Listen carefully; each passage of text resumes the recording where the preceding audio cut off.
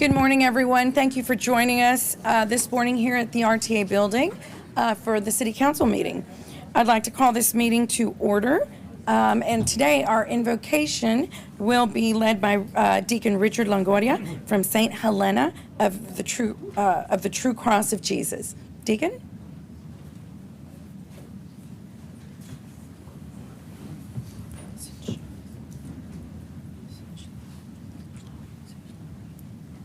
Oh God, we come before you today with gratitude. And we thank you for being a God of love who is with us now in this very room. You never leave us or forsake us. Your grace has brought us safe thus far, and your grace will lead us home, Lord.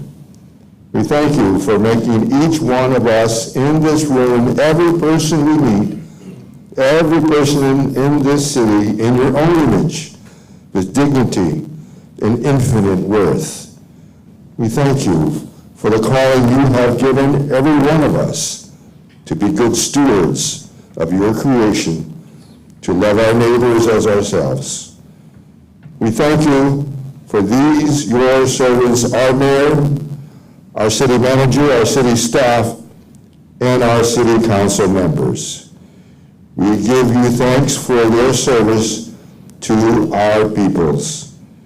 We are all here today as complex beings, carrying our burdens, carrying our joys and hopes, trusting in you, O Lord, that you can embrace us all, infusing us together in your love, peace, and compassion for all your creatures. We lean on you, Father, and ask that you guide your faithful servants and give them the wisdom necessary to make good and fair decisions. We ask this in the name of the Father, and of the Son, and of the Holy Spirit. Amen. Amen. Thank you, Deacon. And our, our Pledge of Allegiance to the United States flag and to the Texas state flag will be led by Yasmin Sinchlawi. She is a junior at Mary Carroll High School, and she is also the National Honor Society president, as well as the Spanish Honor Society secretary. All right, go Tigers. There you go. Please join me in the Pledge of Allegiance. I pledge allegiance to the flag of the United States of America and to the republic for which it stands, one nation, under God, indivisible, with liberty and justice for all. Please join me in honoring the Texas flag. Honor the Texas flag. I pledge allegiance to thee, Texas, one state, under God, one and indivisible. Thank you, Yasmin. Ms. Huerta, would you please call the roll? Mayor Paulette Guajardo. Present. Council members Roland Barrera. Here. Sonia Campos. Here. Gil Hernandez. Here. Michael Hunter. Here. Jim Klein. Here. Mike Pesley. Here. Everett Roy. Here. Ann Suckley. Here. City Manager Peter Zanoni. Present. City Attorney Miles Risley. Here. Mayor and Council, a quorum of the council and the required charter officers are present to conduct the meeting. Can you hear that? Thank you, Ms. Huerta. We can't really hear. Oh, Yeah. do the security briefing. I'd like to provide a brief security briefing. In the event of an emergency, we will exit the boardroom to my right and proceed towards the west stairwell down to the first floor, where you will exit through the west side doors. Once outside, you will continue towards the clock tower adjacent to the transfer station. I will account for all the council members, and I will be the last one out to ensure everyone gets out safely. 3 things to remember during an emergency. 1, please do not use the elevator. 2, please only return once the all clear has been given. 3, lastly, if we need to shelter in place, we will do so in the west side stairwell. Thank you very much. Thank you, Ms. Huerta. We'll move on to section F, which is our city manager's comments and update on city operations. Mr. Sinoni. Okay, great. Good morning, Mayor and members of the council and community. We do have several items of importance on the city manager's report this morning to include an update on our public libraries. That'll be our first item, but we also will be updating the council on our public health, given some county decisions recently. We'll also be talking about water supplies, a very important topic, and then we do have an update on our Don Patricio Bridge on the island. So with that, we are going to begin with an update to the City Council on our library protocols to include the library systems decision on book placement and book selection. Also talk a little bit about the library board's role in the library. And to do that today is Laura Garcia, our library director. Let me just give you a little background on Laura before she begins her presentation. So Laura Garcia has been with the city for over 47 years. Over 47 years.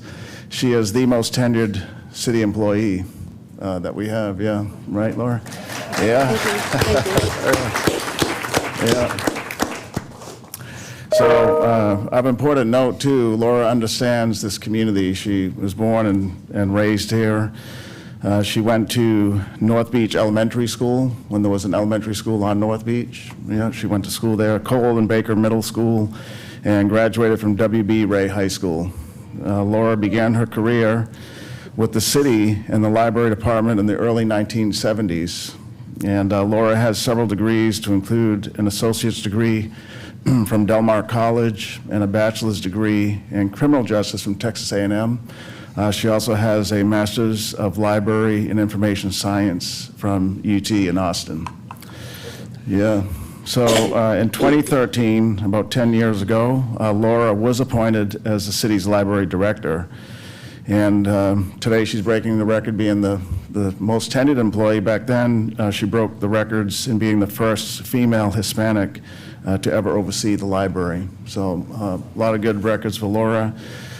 We could go on with a longer bio, but the point being is Laura understands library services, 47 years. I would submit she's probably the expert in how to run a library system. And she also understands our community, being born and raised here and attending a school on North Beach, to include graduating from Ray High School and attending Del Mar. So with that, we've asked Laura this morning, again, to provide an overview of the library system, how decisions are made in terms of what books we buy, where books are placed, and the protocols that are in place to react to patrons' input in terms of book placement and book choice, and then also talk about the library board. So with that, I'll turn it over to Laura. Good morning, Mayor, council members. Laura Garcia. Is this a good volume, or am I too close, too far? Is this good? Okay. Next slide, please. The mission of the library is to improve literacy, enhance knowledge, and to create a sense of community by making information easily accessible to the public. Now, we do this by providing a variety of services to our community. Besides material, we provide programs for all ages. We emphasize programs for families. And as you can see in these pictures, we have a variety of programs for families. One that has become very popular for us is the chess club, the Saturday morning chess club that we do at the Needland Library. As you can see, families are participating together. And if they're not playing with their own child, they're in the vicinity watching the program. This past fiscal year, we offered 2,000 programs for families, and with an audience attendance of over 52,000. Next slide, please. This is our organization chart. As of this fiscal year, we now have 66 positions, and we have 6 library locations, and you can see the different districts that they're in. We know that we miss out on having something that says District 3. However, McDonald Library is right across the street from that boundary. Next slide, please. Corpus Christi Public Libraries is, as we've said, I am the library director, and we have Alan Carlos, Assistant Director of Library Technology. Library administration and professional staff utilizes best practices to develop and implement policies and procedures for the operation of the library system, including but not limited to library materials, services, and facilities. The Lauritama Library Central is the main library and is supported by 5 library branches. Each of those locations is staffed by a managing librarian and a youth services librarian that manages the daily operations for that facility and for their service area. And this includes selection of material and program. Next slide, please. And these are our 6 library locations with the hours of operation. Next slide, please. We have supporting organizations. The Lauritama Club actually founded the library in 1909. They hold 1 seat on the library board, and they advocate for library support. The Friends of the Corpus Christi Public Libraries was established in 1956. They also hold 1 seat on the library board. They support, advocate, and do fundraising for the library. They promote library services and programs. They are very instrumental during our summer programs. This past summer, we had the summer program was for 6 weeks. We had 2,500 register, and we offered 600 programs during those 6 weeks. We had over 95,000 children's books checked out, 5,000 young adult materials, and over 50,000 checked out during that 6-week period. The library board was established in 1927. That's when the Lauritama Club turned it over to the city. And at that time, that's when the library board was established as part of that transfer. And this shows that the library board can act as an advisor, they can advocate for the library support, and they can promote library services and programs. Next slide, please. And the information regarding the library board can be found in the Code of Ordinances. And this is under Division 3, and we have here what their membership, where the 9 members, 2-year services, and it talks about there being the Lauritama Club and the Friends, and the terms and so forth. Next slide, please. Under Section 2.7, we see the powers and duties, and of course it mentions there, it shall make recommendations, it shall seek citizen input, it may solicit for the libraries. And I'll be touching on this a little bit further on some of the next slides. Next slide, please. The Texas State Library and Archives Commission has oversight of Texas libraries. They use Texas laws and regulations as per Government Code Title IV, Executive Branch, Chapter 441, Libraries and Archives, Subchapter 8, Texas State Library and Archives Commission. In Section 441.001, it talks about the members of the commission. It is composed of 7 members. They have been appointed by Governor Greg Abbott. He designates the chair, and these individuals also have to be confirmed by the Texas State. In Section 4041.006, they discusses the general powers and duties, and one of the things is that the commission shall govern the Texas State Library. Now, we are accredited by TSLAC, the Texas State Library and Archives Commission, and they use minimum standards for accreditation, and those can be found in the Texas Administrative Code, Title 13, Rules 1.7 through 1.85. We have provided some of those in your binder that you have there. Next slide. And this is where TSLAC comes in regarding public library advisory boards. They provide the handbook to give guidance to advisory boards, and they provide some of the do's and the do-nots. One of them is that, of course, like we've said before, they can advocate for library support, promote library services, and support management initiatives and decisions. They cannot make decisions governing policies, budgets, hiring practices, salaries, and other library management tasks and issues. And we've also provided the link to that publication, which is about 104 pages. Next slide, please. Professional library associations. The American Library Association was founded in 1876, and it is the oldest and largest library association in the world. Part of their mission is to provide leadership for the development, promotion, and improvement of library and information services. As an association, it does not have governing authority over libraries. The Texas Library Association, which was founded in 1902, is the largest state library association in the U.S.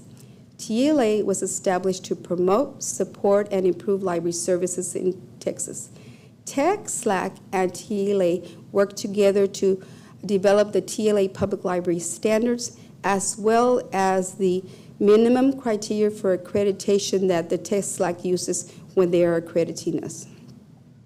TEC/SLAC did not renew their 2003 ALA membership. However, they are still following the Library Bill of Rights standards, which can be found in the Texas Administrative Code Title 13, Rules 2.4 Principles. And I have provided those in your folder as well. Next slide, please. And these are the ones that are in your folder. And as you can see, books and other library resources should be provided for the interest, information, and enlightenment of all people, the community the library serves. And as I've said already, they're in your binder, as well as you can go to this website for further information on those. Next slide, please. Collection development policy, selection, and criterion.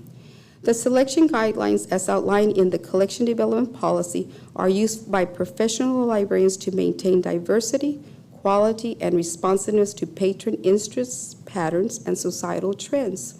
Branch and youth services librarians use appropriate selection aids, including but not limited to patron suggestions, professional reviews, bestsellers, award winners, podcasts, media outlets, and publishers. Libraries' materials, whether purchased or donated, are evaluated by the following criteria, including but not limited to cost, availability from our contracted vendor, physical durability, and circulation of similar material. I've also provided that in your binder, and you can also find it on our website online. Next slide, please. What is the collection development policy for reconsidering an item? In the past 20 years, our Corpus Christi Public Libraries have only had one request for reconsideration of materials, and that was in December 2003, and the previous director provided a response in January of 2004.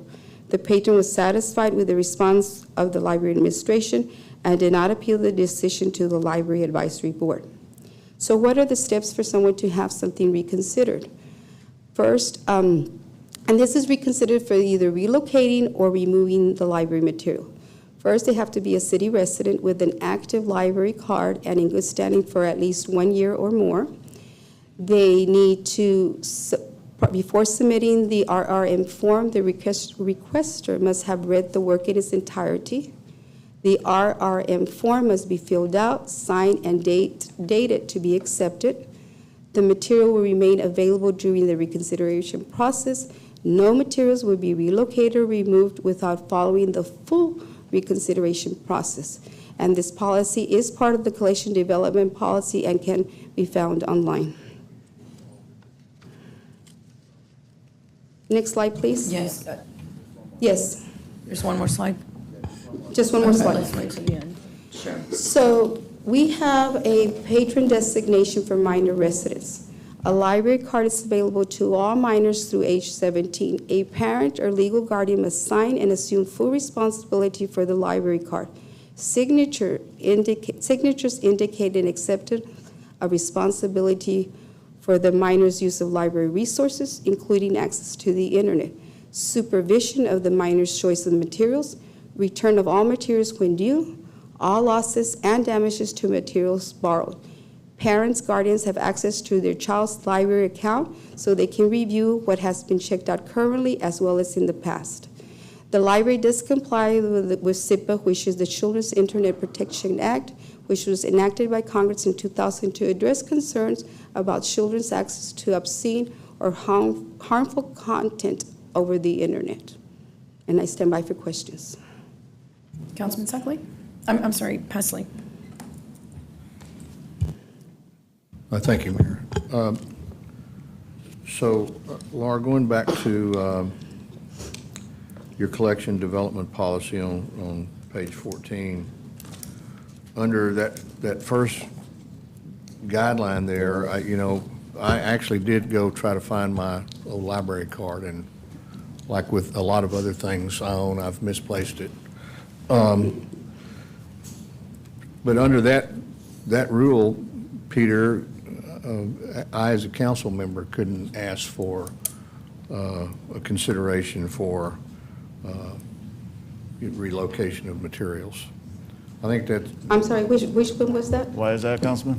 You've had a library card for over a year, right? I don't know. You don't know? have not I been used- active. I had a library card for You probably have one. Laura can look a at long the time. system. I couldn't find it.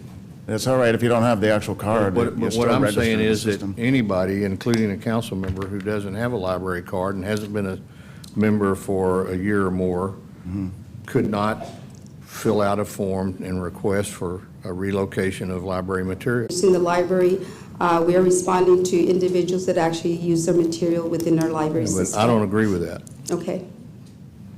So that's just my opinion. Thank you. Yes, sir. Thank you. Councilman Hernandez. Okay, I wanted to read some of the items here that you have in your policy, your Public Library Collection Development policy, which you included in your packet. And it's under Principles, Section B, the library upholds the, statement made by our city manager said that we do not follow the principles of the American Libraries Association. Was that incorrect? Well, we follow the principles of the Texas State Library and Archives Commission, who in turn follows and endorses the principles of the American Library Association. And these are just principles and guidelines for us to follow. Okay, but it's in our policy that we Yes, sir. follow them. Yes, Okay. sir. We could be discussing further improving this so that we could include TechSLAC if we need to. It just hasn't been included in the past. But Do you we could know do why so. TechSLAC did not renew their membership with the They did ALA? have some issues with the current president of ALA, whose term is already expiring. They serve for 1 year, basically, so there is already somebody in place for 2024. Okay, so in looking at Principle D, and this we had this conversation during the budget workshops Yes, sir. back in August 3rd, on August 3rd. The library staff does not serve as in loco parenti. It is the parent and only the parents who may restrict their children and only their own children from access to library materials. Responsibility for children reading rests with their parents and legal guardians. Selections will not be inhibited by the possibility that the materials may be inadvertently come into the possession of children. Okay, when we say inadvertently, we're talking about specific books that may not be appropriate for children. Is that what you're referring to? Yes, sir. Okay, so we are not going to have any kind of restrictions whatsoever on if children get access to graphic content. No, that is the right of the parent to be there with their child, to monitor what they use, select, view. It still goes back to the parent's right.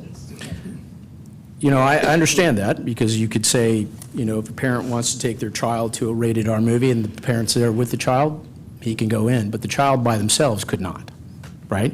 Yes, sir. So, you know, I'm not sure about you, but, you know, I have 4 children, 2 of them are adults now, but I could not read every single thing that all 4 of my children were reading. It's just not a possibility. Okay, so there has to be, you know, that whole thing that, you know, our children are raised by a village. You've heard that term? Yes, sir. Okay, I know it's like to be used by a lot of people, so we look out for each other's children, is kind of the understanding of that comment. All right, so how is it that we don't think that's appropriate? That there's some restrictions to what materials children can be access to. We don't allow them to buy beer. We don't allow them to see rated R movies by themselves. We even restrict them from purchasing video games if it has a mature rating. So how is it that the library doesn't see that as an issue? We have areas for the children, teens, and adults. And so when parents select a book for their child, if they're still not of reading age, they make that decision as to what they're selecting for their child. Now, I understand your point. There's some individuals, for example, Harry Potter is out of the question for their child. They will not let them read it. The child may go pull it off, but the parent will say, no, not that one for you. So again, it goes back to the parent to decide. Children are not, we discourage children being left in the libraries unattended. Well, we have two, well, now one, libraries that are in close conjunction with a school, right? Before, I think Garcia Library up until this year was associated with the CCISD, and then you also have the library right next to Flower Bluff. And they School, had their own right? collection for their students. They did not check out during school hours any of our material. And I think one of the reasons we had some issues over at Flower Bluff is because kids were going there after school and waiting for their parents to pick them up afterwards, right? Yes, sir. Okay. Because many times parents cannot pick them up immediately, so they're on school grounds, but school grounds or their administration has asked that children leave the premises as soon as possible. They don't want them on school grounds. And that, in turn, because we're right there, they discourage that as well. Well, what I'm saying is that there's often times where children are at the library without Yes. their parents. Yes. Right. So I think there needs to be some adjustments to this policy, and I know that'll be discussions in the future. And the children at Flower Bluff, that is considered the Hart Library is considered the library for the high schoolers. That's how they function there. So yes, at one point, and we did have a discussion with the administration because it had become very overwhelming for our staff to handle 80, 90 middle schoolers or 80, 90 elementary level children. So we have worked with the school to not have them on our premises for several reasons, not just because it gets overwhelming for our staff. Okay, thank you. Councilman, can I just point out too that the Texas Library Association, or the Texas Library Association and Archives, it's like a quasi-governmental entity. The governor appoints the board members. Governor Abbott does. Whether it's the American Library Association or other professional, the TLA, those are like trade associations, so they give suggestions and advice that we don't have to follow, and we use them if we want to as a guide. Yes. However, the Governor Abbott's Texas Library and Commissions, we have to follow those Yes. rules set by the Governor Abbott. Thank you. Councilman Suckley. Thank you, Mayor. Thanks, Laura, for the presentation. Yes, sir. On the one slide that was titled, I think it was talking mostly about the youth stuff. It was not in our packet ahead of time, so I did have one question about it. Where it talks about 17 and under must have, I guess, the approval of a parent.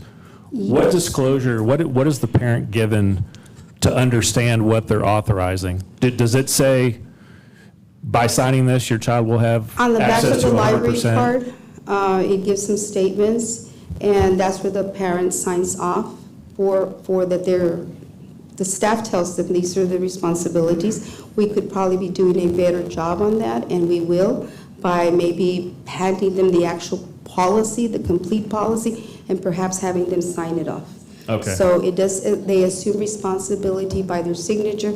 They sign the application. They have to actually provide us, because of some issues we were having for several years, they need to provide documentation that this is their child, a birth certificate, a school record, something that actually the child, when they're there with them, provides it. So there is some discussion with them when they're applying for the cards for the child. Okay. Yeah, if I was a parent and I wasn't provided all that additional information, I would think I'm signing for them to get a card so they can check out content, not necessarily understanding that they're agreeing that they have access to 100% of their resources, adult or otherwise, in the library. So to Councilman Hernandez's point, I'd like to see us beef up our guidelines if we're going to continue to allow everybody to have access to all the content. I think if the under 17s and under are to get a card, the parents should have full knowledge of what they're agreeing when they sign that document. We have approximately 30,000 juvenile library cards. We have approximately almost close to 100,000 adult cards. And so one of the things that parents do, because if nothing else, they know they're assuming responsibility for the material. They lose it, they're late, they're responsible for paying, so they want to avoid any fees or fines. So they tend to keep the card with them. They will supply the card to the child when they're there.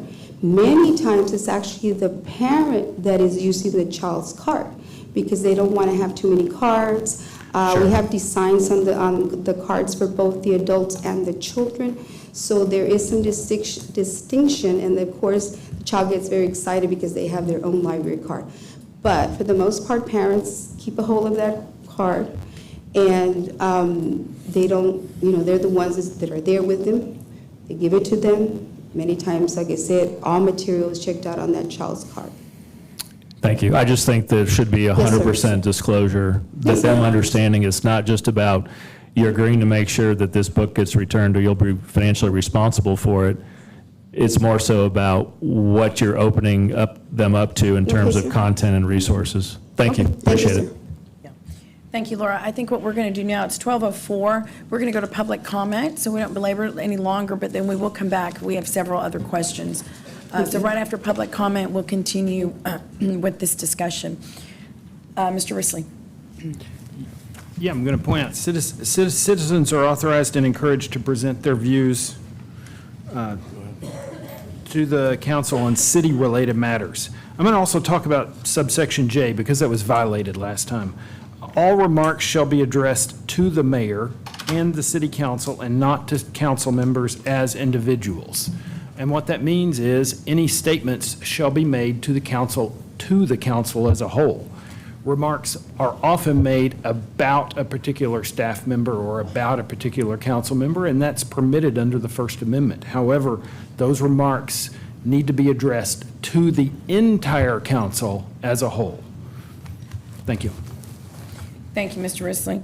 So individuals will be called upon in the order in which they signed up electronically. In-person public comments will be taken first, followed by virtual public comment.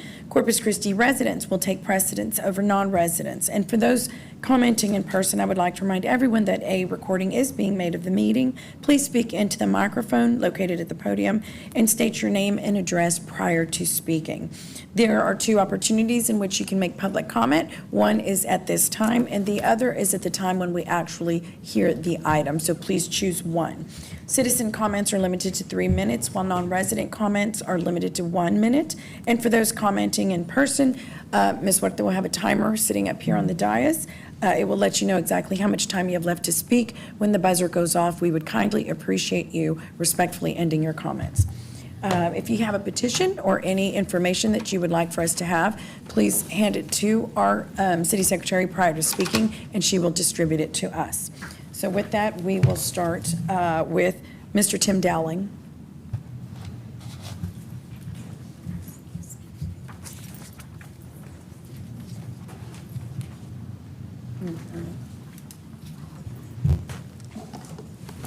Good morning, council members. My name is Tim Dowling. I'm a 42-year resident of Corpus Christi, and I want to talk to you first about how this council operates and then about the group that you put in charge of our library board 3 weeks ago. First, there was a pre-cooked secret decision by 5 members to ambush the leadership of the board, the library board. This clearly violates the purposes of the Open Meetings Act. Decisions are to be made in public and not in secret. Mr. Ray just put his names out there. He made no case for any of his nominees. This is another indication that the outcome was engineered in advance. For the 4 other council members not in on the secret deal, regrettably none of you challenged them by saying something like, could you kindly explain to me why this person we know nothing about is better than 3 experienced people, many with outstanding qualifications? Had that occurred, the November 14 coup d'etat might not have happened. I hope you discussed the merits of the nominees on the other appointments you're making today, like you did not 3 weeks ago. So who is Citizens Defending Freedom? I've given to Ms. Huerta a handout that I hope is making its way around to you that tells us a lot about this group, who bragged in some publications about putting its people on the library board. There's an old proverb I learned in Spanish class, dime con quien andas y diré quién eres, which means tell me who you walk with and I'll tell you who you are. So who does CDF walk with? This webpage tells us it touts its support from right-wing extremists. First, extremely prominent election denier, the My Pillow guy. And much worse, Michael Flynn.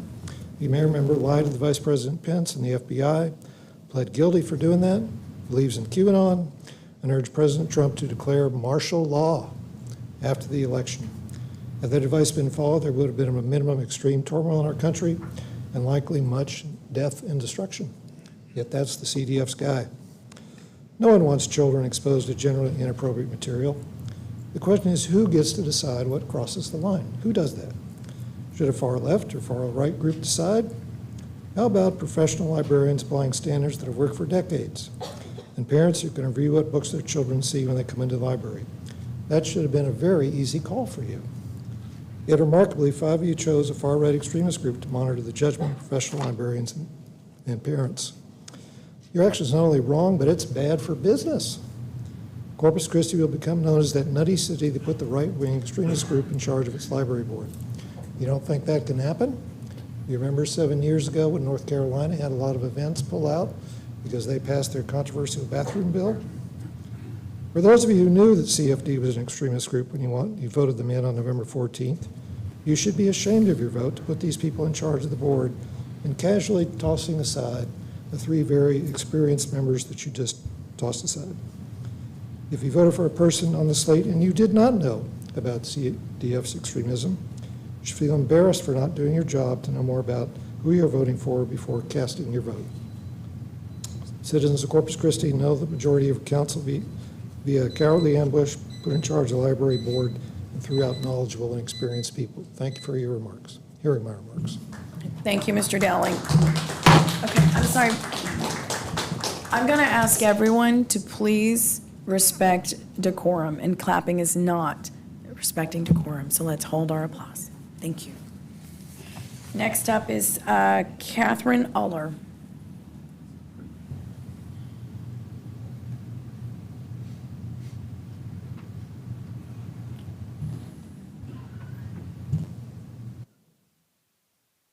Good morning. My name is Catherine Oler, and first I just want to say thank you to our Library Director, Laura Garcia, for her oversight of our libraries. Her report today was very, very important. I live in District 1. I am a relatively new resident of Corpus Christi, but I am a lifelong reader and educator. I have a master's degree in reading education and have taught at all grade levels, pre-K through university. I still remember the magic of the first book from the school library that I read and the realization, the awe of being able to read it myself. Miss Polly's Animal School. Though my bachelor's degree was in earth science, I decided that I could have more impact on students by teaching reading skills rather than gathering rocks. I completed a master's degree and was immediately hired as a 6th through 9th grade junior high school reading teacher in a program aimed at keeping at-risk students in school. Most of these students were from low-income families and were bused across town out of their neighborhoods. Reading to them in class, as well as allowing time to read on their own, enabled them to improve their reading skills, to understand, to analyze information as a primary path for succeeding at any endeavor as adults. Today, I am here to sound a cautionary note about creating a local book rating system.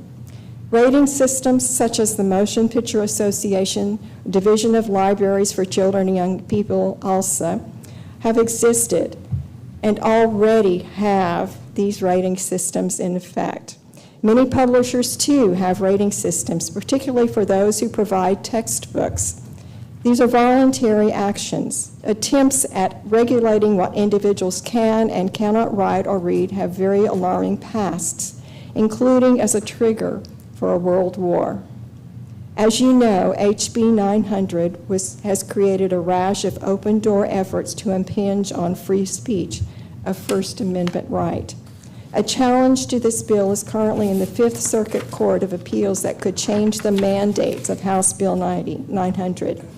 To start down a particular path now could and will present challenges in terms of funding and personnel. I ask you, the Corpus Christi City Council, to approach any action on this topic through informed, considered research, not reaction, not jumping onto a bandwagon that serves adulterated information. To quote Andrew Carnegie, who established, paid for many, many libraries across the United States, there is not such a cradle of democracy on the earth as the free public library. This republic of letters where neither rank, office, nor wealth receives the slightest consideration. Thank you for your time. Thank you, Ms. Solar. Sean Flanagan. Rebecca, they have to say their addresses. Oh, did you? Oh, yeah, please state your name and address prior to speaking. Ms., well, we can, Ms. Huerta, would you like hers? No, do you have it? Just Yeah, to let us know. state that you're a citizen by stating your address. You still. Yes, Ms. Solar is at 1400 Ocean Drive. Yes, Thank you. Mr. Flanagan. We got a lot of people. So. Yeah.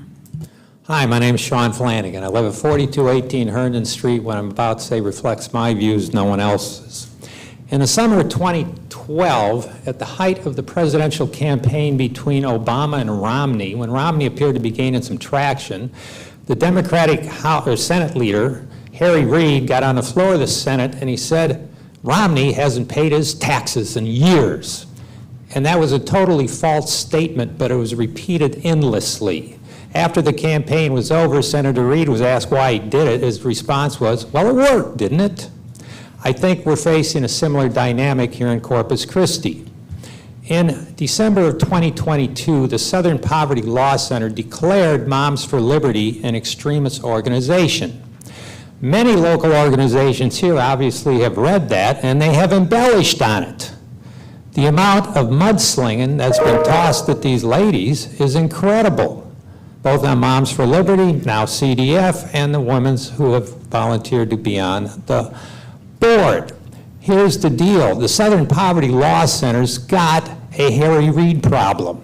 If you read the extensively detailed and researched book, Making Hate Pay, The Corruption of the Southern Poverty Law Center by Tyler O'Neill, you will find that if you go by what they say, you got a real problem, because what you pay them is what you're going to get. And somebody decided Moms for Liberty was causing a problem, and that's what happened.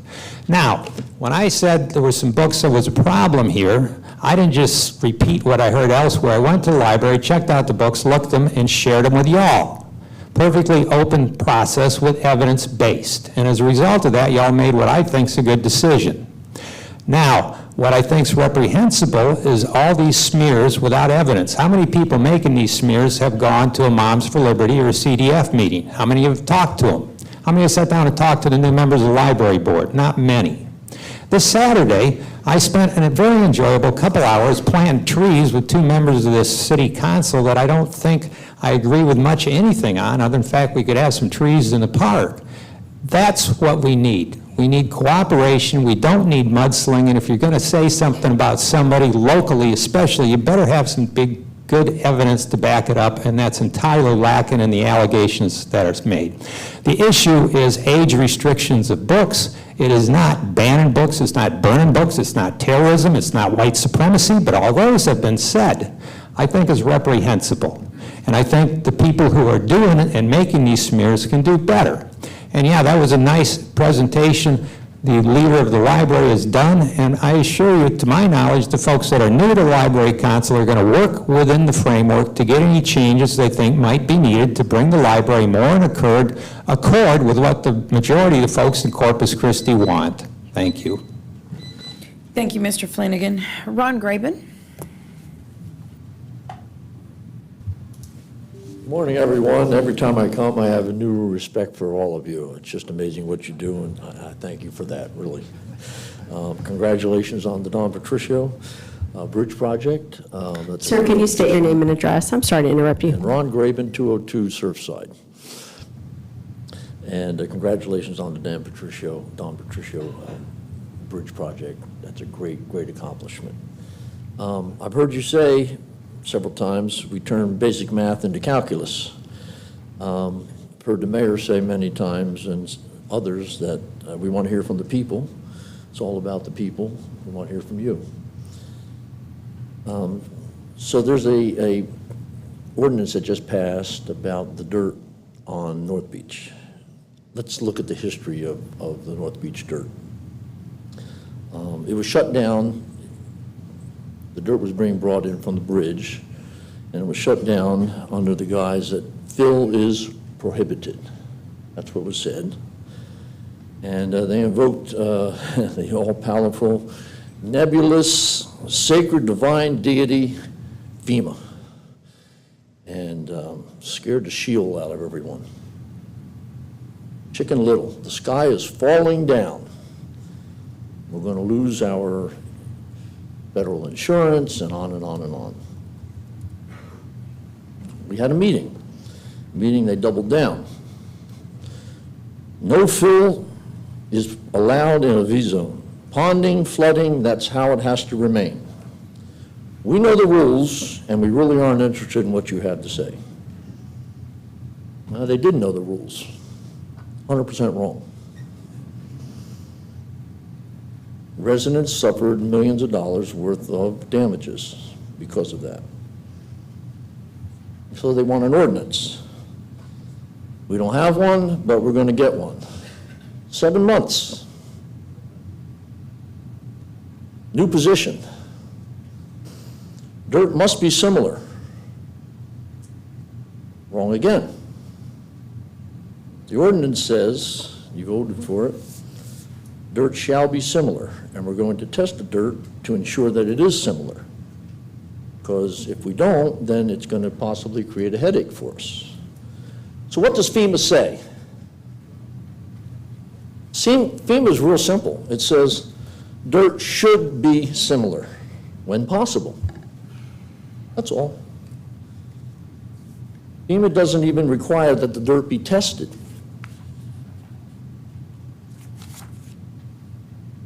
So we want to accommodate the city manager's position that we want to use the bridge dirt if possible. Like the mayor said, we want to hear from the people. So we want the same treatment as the RV park and Surfside Park. No similar test given. We don't want to turn basic math into calculus. There's a meeting Thursday at 2 o'clock in Dean's office. You all are welcome to attend. Thank you. Thank you, Mr. Graben. Rachel Caballero. Mr. City Manager, could we have the intergovernmental agency officer read through the FEMA document to determine the validity of the comments that were just made? They were listening, I'm sure, Councilman, and right, we will. We have trained engineers and other specialists who are regulating state law. Great. And so you can trust Ron Graben, or you can trust the engineers, but we'll get the information for you. Thank you, appreciate Yes, sir. that.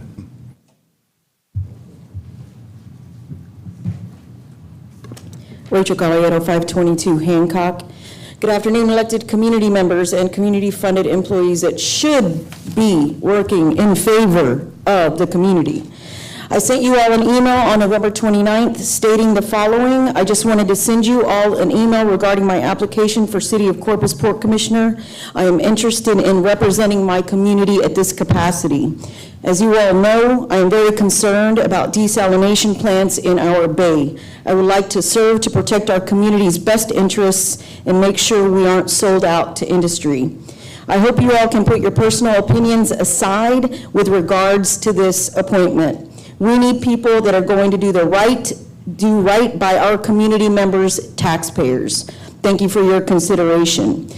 A few statements of fact. I'm here to publicly tell you all that I am interested in the Port Commissioner appointment, and I am capable of fulfilling the duties that would be required of me. As the bar has already been set extremely low, and excessive spending and lack of communication and accountability has already been proven to be acceptable bad behavior, my goal is to bring back open communication and accountability to this appointment. It has already been established that just accepting reappointments is no longer the norm for this council. So all names should be equally considered if you want to call yourselves researched and that your decision-making is for the benefit of the people and for the people in this community. I am against desalination plants in our Corpus Christi Bay. This does not mean that I want to shut down the Port of Corpus Christi. That is just an obvious, ignorant opinion.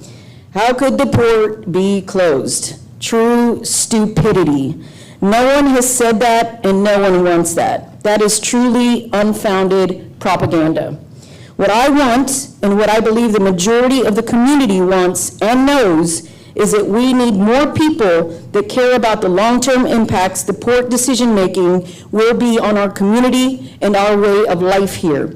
The port is here. No one is trying to shut it down. We want more accountability with regards to negative impacts to us, more accountability with regards to political corruption, and accountability, period, on excessive use and abuse of taxpayer funds, regardless of it is monies received via federal, state, or local tax dollars. Because at the end of the day, all that money comes from us, the taxpayers.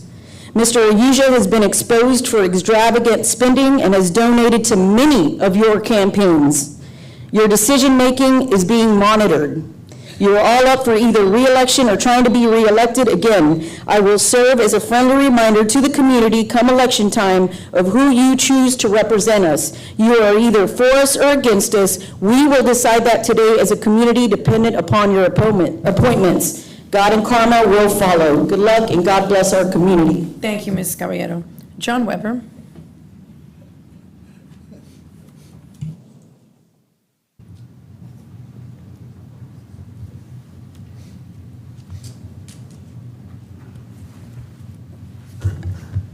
Let's go talk about charges. John Weber, 609 Naples Street. Trust starts with honesty, part 2. I will be addressing the mayor and city council regarding city-related matters within my constitutional rights according to the city attorney, section 5J. When someone has been dishonest, it is impossible to trust them. For the city to gain public trust, the trust of the dishonest people must leave the organization. Next slide. The city attorney states that we charge what the state of Texas permits. If this statement is factual, the Texas Attorney General would be ruling in the city's favor regarding the cost complaints I have filed. Instead, they have ruled that the city has overcharged me on all 9 of my cost complaints to date. Next slide. On November 20th, the letter from the AG goes as far as stating the city did not provide the requester with a cost estimate that complies with section 552.2615. A statement that does not contain all the required elements is considered deficient. We note failure to provide the required statement may limit the amount that a governmental body may collect to $40. I think the key words here are did not provide, deficient, and failure to provide. I would be embarrassed if I were on this council knowing the AG's response to the city legal department. This doesn't sound like the city attorney is following state law to me. Next slide. We're allowed to go up by 20%. Next slide. The city of Corpus Christi actually did an ordinance that, next slide, increasing that by 20% that we're allowed to do. Next slide. Before I even came here, that was many years ago. Next slide. I sent an email to the city attorney on November 20th asking him to please share a link to the city ordinance or provide me a copy. He has never responded to my email. I and a computer science expert searched all city ordinance back to 1980 and couldn't find one. Maybe it was signed before 1980, or maybe we didn't search correctly, or maybe it doesn't exist. I suggest that the mayor or a council member ask the city attorney after my comment to see evidence of this ordinance and make it public. As always, have a nice day. Thank you, Mr. Weber. Mr. Risley, can you follow up on that request, please? Thank you. Susie Saldana. I'll just show her that.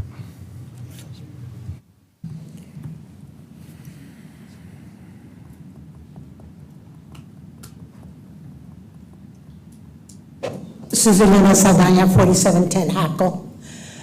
You are about to make an appointment to the Port Commissioners. You have been blasted all over the place for your appointment to the Library Board. So I'm hoping that you have done some homework, that you have actually looked at those applications for Board Commissioners, that you have actually looked at them, because obviously you didn't check the ones for the library. When they put their qualifications and the only answer is no, then obviously you didn't check them. So you need to take a look at who you're going to appoint to the port. Don't appoint someone because they contributed to you or they made you angry because they didn't support you. Don't appoint someone because it is in your best interest. The interest that you should be following is that of the people. And don't get loose with the word of the people. We are the people. There are a lot of us that are the people, and we all have different opinions, but the opinions that we bring forward to you are important for you to listen to. I've told you before when we talked about appointments, if somebody's doing a good job, keep them. If they're not, fire them. If everybody got to pick who they wanted, God, I'd pick my friend. Eli's a good friend of mine, I'll pick my friend. But you're supposed to be picking who's going to do the best job for the port. The port is an intricate part of our economy. They are fantastic. They've done a great job. Why in God's name would you move around people that do not have the experience, that have not been there before, to be on the board?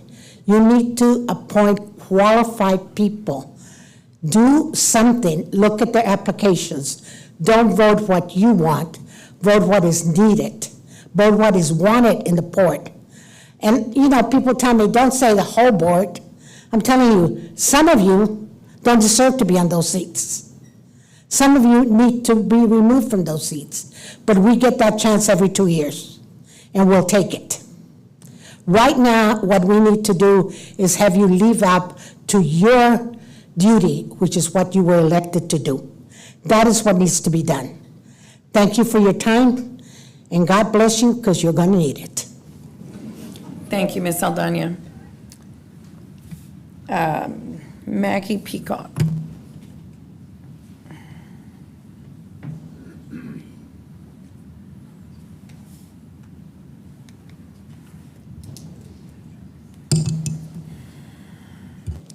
I'll raise this up a little bit. Okay. Maggie Peacock, 1773, Ennis Jocelyn. I have a few different topics to bring to y'all's attention.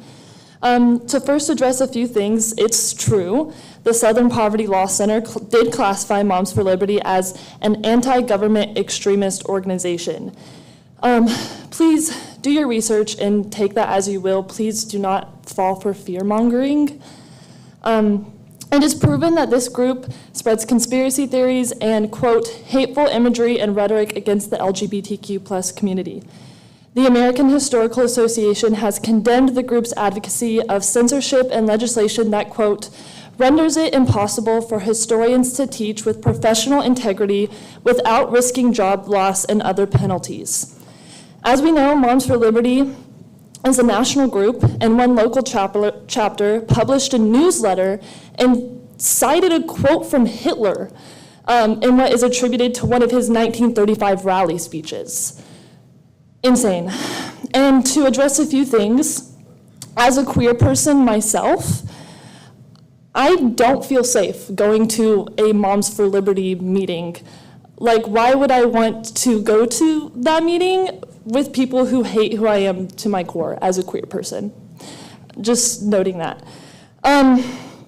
So please take that as you will, do your research, don't fall for fear-mongering. I will also be sending an email to all of y'all with resources. Moving on to another crisis, and of course I'm going to talk about climate change. The U.S. Global Change Research Program released the 5th National Climate Assessment in November of this year, and here are the key findings. Risk from extreme and compounding events are increasing due to unprecedented changes in our climate. Climate change is driving rapid sea level rise, with the U.S. experiencing it at a significantly faster rate than the global average. Impacts of climate change have far-reaching and cascading consequences in coastal areas, especially in overburdened communities.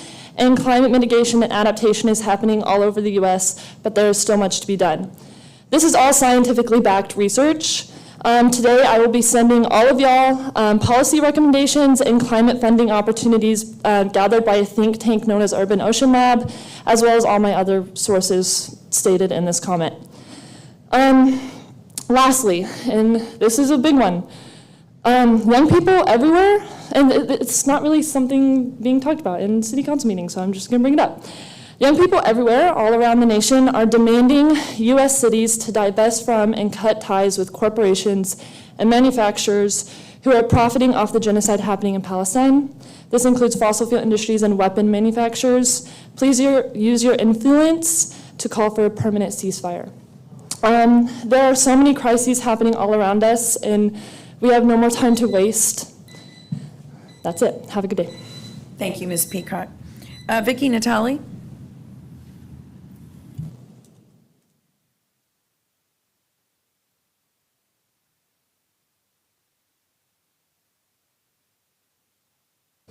Hello, my name is Dr. Vicki Natali, and I live at 142 Naval Street.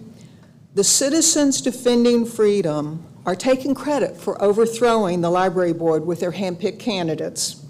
On their website, it says, Nueces Citizens Defending Freedom actively engaged in recruiting citizens to apply for upcoming library positions. CDF leadership, including Sean Flanagan, met with like-minded city council members and worked toward nominating individuals aligned with CDF values for the board.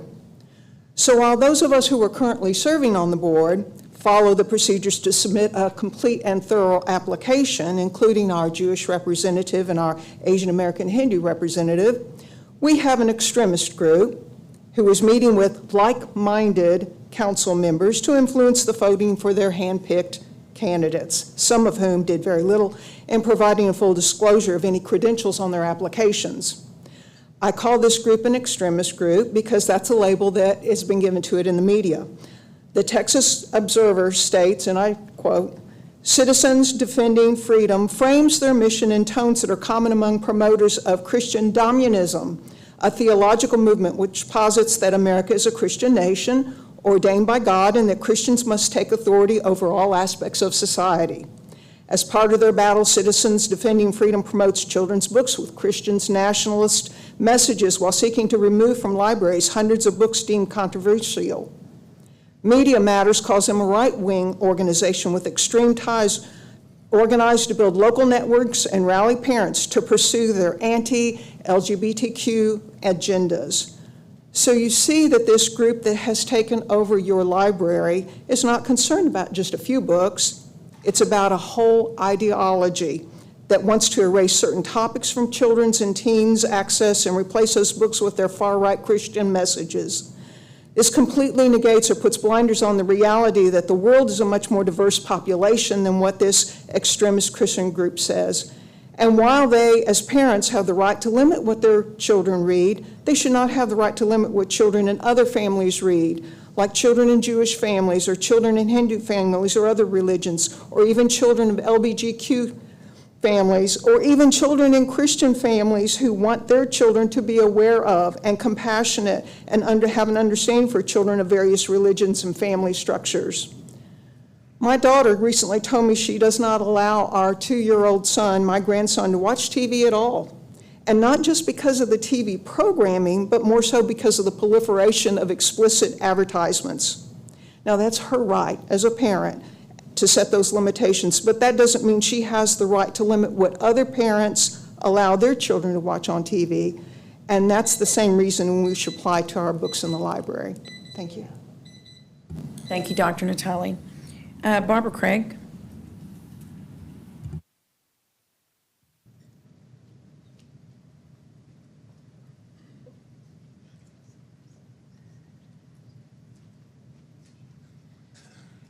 I'm Dr. Barbara Craig, 602 McClendon Street, Corpus.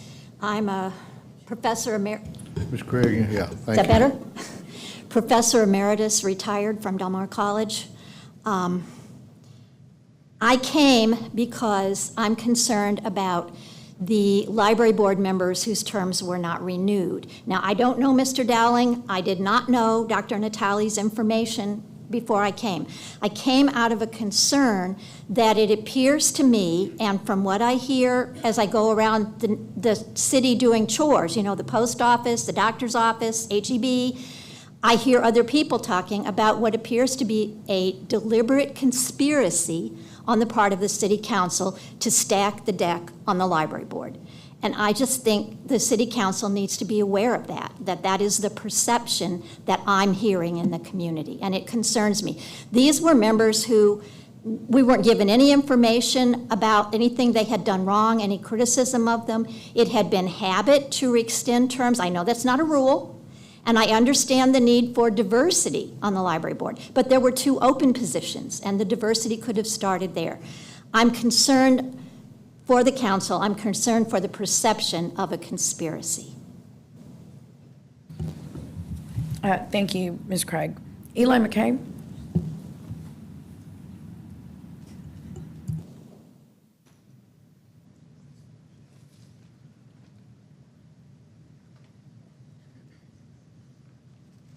Sorry, I didn't expect to be called so quickly. Hello, everyone.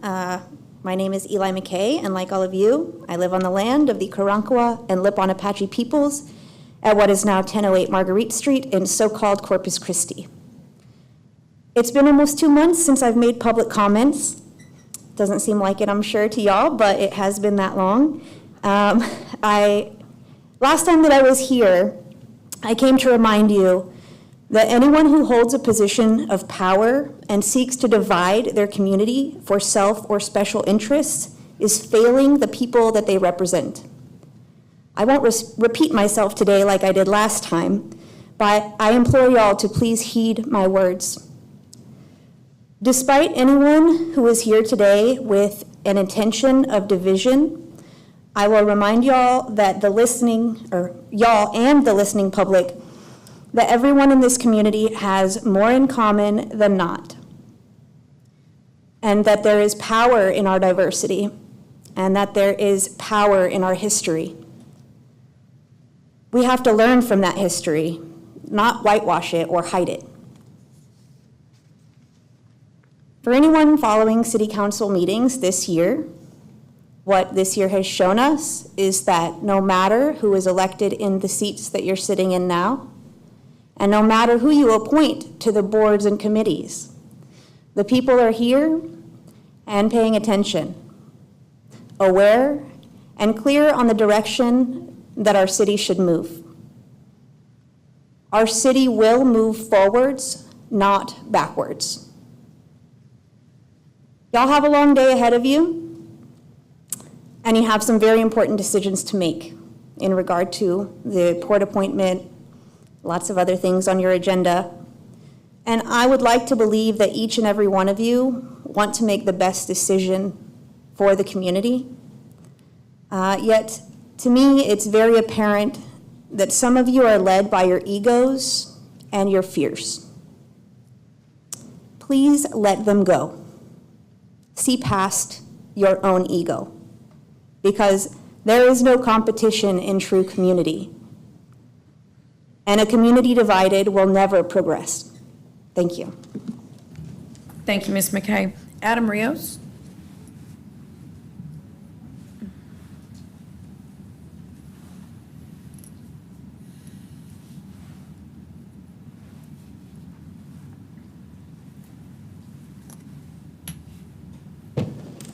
Good morning, Adam Rios, 7301 Tangled Ridge Court.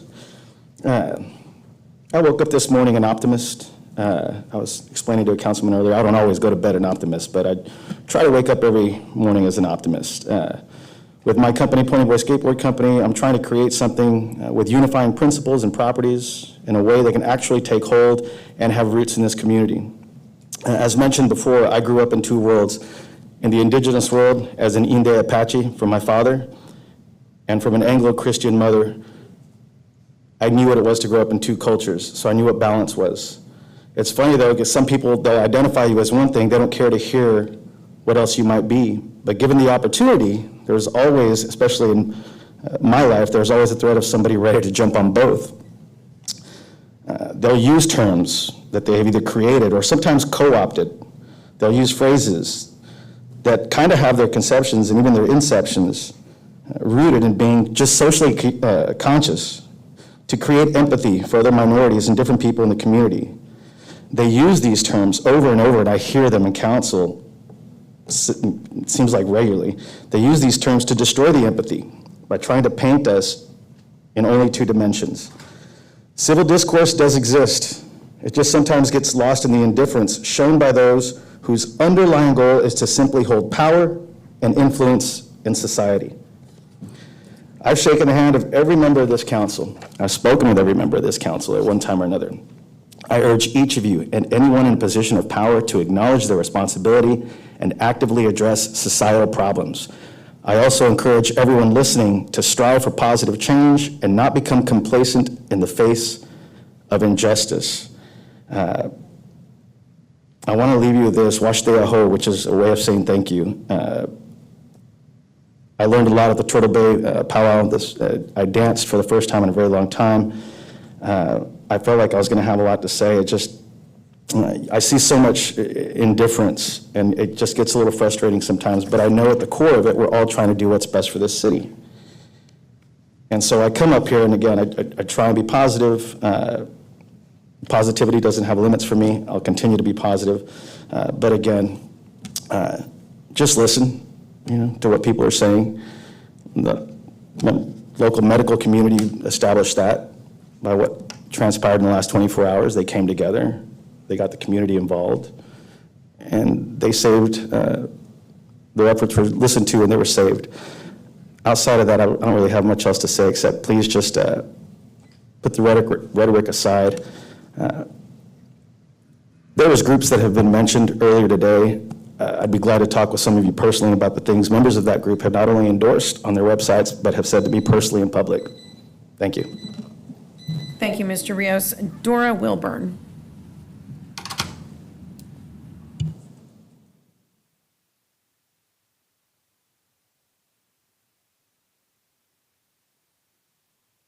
Dora Wilburn, 4314 Cottage Street. I came because I am on the board of the library. So I know these women that have come, the ones that weren't reappointed. I was stunned.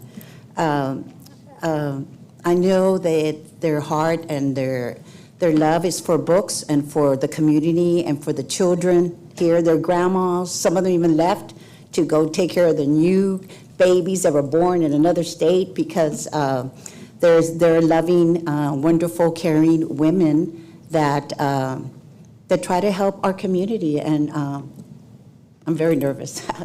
Help our community and the books, And I'm on the board because I'm a reader.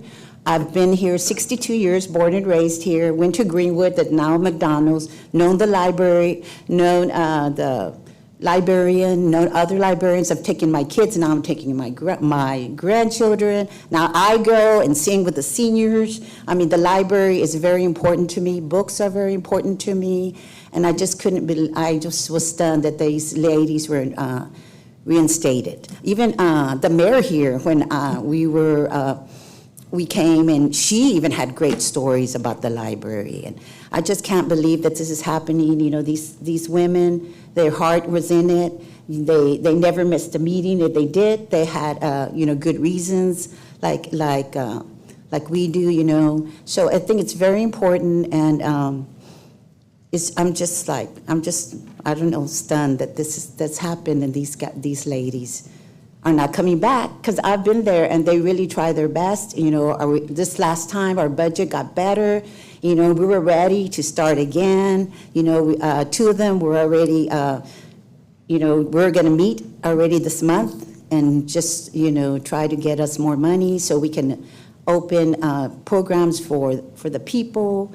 And I know as a mother, grandmother, aunt, whatever, I pay attention to when my kids my kids see. I didn't even have cable. I didn't even get my kids cable until they grew up. You know, so it's not the library's job or government's job to see what they read. It's us. It's me.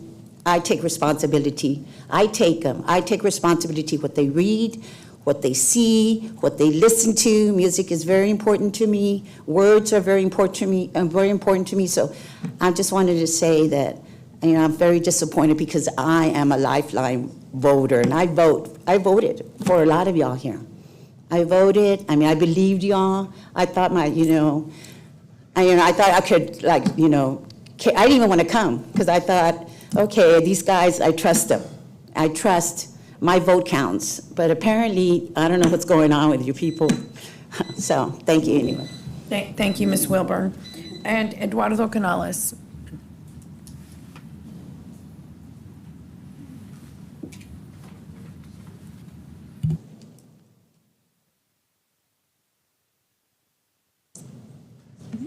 Thank you, Mayor. Thank you, City Council. My name is Eduardo Canales. I live at 7021 Bevington Drive. I'm a member of the Greater Good and a director of the South Texas Human Rights Center. I'm going to begin. I have three concerns here. There's no shift or leadership to stop promoting industry that continues to degrade the environment. Where is Corpus Christi on climate change, and what is it going to do? Where is the statement? Where's the leadership? I'm going to speak on the IDAs, industrial district agreements. I think all those agreements should be canceled. And you need to annex these properties and renegotiate these agreements in open and transparent way and make these corporations pay a fair share. They're already getting welfare for paying pittance for our water, which must be changed. The port appointments, of course, people have made comments here. The system is rigged to give incumbents first preference. That perpetuates the unbridled economic environmental degradation. Can all candidates have 3 minutes to present why they wish the appointment? Last but not least, I extend an open invitation to the community here, to City Council, to attend the People's Assembly on the 75th anniversary of International Human Rights. We tend to not view our community issues on what are our basic human rights. The water issue, what is a responsive city government, the unhoused, affordable housing, and public education are the core issues we will discuss on Sunday. Thank you very much. Thank you, Mr. Canales. I believe that concludes our in-person public comment. Rebecca, we have one WebEx and two non-resident? Yes, ma'am. The two non-residents are in person. So, okay. But we'll go ahead and take our caller first, and that is Brittany Young. May I also point out that we also received numerous comments, public comments, and how can the public read those or?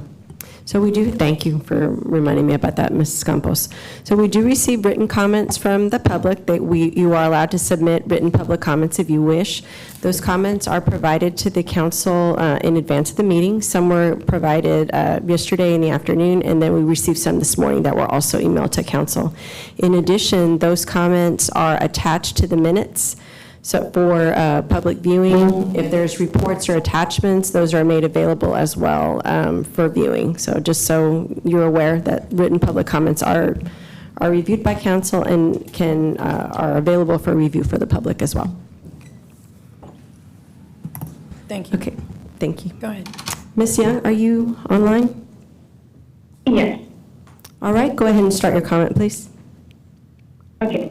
Hello, my name is Brittany Young. I am a resident of District 3, a former kindergarten teacher, and currently I'm an instructional designer and an instructor holding a Master of Science in Instructional Design and Technology. This year I had an opportunity to facilitate and participate in a banned book readout with the League of Women Voters as part of Banned Books Week. The amazing turnout that packed out Black Cat books with people young and old was clear evidence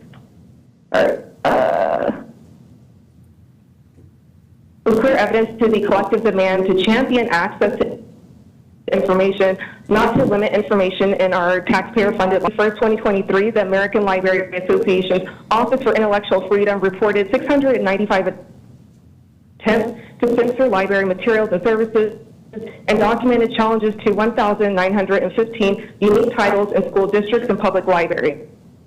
This was a 20% increase from 2022. The appointment of individuals to the Public Library Board who have publicly stated their conservative agenda to control the circulation of specific books in our libraries further exemplifies what's at stake for our democracy here in Corpus Christi. While Corpus Christi libraries have only received one request for reconsideration of materials in the past 20 years, we have seen an uptick in the trend to ban books in public libraries in Texas and throughout the nation by groups such as Moms for Liberty, Citizens Defending Freedom, and other organizations. Certain city council members have decided to appoint individuals to our public library board who are unsurprisingly associated with these organizations. These extremist organizations, as mentioned previously by others, are not shy about their hateful views towards marginalized communities in the United States. Moms for Liberty has created a banned book list and have been reported by the Baltimore Sun, The Guardian, USA Today, and other news media outlets about their active campaign to appoint their members to public library boards and influence the removal of books in public libraries. These appointments are the gateway to allow their banned book allies to submit more requests for reconsideration of materials, and we will inevitably see an uptick in the request to remove books with these new appointments. It does us no justice when we further divide our community by silencing certain viewpoints in our public libraries because we do not agree with them. These individuals who have no qualms about their stance on banning books will continue their mission to remove material that offend or do not align with their personal beliefs. The City Council should champion intellectual freedom and call for an end to censorship, not promote censorship by appointing individuals with a clear motive to ban books from our public libraries. If you don't like a book in a library, well, guess what? Don't read it. Thank you, Ms. Young. We appreciate it. Remember, Okay, Mayor, we do have the in-person public comment. The first, and these people are non-residents, so they'll get 1 minute of time. First, we have Luke Daly.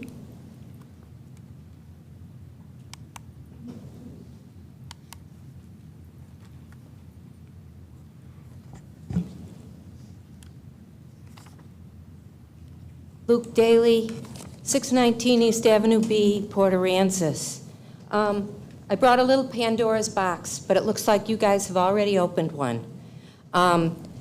In your appointments, not only who you appoint, but the way it's done.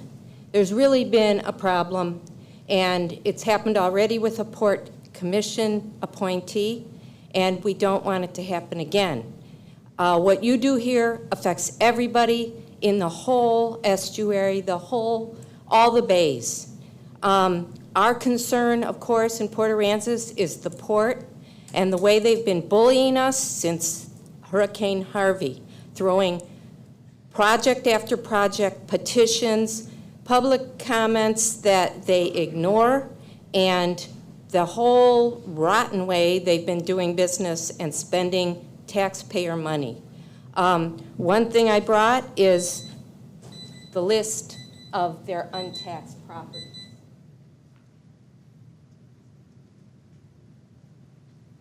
If you don't want me to open this Pandora box, I won't, but it's got 30,800 people that have already complained about port policy trying to ban offshore oil things, and many thousands of people that have problems with. Thank you so much, ma'am. We appreciate it. Next is Charles Boone.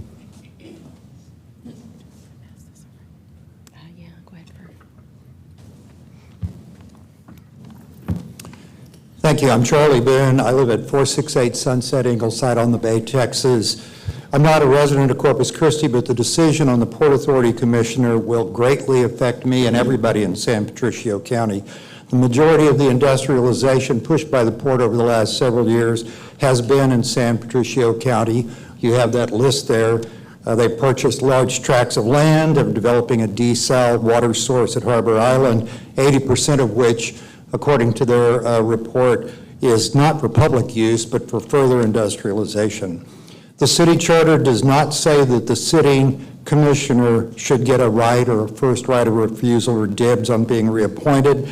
In fact, I'd argue that the failure to allow nominations of the other 14 applicants you've solicited via appointments page constitutes a violation of the law and would be grounds for appeal as stated in the charter. The port's a public entity. We need commissioners who will be stewards of the public interest, not promoters of private industrial interests. Thank you. Thank you very much, sir. Mayor, that concludes the public comment period. Mayor, may I make a statement here?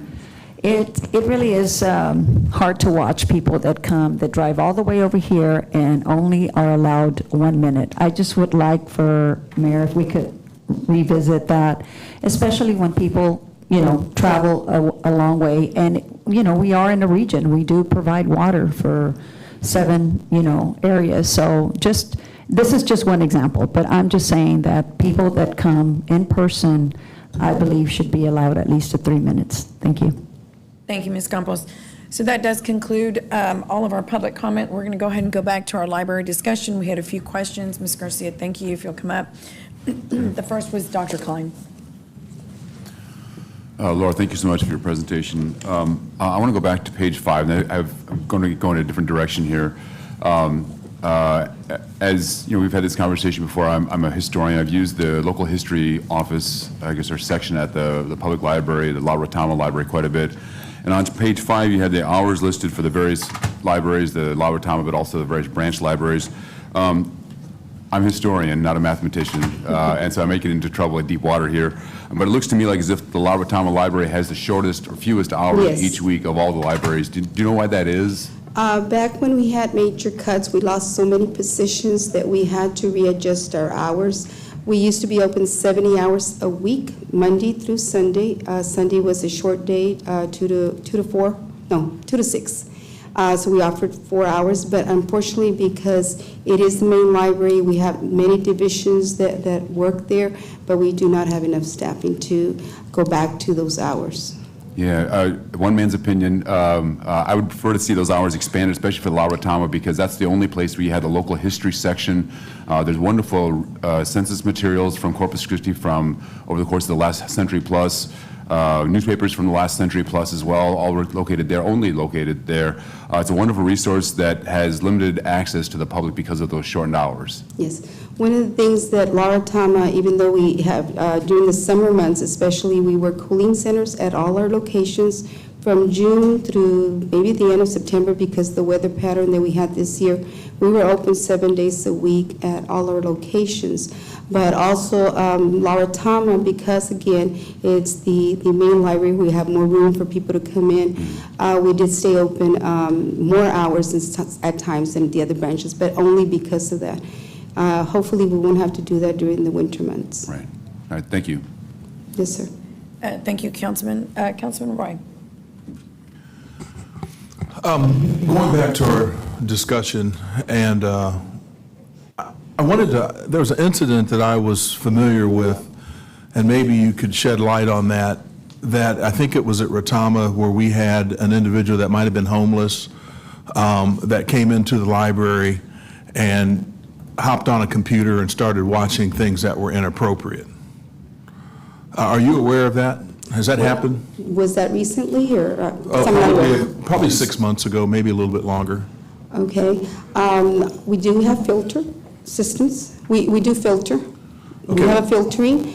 So it would depend on what I would need more details. So why are we filtering those? I mean, because that is part of the act by Congress that we were required to filter.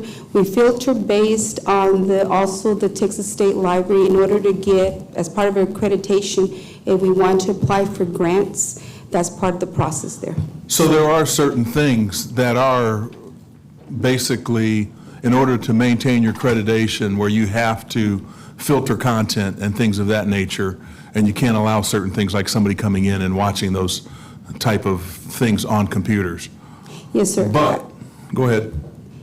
That is a legislation that was passed, and so we work with that. However, as an adult, and I know that back, especially when filtering systems came on board, they're not perfect, but they would block subjects that are not pornography, not whatever. And there's an ability for someone to request, provide us the information on that website they need to view, and we would be able to unblock it based on that. Right. Now, it is not a perfect system at this point either, but that is part of legislation that has been passed nationally. If we don't want to receive any grants, and that's really when this comes into play, not so much the accreditation, but if we want to receive grants, for instance, the sensory grant that we received recently from the state for $75,000, part of the application process, we have to sign off and verify that we are SIPA compliant. Okay, because maybe I am simple-minded, but when I take a look at the fact that from a legislative standpoint, you have to do certain things in order to keep grants and you have to filter certain things. But one of the things in reading the policies and procedures of the library is that you're basically saying that when it comes to children or youth, that you're not going to filter any of that content or anything of that nature. But it hasn't been passed by Congress either, right? Is that? I'm sorry. It hasn't. So there's no mandate. I mean, there's no mandate. The other thing, I think I mentioned this during the budget process, I shouldn't say we, the way it can be viewed is it's imagery on the screen. So if a child's behind me and I pop up pornography, obviously that's very visual.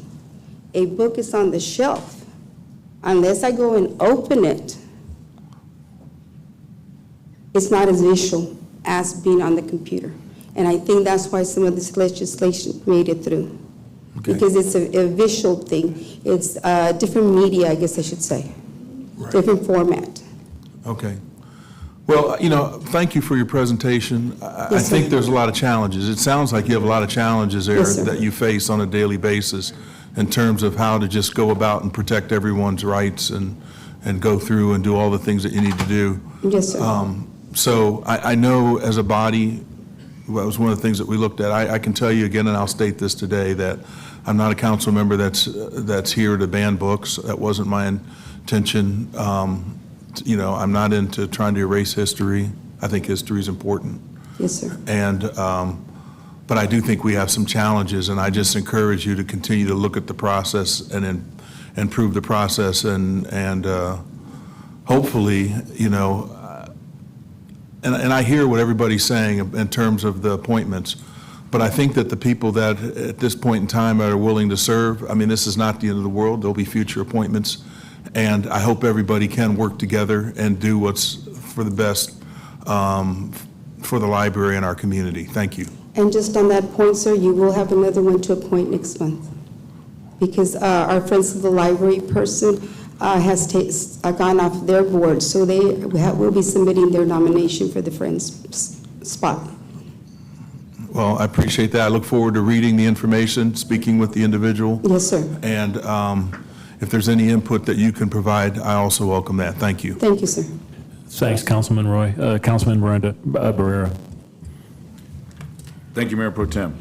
I like saying that. Ms. Garcia, first off, thank you for your years of service. It's much appreciated, particularly, I'm sure you didn't count on this type of controversy and this type I of wanted to lead peacefully. Well, I want to commend you for the dignity you've brought to your position, the professionalism, and your commitment to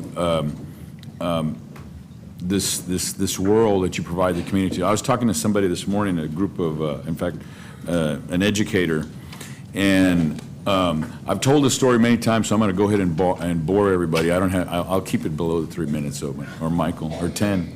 But my parents worked downtown, and my father worked across the street from the Lauritama Library. So 50 years ago, I spent a ton of time in there. I was quite familiar with the Dewey Decimal System. You may have seen me there, yes. And I made the comment today, in fact, that I was able, through a library, to travel the world. I read Dumas. At that time, I thought it was Dumas, and I was able to really learn a lot by reading the Count of Monte Cristo, Edgar Rice Burroughs. I was a huge fan of Tarzan, obviously, being a young kid, and Ray Bradbury. What is it? I mean, just those they had such a huge impact on me, and my father was across the street, and I just spent a ton of time there, and I think that's I look from the perspective. I understand the consternation of some individuals of wondering what we have in this day and age. I mean, it's available on Facebook. I mean, look at the controversy here recently with TikTok to be able to buy drugs, what is it, all the things that are available on your phone, on the internet, and there's got to be ways. My granddaughter is 10 years old, and her father bought her a phone, and I don't know whether I should be excited about it because now I can talk to her daily, or because I see all the other items that are available on there. And I just wanted to comment at how much I appreciate you and your team to the commitment that you have to educate our community. One time, I'll tell another story. I had, my stepdaughter needed a book, when she was at Tom Brown. She was a student at Tom Brown. She's 27 years old now. And, we went to Barnes & Noble. We went to Walden Books. We couldn't find it. This was before Amazon was really a big deal. And I'm like, we can't find this book. She needs to study. And a cousin of mine that's a teacher says, have you tried the library? And it never crossed my mind at that time. I'd been just so disconnected. So I know you're doing an amazing job. And I know, and I at least want to say once again that I think this consternation and, I obviously voted to support the incumbents, what is it? And, I don't try to venture into what my colleagues were thinking other than maybe they felt it was the best thing at the time. But, what is it? I just want to recognize that we make decisions based on the information that you give us, and I can't tell you that I appreciate it enough. Thank you. Thank you, sir. Councilwoman Campos. Thank you, Mayor, and thank you so much for being a treasure of Corpus Christi, for your whole life, being as part of something really positive needed here in Corpus Christi. But with that, I had asked you also before our meeting, I called you to ask you, what is the main purpose of our library system? And you read, Our mission. Your mission, or our mission. And I was pleased and I was glad that you presented that as part of your presentation. The other reasons that I, reached out to you is because I thought that one of the main reasons is literacy. I wanted to see what is our because books, whether if it's comic books or, now it's sad to say that, people or children don't use the libraries like we used to. Back in the day, like Councilman Barrera said, I believe he was on his own going to the library, and that was like no big deal, right? Yes. And now these days, it's pretty uncommon. I mean, most children go with their parents. And which is a good thing. I mean, I think that's one way, that I feel, that I hope my fellow council members will start to support that or realize, and from the speakers as well, that, the bottom line is that the parents are responsible for, for what the children are reading. But back to my point about literacy. Can you share with us what the literacy rate is in Corpus Christi, and so that we know what we're facing, and that is, one of the main reasons to have a library and to have resources, which is to raise that literacy rate and also to raise the educational rate. So could you share that with us? Yes, according to census.gov, the American Community Survey, and this is for 2022, it's a one-year estimate. The education attainment here in Corpus Christi, we've actually improved for high schools. We are at 28.50%. Texas is at 24.20%, and the United States is at 26.10%. So we're actually doing much better. We could obviously do even better. For the education bachelor's or higher, and I'll backing this up a little bit, this is for individuals age 25 and up, so we don't really have guidelines, or we could not find enough information. But for bachelor's or higher degrees, we're not doing as great. In Corpus Christi, we're at 24.40%. In Texas, we're at 33.90%, and for the U.S., it's at 35.70%. So we have, more improvements to do there as well. Okay. Well, one of the other things that I didn't see is, a lot of us here promote, in heavy industry, and a lot of these jobs actually don't require a 4-year degree, right? Yes, ma'am. Okay. So on those numbers, do you actually look at some of the programs that, are provided from Del Mar that only provide like a certification? How is that? Is that That is something we could research, but I don't have any information regarding that. So we'd be glad to research that for. Yeah, that would be helpful. The other thing I wanted to also, hopefully you can share with us is, for years I've been wondering how much money is spent per capita in comparison to other cities, and I believe you provided that information as well. Let's see, we are behind. Yeah. It really depends on what we're looking at in terms of that. And we do compare ourselves, obviously, to other Texas cities. And this is also something that anyone can go to the Texas State Library and Archives Commission and get some of this information.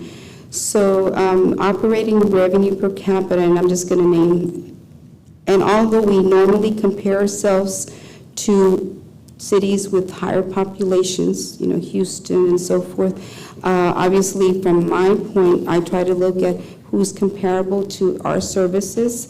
And so one of the locations that I look at is the McAllen Public Library. And only because they are the 28th city, and we are the 8th city. For Corpus Christi, that operating revenue is 17.54. For McAllen, it is 28.85. Can you repeat that? 17.54 for Corpus Christi, and McAllen Public Library is 20.85. So that's an operating. In local government revenue, we're at 17.30. Thank you.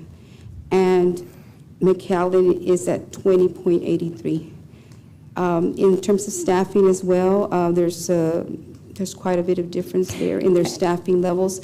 They do not have as many branches as we do.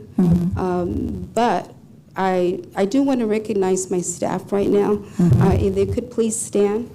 These are my professional librarians that we have. Thank you. Thank you for doing that. Because I only do that, I only do that because I did provide y'all with a brochure about the programs that we provide, and it's because of these individuals that we can provide those programs that we provided over the summer. It is because of these individuals and our other support staff, because it's not just them either. It takes a lot to do that. But I will say again that McAllen has a much bigger staff than we do. Yeah. I don't have the exact numbers in front of me, but they do. And like I said, they are one branch, I believe we have 5. Right. Plus the main library. So there is a big difference. And again, this is McAllen, the 28th. I do not want to compare myself to San Antonio because they have a much larger library system. I think they have, if I'm not mistaken, maybe Mr. Zanoni recalls, maybe like 26 branches. Obviously, we're not that big. And obviously, we're not going to have 400 employees. because we're not Harris County, we're not Houston. So those are the difference. But we work very hard, and I do want to let the council know that we will continue to do that, and we will continue to work with anyone that comes our way, because our purpose is to provide public service to the community. It's not about us, it's about what can we do for our community to improve our community. Right. And I wanted to ask you these questions and be prepared because, we get lost in, I'm sorry, but, banning books or restricting books or relocating books but the bottom line is this, that we still need our work that needs to be done here, which is to increase literacy. And we need to do all that we can to promote that, to promote this for our community. And the other reason that I asked you is because the reason that I ran to begin with was because of library cuts. You all almost lost accreditation because of our budget cuts. And we need to keep that, we need to remember that. We need to remember our history. And hopefully with this new board, members that are being, that will be serving, that they will keep that in mind, that we still need to, that our libraries are severely underfunded, and we still need to do a better job. And hopefully that they won't be so centered on these other controversial issues that should not come up. I mean, I can't believe that we're even discussing, relocating books or banning books so. With that, I just congratulate you and your team, and I also know that one of the things that you also said was, well, I used to have your research, right? Didn't you have reference? And so your reference department, and that position too is no longer. The department is no longer, but one of the things that I do want to say, and thank you to Mr. Zanoni, the past few years he has been reinstating some of our positions. We still have a long ways to go. And going back to the loss of accreditation in 2012 and as well as in 2013, I did have to go up to Austin to go before the Library Systems Act Board so that we could ask for a waiver to maintain our accreditation. The following year, we were put basically on a probationary, and there's a lot that goes into the formula that they use, so I won't go into any of that. But we were able to retain or to maintain, to keep it, not to be withdrawn from the system. And that was very, very important to us because we would have been in line, if we lost our accreditation, we would have been in line with cities like, and not to disparage in any way, but they're small towns, Valfurias. Some of the small towns in the South Texas areas. We are considered the major resource center. Yeah. When I first started with the library as a full-time employee, I started with the South Texas Library System, which was a major resource center for the whole South Texas area, the valley up to Victoria, up to Laredo. And so that went away, all these cuts that we've had throughout the years. But the past years, since Mr. Zanoni has been on, we have been receiving a little bit at a time. And so we are, for this budget that, thank you very much, that y'all voted on, we do have a reference librarian position coming on board, hopefully soon, as well as someone that's going to oversee the local history department more carefully for our digital archives that we have in that system. I agree. I do agree that Mr. Zanoni has done an incredible job to try to revive our library system, and hopefully this council will agree with me that we still need, it's still severely underfunded. So thank you so much. Thank you, Councilwoman. Councilman Hunter? Yes, sir. Just a quick comment or question. So what's been given to us for the last 8 years is increases in your budget. Have we not been doing that every year? That's what I've said. Not before that. We were getting cuts. Oh, Before before Mr. 2016. Well, even before Mr. Zanoni, he came here 4 or 5 years ago. Yeah, about 5 years ago. Councilman, I have the information, so. We were losing our accreditation. That Right. that was true, and that's one of the Yes, reasons why we were we were adding in extra danger of funding. losing it, but like I said, we went up to Austin before that. Once we got to a certain point, it's on an average of a 3-year, so once we stabilized, we were okay. And Eddie can tell you that every time we go into budget season, I say, if you cannot give me, just do not take. Because when it takes, we lower our budget, and eventually, that is where the accreditation, because of the way it gets averaged, we start facing those situations. Thank you. And I think it would be good information if you could get us in comparison on how we're doing compared to the other cities. Okay. I think, yeah, just, if Peter, if we could we all get a copy of that? Yeah, we'll put together a comparison of the top 7 cities above us and others that Laura might think are appropriate matches. Yes, no problem. Thank you. And Ms. Mayor, Garcia, thank you. And I will say that I truly believe that our public library is a great equalizer. It is a great equalizer and clearly valued by the people of this great city. And so thank you for all that you're doing. And as is a support of the libraries always, I stand by making good improvements to our library system, as has been mentioned multiple times today. So I think I'm very optimistic that we will come together as a community to do right by these libraries, because they are extremely important to, everyone from a 3-year-old to a 93-year-old and Yes. beyond. So thank you. We appreciate everyone's service. Thank you for your presentation today. Yes, sir. Yes, Councilman. Councilman Hunter brings up a good point, and it's something I wanted to bring forward. The last 2 budget sessions, this council and the council before it approved recommendations from our Yes, sir. city manager to increase the library budgets across the board. And in fact, if you'll remember, and I'm sure Peter remembers, I championed the fact that we needed to address the cosmetic appearance of our Laura Library, because it was a scary place from the outside, especially at night. And so trimming the trees and, doing some work there was very important, I felt.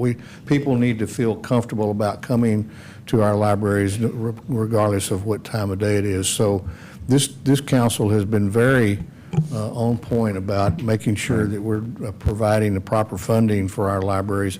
And I remember a few years ago, I wasn't here, and I don't think anybody else was, the libraries here in the city of Corpus Christi hit hard times. In fact, if I remember correctly, at one time they were talking about using the 2nd floor of the La Retama Library as a place where the city was going to put business offices or put the police department or something. That would be the 3rd floor, which has not been completed. However, in 2011, because not just the library, but across the city, there were so many cuts that the police department did take a section of the library for several different units.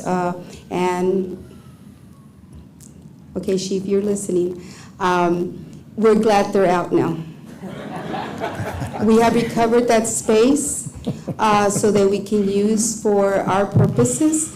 And we are extremely grateful that we have that space, because one of the things that has occurred is all the digital, all the archives, we were squished in. And there's so many other things that we do. We are very careful with our monies. So a lot of the things that we use for our programming, we repurpose. We don't just, throw it away, go buy another one.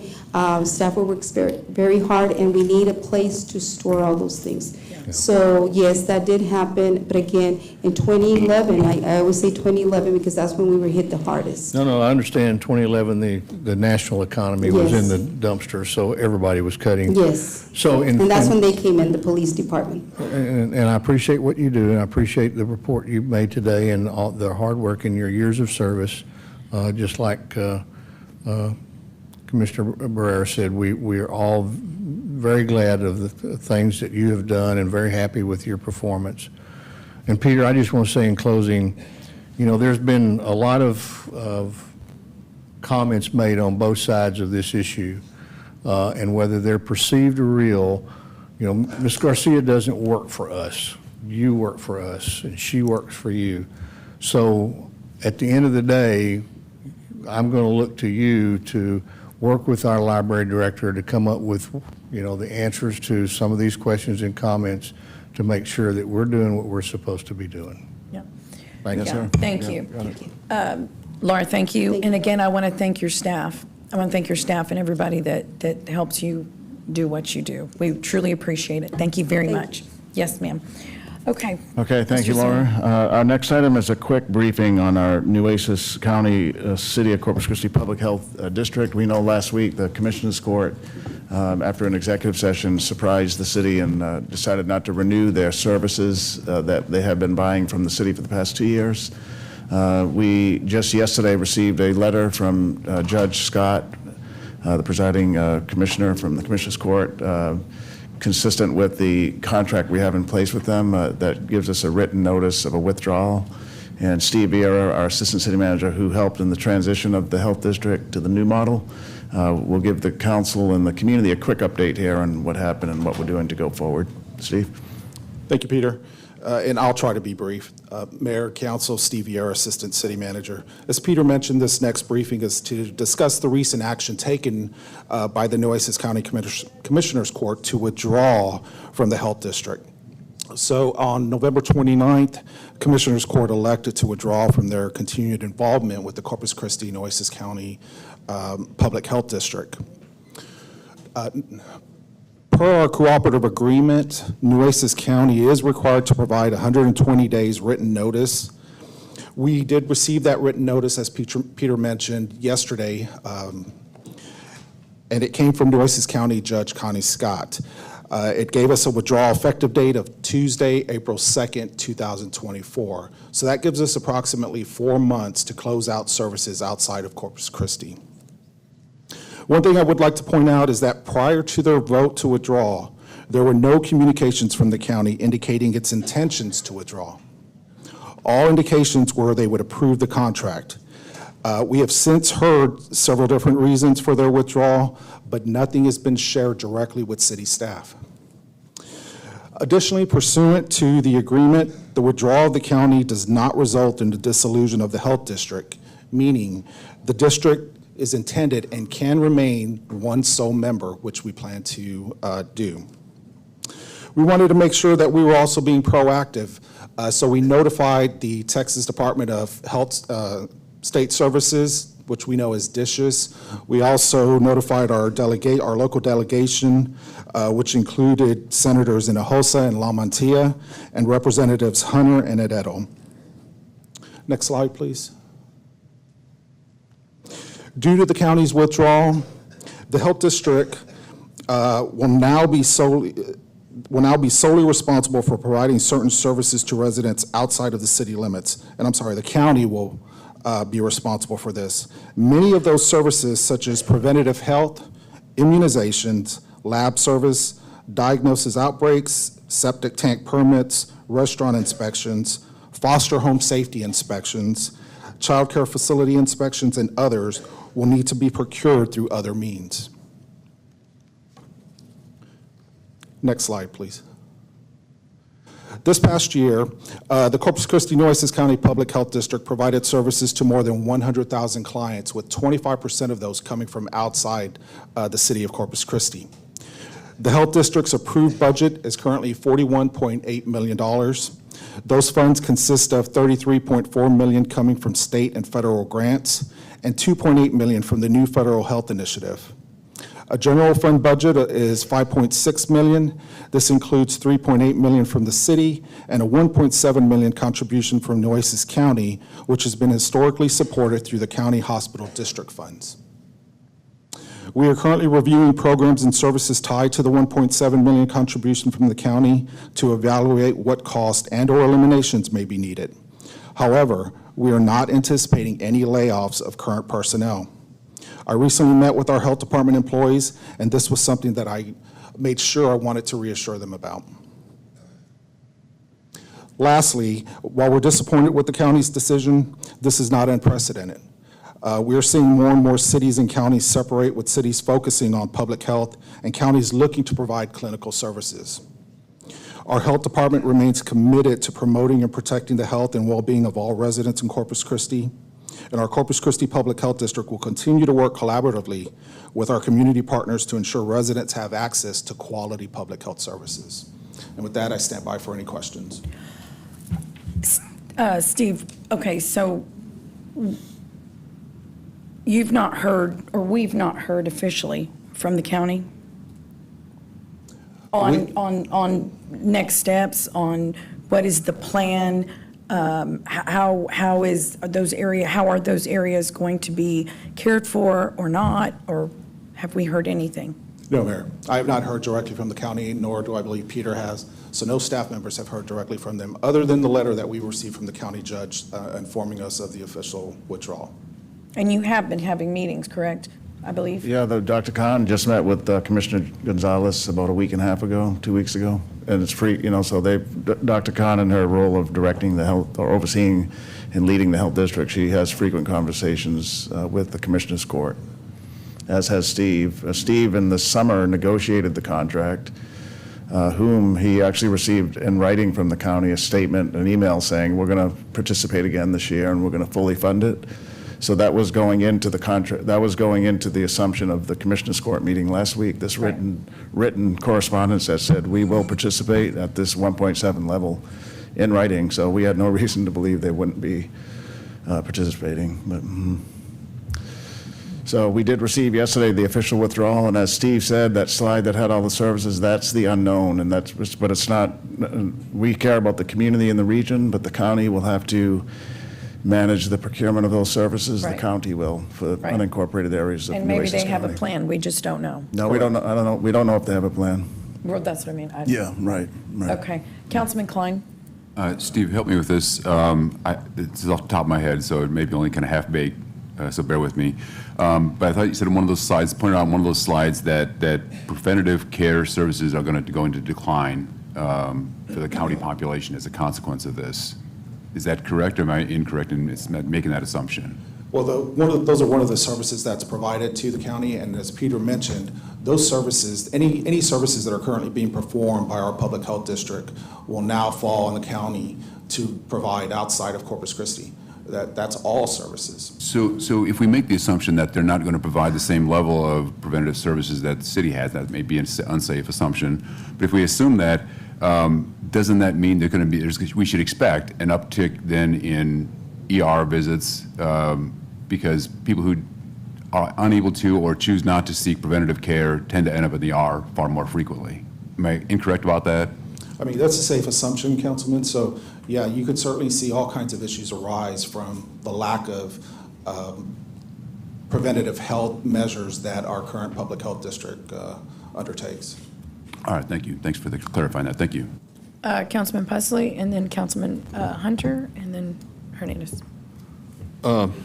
Steve, thank you for the update. Last week, I contacted Commissioner Chesney because I have some concerns about the county withdrawing from this. Several years ago, and I hate to say this, when I was commissioner, Judge Neal put myself and Steve Waterman in charge of working with the city at that time with Assistant City Manager Margie Rose and a number of other people from the city because the city had expressed concern that they were paying more than their fair share of operating the health district. And at the end of that study, which went for several weeks, and we looked at what each of us was doing, the city had an absolute right to that claim. They were providing much more of the funding than the county was. And so the county upped its funding a little bit, but I told the county judge at that time that we were very lucky we were part of this partnership because I didn't think there was any way the county could ever afford to do what we were doing as a partner with the city. So Commissioner Chesney said he was relying completely on Commissioner Gonzalez's advice on this. It didn't really affect his district that much. So I called the county judge and had a conversation, and you had agreed to meet with the county judge again, but I told you I didn't think it would.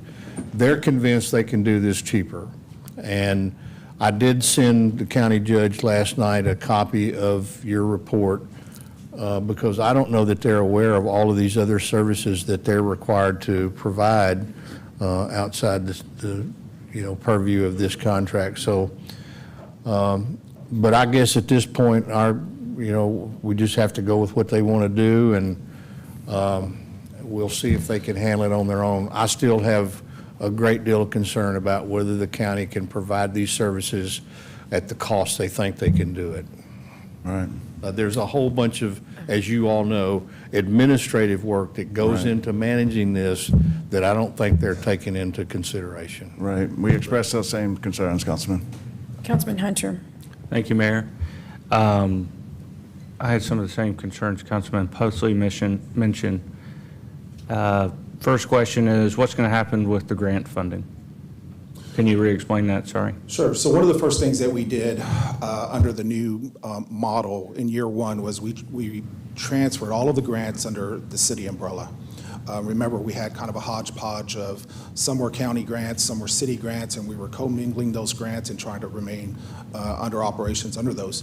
So the first year we undertook was moving all of those grants to the city. So all of those grants will remain with the city. We've been in constant contact. Dr. Khan has been speaking to both David Gruber and Dr. Emily Pro about those grants, and they've reassured us that those grants will remain in place. We are evaluating services and programs because some are tied to Nueces County to see how we need to administer those, or if those can just be administered in Corpus Christi, since Corpus Christi is in Nueces County. Thank you. And it's actually, you answered it perfectly, which gets to my next question. Those grants were moved over to us. At least that's what we were told. So now that we're splitting apart, will they be competing with us on any of them? Will they always be renewed here? From what the state has advised us is that those will remain with the city. Now, the county has every opportunity to apply for separate grants. As you know, the state of Texas has numerous grants that they administer to various cities and counties throughout Texas, and so they'll have every opportunity to apply for their own grants if they choose to. Because if you go back to your slide, without the grants, that falls apart completely. Right. We feel very comfortable with the grants we have in place and moving forward with those. And how long do they last for, you said? The grants are typically... Stay in place, sorry? The grants all have different various ending dates, but most of them tend to be from year to year. Year to year. We do have automatic renewals on many of those grants, and so we've been receiving those grants for a number of years. And I'm not sure if Dr. Khan can add anything in addition to that, but as I mentioned, the state has assured us that those grants should remain in place for us. Oh, well, thank you. I appreciate it. Councilman Hernandez. Going back to the grants, and obviously they're leaving in the middle of the year. I mean, I'm assuming they're going to continue to pay us for half the year with regards to the services that we provide. Is that correct? Okay. And going forward, some of the grants apply to the county. I'm sure we're going to provide that funding to them with regards to those grants. No, those grants will remain with the city of Corpus Christi, because remember, one of the first questions we asked the state was, we have grants that we know apply to Nueces County, but Corpus Christi is in Nueces County. So can we administer those grants to just Corpus Christi? And their answer was, yes, that should not be an issue. So of course, it's still very fresh, so we're still working through many of the details, but. Okay, I would look at the details of that, because I don't want to deny members of the county funding that they should get based on those grants. So, I would look at what those apply to so we don't shortchange them. Now, I don't have a problem with them separating. As a matter of fact, when we did this whole combination thing, I thought that it was probably best if they develop their own. That way they can manage it. I knew this would have some issues going forward. I didn't expect them to do this, honestly, simply because they weren't actually doing a whole lot. They were just providing us the funding for it. So I'm not opposed to it. I think it's ultimately probably in the future a good thing for us and them to manage their own funds and however they want to manage their process, instead of having to work with us. That maybe something may not be their priority. So I think it ultimately is a good thing, but the short notice is, I think, difficult. I don't know if we can go back to them and ask them to go through the end of the year. That way they have enough time to stand up their processes. You know, I'm not real confident that they're going to do a good job in 4 months, but, you know, that's their decision. I would ask to look at that. And would be open to, when they get, you know, close to a month to close to when their decision to do this, to extend it in the future. I mean, just at least through the end of the fiscal year. That way we can all budget separately and work that out. But I am concerned that, you know, they're not going to be able to provide the services in the middle of the year without a lot of planning. But, you know, hopefully we'll get a reason from them.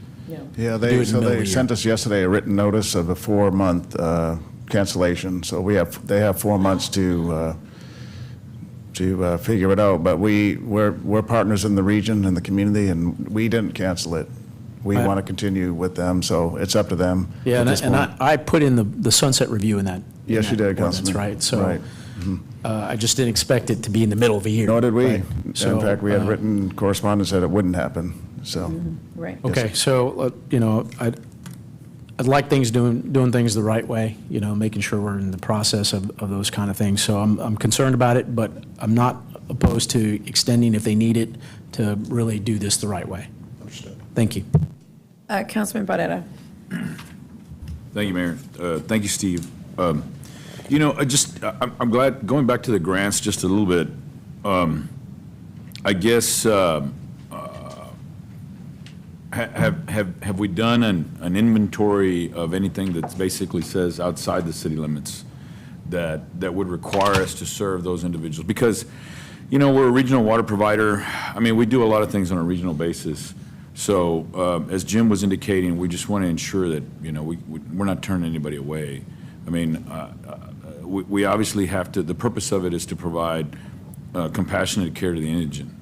So, you know, that obviously we wouldn't have a facility out in Robstown, but we just need to be able to be conscientious of that.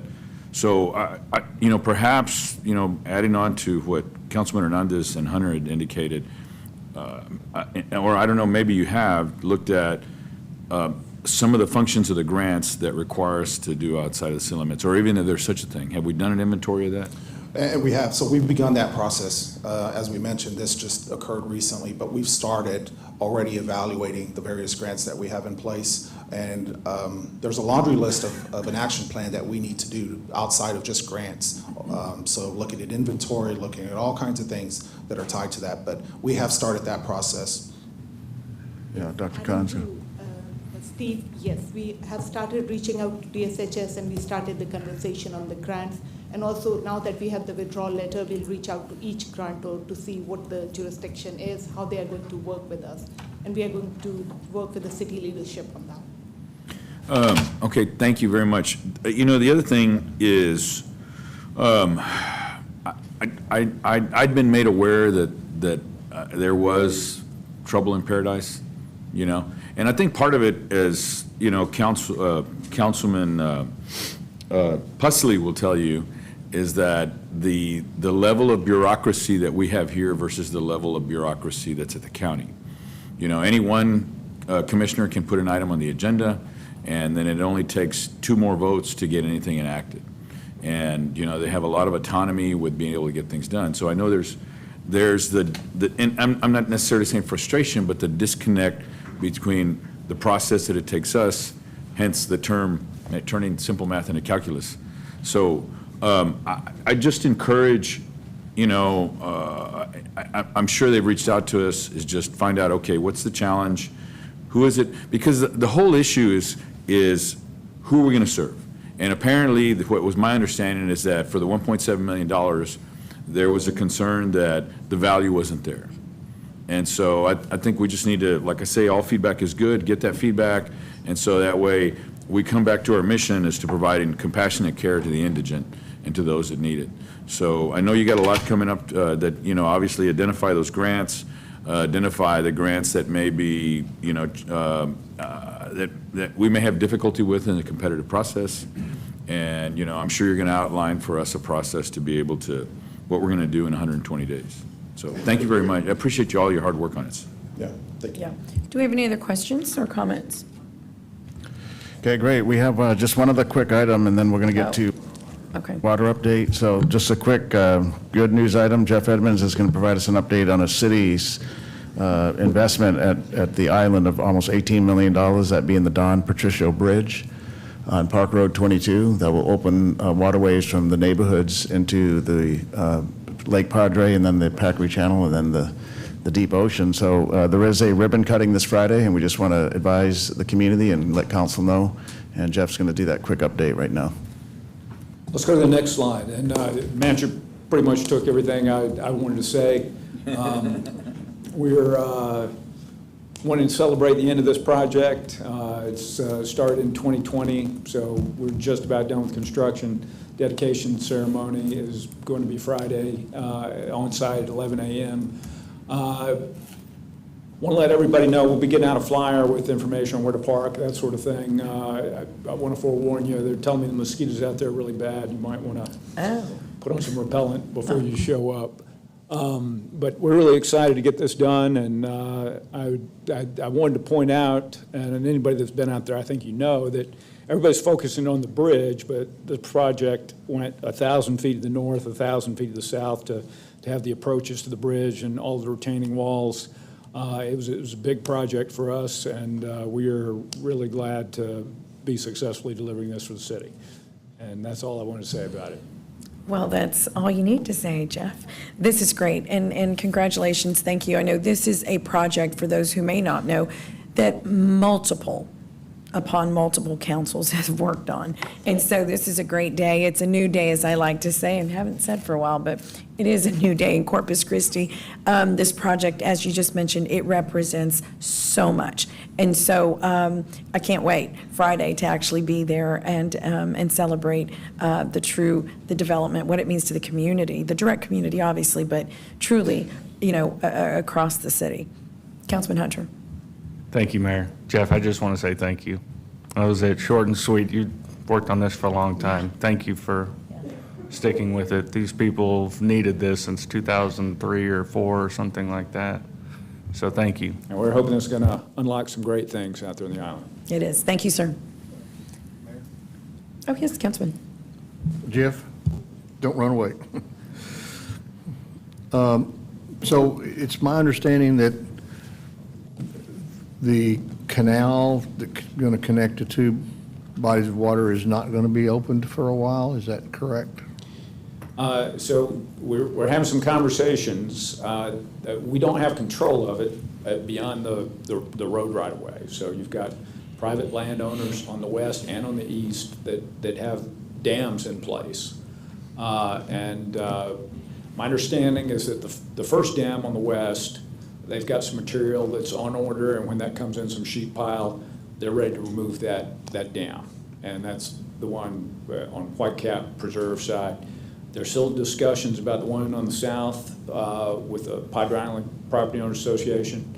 I'm not sure about the one on the east. I understand that that's a pretty light lift. But I thought and I wasn't here when this started, as the mayor indicated, but I thought all of these issues had been worked out. That's the reason we built this bridge, is to be able to connect those two bodies of water. Right. I asked Jeff I met with Councilman Suckley this week as one of my one-on-one meetings with the council members, but we in the next 2 days, we're going to make sure we exactly know what's going on, because we dedicated these close to $18 million. That includes some sewer work as well, with the understanding the private sector would remove the plug, so to speak. So there's an agreement, we have documents. It's not going to be a bridge to nowhere, so to speak, right? Yeah, The thing has to that's connect. my concern is So the next 2 days, we'll have that for you. Can be And used. Councilman Suckley and I talked about it Monday, so we'll have that in the next 2 days. We have to get a little bit more organized and get the detail of exactly when will the land masses be removed so the canal will be open.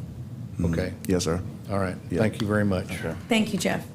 Okay, Mr. Smith. Okay, great. Now, Mayor and Council and Community, this next item is pretty significant as well. So Drew Molly, our Interim Director of Corpus Christi Water, wants to give us a quick update on our water levels. We know that we measure our water levels and water restrictions based on the western reservoirs, being Lake Corpus Christi and Choke Canyon. Today, they're a little over 31%. Stage 2 triggers more restrictions at 30%, and Drew is going to provide us with that detail and a little bit more, so I'll turn it over to Drew. Okay, good afternoon, Madam Mayor, Council members. Drew Molly, Interim Chief Operating Officer. I would like to recognize several of my teammates who are here today who have helped put this presentation together. We have Esteban Ramos and Maria Corona with our Water Resources Group. We have Nick Winkleman, our Assistant Director in Planning and Infrastructure. And then, of course, we have Adriana Escamilla with our Communications Group. This presentation, so I'm going to take you through a few slides, and then I'm going to turn this over at the very end to Mr. Bob Paulison, and he's going to talk a little bit about some of the engagement that we're doing collectively together on the industry side. And then, of course, we'll take any questions. I'm sorry, I'm going to interrupt you, and I should have said this before. So we're going to go ahead and hear, again, the presentation, and then Mr. Paulison's remarks, and then we'll have questions and comments. So if everyone will please hold your questions and comments until we're completely done with presentations. Thank you. Thank you, Mayor. Okay, next slide. Okay, so the purpose of this presentation is to update our council and our public of our current drought situation and how it is impacting our operations. As you know, the Water Conservation and Drought Contingency Plans are the guidebook or the action plan developed by CCW and approved by our city manager and council so that we can manage our water resources effectively and transparently. This slide here, I was going to say is an exact image. It's close because today we're actually at 31.7%. But nonetheless, this is a water supply dashboard that provides daily information to our customers, showing them the stage of drought, the combined reservoir level, and a host of other links to various data sites. Today's update is probably not something that is going to surprise you, but it is certainly a reminder of our water supply situation, which, as I said, we're at 31.7% combined reservoir level, which is a threshold that is closely approaching 30%, which is stage 2 water restrictions. Next slide, please. It's hard to look ahead without having some context to history of our watershed and how it constantly is exposed to long periods of little to no rain, followed by intensely large rain events. Folks who have lived in this region for decades know that it takes large rain events, most often associated with tropical depression or cyclones, to return our reservoirs to ample supplies. If we look at the last tropical system that occurred here in our region, it was August 22nd of this year. It was Tropical Storm Harold, and it generally provided about 3 to 5 inches of rainfall in our watershed over about a 24-hour period.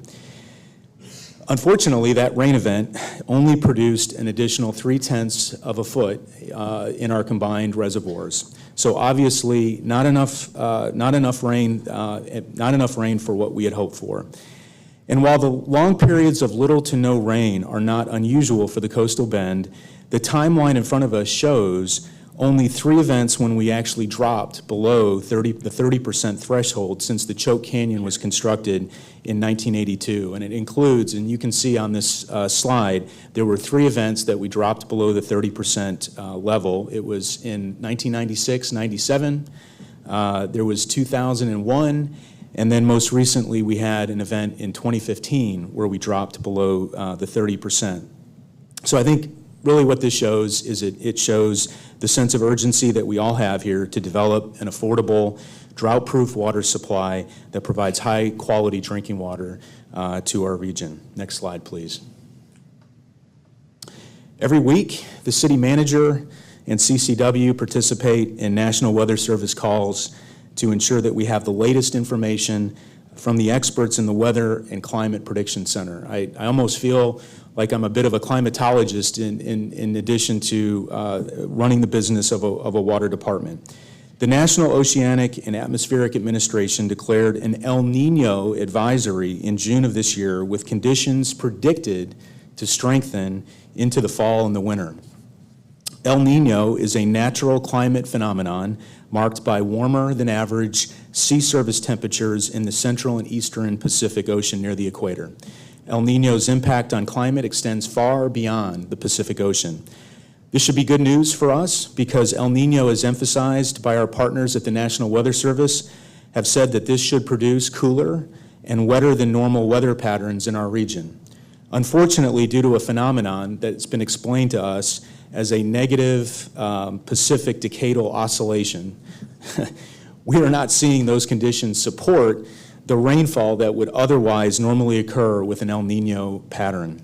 As a result, we have seen a weather pattern that has produced drier conditions over most of the watershed, and a watershed that has been extensively dry or excessively dry and in stage 1 drought since June 14th of 2022, or over 500 days. You may notice on the right of this slide is the Texas drought map. You can see on this slide, obviously where we live, there is a swath of white, which delineates no drought condition for areas like the city of Corpus Christi and even some of our watershed. And while this is true, that there are areas that are not in drought, it is also true that our Nueces River system reservoirs, which account for about half of our water supply, is in drought. So simply put, rain is not falling in the right places to fill these reservoirs, and consequently our Nueces River water supply system is in drought. Next slide, please. Because we do not know when or if the greater than average precipitation associated with El Nino or with the El Nino weather pattern will begin, our team has been working or has been looking at historical precipitation levels going back many decades to try to predict the precipitation we might expect going forward. The slide in front of us is a slide that has often been shown to us through the National Weather Service, and it shows the average precipitation for the city of Corpus Christi, which is very similar to historical rainfall quantities and patterns in our western watershed. So it's not exact, but it is an indication of the pattern and the quantities of rainfall. And as you can see, December, January, and February are unfortunately our lowest amounts of monthly rainfall in the entire calendar year. So if you add January, February, when we go back, December, January, and February, you're really talking about 1.5 inches of rainfall in each of those months. So a combined amount of 4.5 inches of rain, if that's what history does, if that repeats, that's probably not going to improve our situation, at least not in the near term. In September of this year, so in September, as we approached the 35% combined reservoir level, we began modeling. We do this a lot, but we don't necessarily do this as frequently as we have just started doing in September, but we have been modeling every day the updated combined reservoir level into our water supply model to continuously predict when we may hit the 30% threshold. That target since September has been oscillating in and around the 3rd week of December, the 4th week of December, to as late as the 1st week in January. Right now, based on the last model run that we did, it's looking more and more like we probably will hit that 30% trigger at the end of this month. Of course, we will continue to run this model every day and brief council here on any deviations, but because the holiday season is upon us and we only have one more council meeting, it's December 12th, between now and the end of the year, we want to make sure we're vigilant, and we want to make sure we are communicating to the council and of course the community, because we could enter stage 2 essentially over the holiday season. Next slide, please. So what do drought contingency plans look like? Most drought contingency plans are based on trigger levels. This means that when a reservoir storage or an aquifer level falls to a defined amount, municipalities take steps to cut back on demand. These plans frequently include multiple stages where smaller or even sometimes voluntary cutbacks are implemented first. As an area's available water supply declines, the cutbacks usually increase in severity and become mandatory. In urban areas and in suburban areas, water use increases dramatically in the summer due to lawn and outdoor irrigation, and municipalities frequently see water uses more than double during the summer months. The Texas Water Development Board estimates that landscape watering accounts for about 1/3 of total municipal water use on a year-round basis. Because of this, most municipalities focus on restricting landscape irrigation, and many plans limit landscape watering during the heat of the day when large amounts of water are lost to evaporation. Another common strategy is to restrict landscape watering to once a week or once every other week. Often this is based on the last digit of a customer's address. Sometimes it's based on garbage pickup day. Interestingly, Dallas, Fort Worth, and Conroe were among the first Texas cities to actually implement permanent twice per week landscape watering restrictions regardless of drought conditions. Today, water suppliers are required. They're required to create and implement drought contingency plans that include specific, quantified targets for water use reductions. More simply, plans to reduce peak water demands and make supplies last longer during a drought. This requirement is a result of a passage of a Senate Bill 1 in 1997, and then there was a Senate Bill 2 in 2011, in which the Texas legislature called for drought response to be an essential part of the state's water planning process.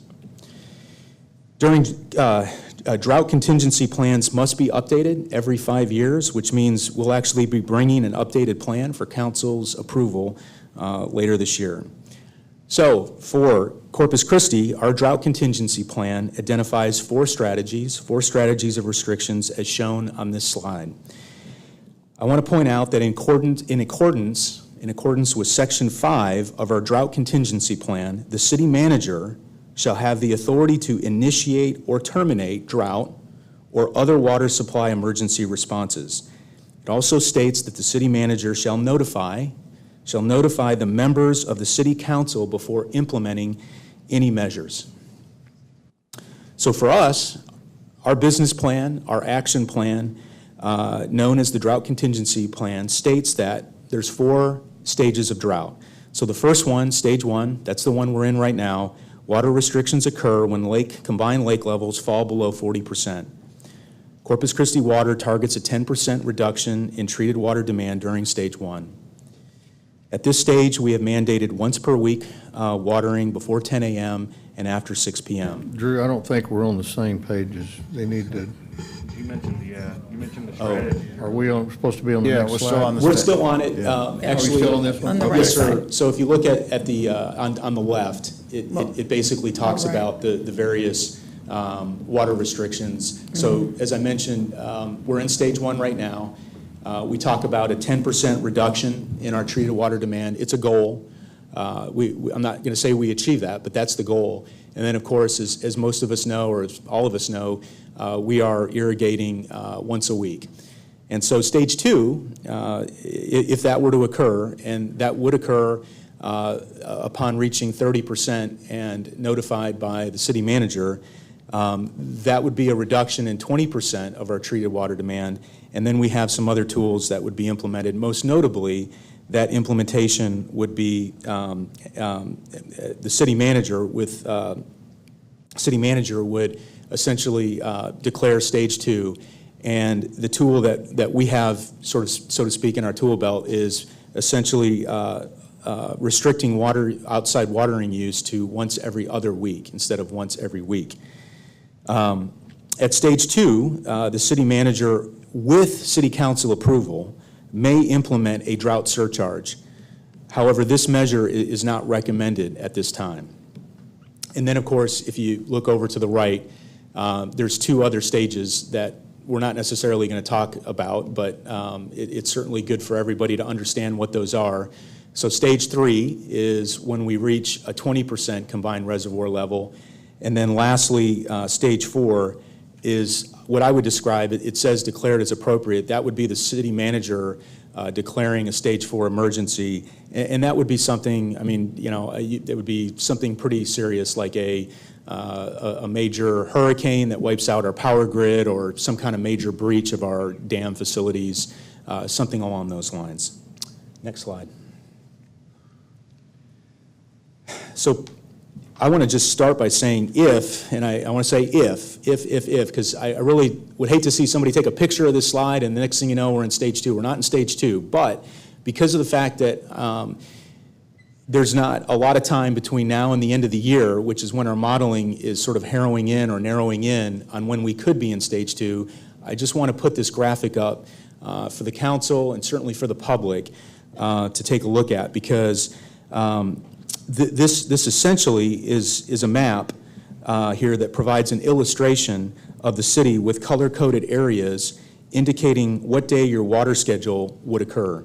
If stage 2 were to occur, this attached map would be interactive to allow residents to essentially type in their address to identify their respective watering day, and it would also allow them to zoom in or zoom out to get better delineation as to where they live with respect to the color that would indicate what day of the week they would be watering, again, every other week.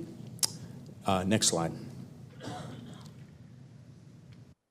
So we continue to be very active with our community outreach plan. I want to thank each and every one of you council members and mayor for your effort to support our community by participating in public service announcements through our social media and our other media outlets. In the past 12 months, CCW has staffed an interactive educational booth at over 20 community events. In fact, we had a booth over this last weekend at the Festival of India and Community Health Fair, which was a great success this past Saturday, where we had staff talking to the public about water conservation programs. Just recently, CCW produced a public service announcement for winter preparedness that discusses the importance of protecting pipes in our homes as we get close to the winter season. The video reminds all of us how important it is to protect our pipes now before a freeze event so that we do not have to drip faucets. Dripping faucets is really not needed if our pipes are insulated. And so we're in the process of working through our media outlets to get that messaging out. But we'd really rather not drip faucets if we can help it. And so now's the time to advertise to our customers, get to the store, insulate the pipes. If you don't get there in time, probably it's very likely that Home Depot and Lowe's are probably going to be out of the insulation material.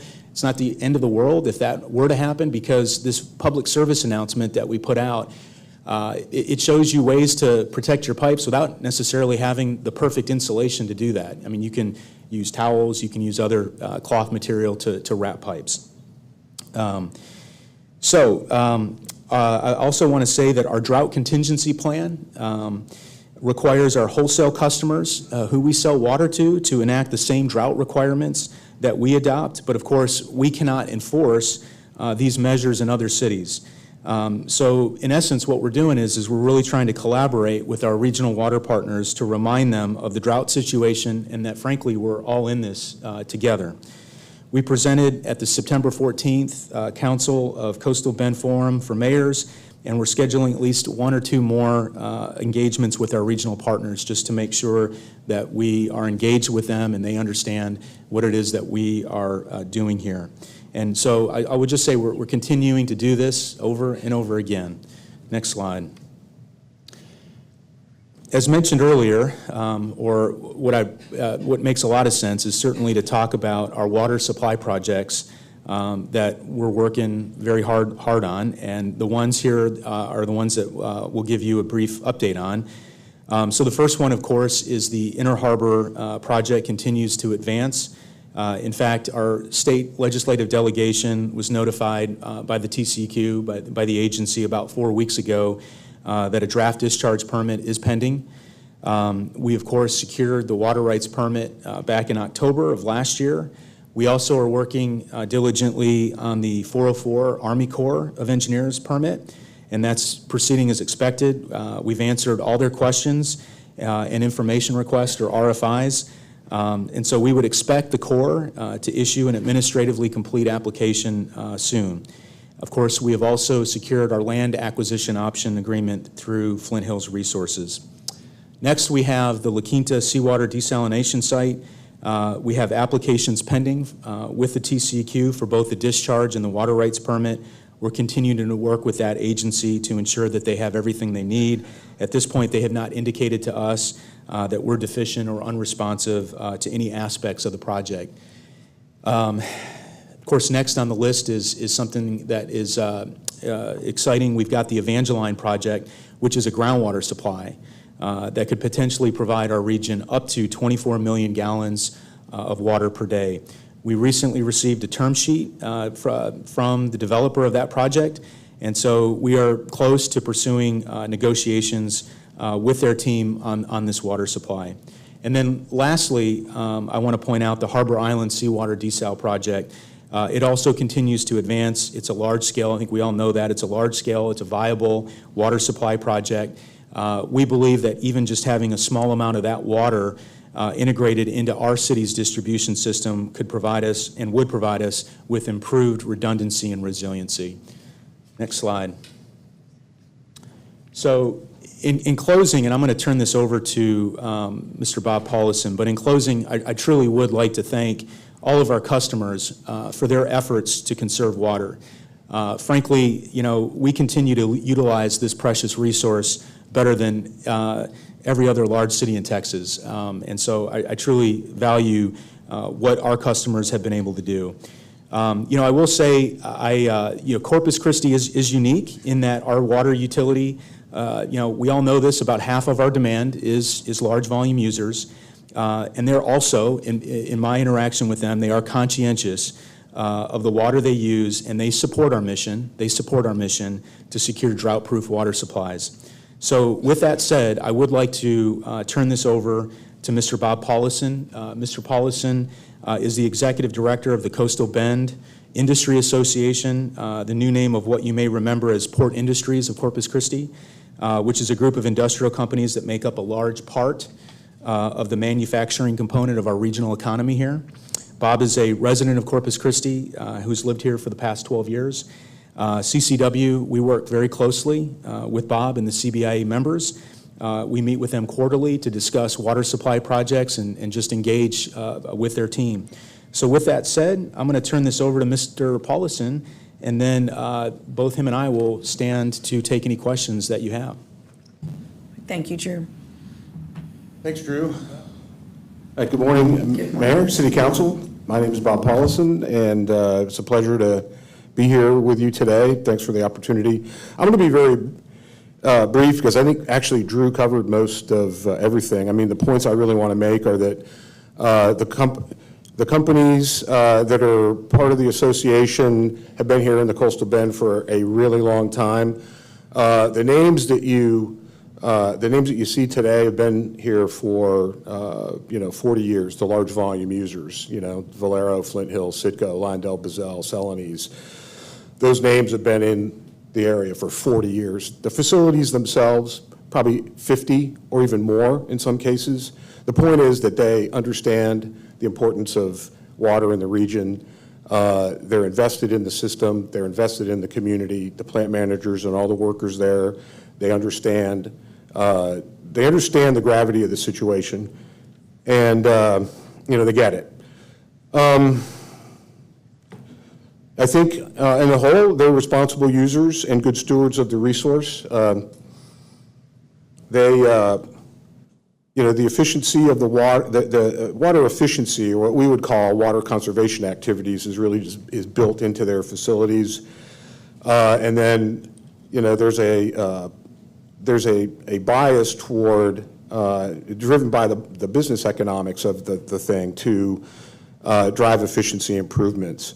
I mean, the thing you got to remember that they remind me of all the time is that all of these plants are they manufacture commodity products, they operate in global markets, and what that does is it results in a constant motivation and incentive to become even more and more efficient.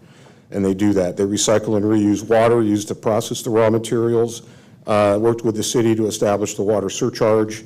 I'll leave it at that, but I think it's widely misunderstood and recently much maligned.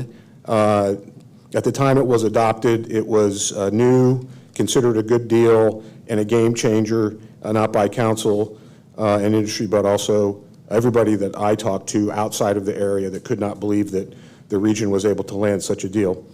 They regularly evaluate strategies for using different water sources in their operations, whether it's their own treated wastewater, their own stormwater collection, or in the past, as we've heard from Valero and also Flint Hills, opportunities to tap into the city's wastewater treatment plant effluent.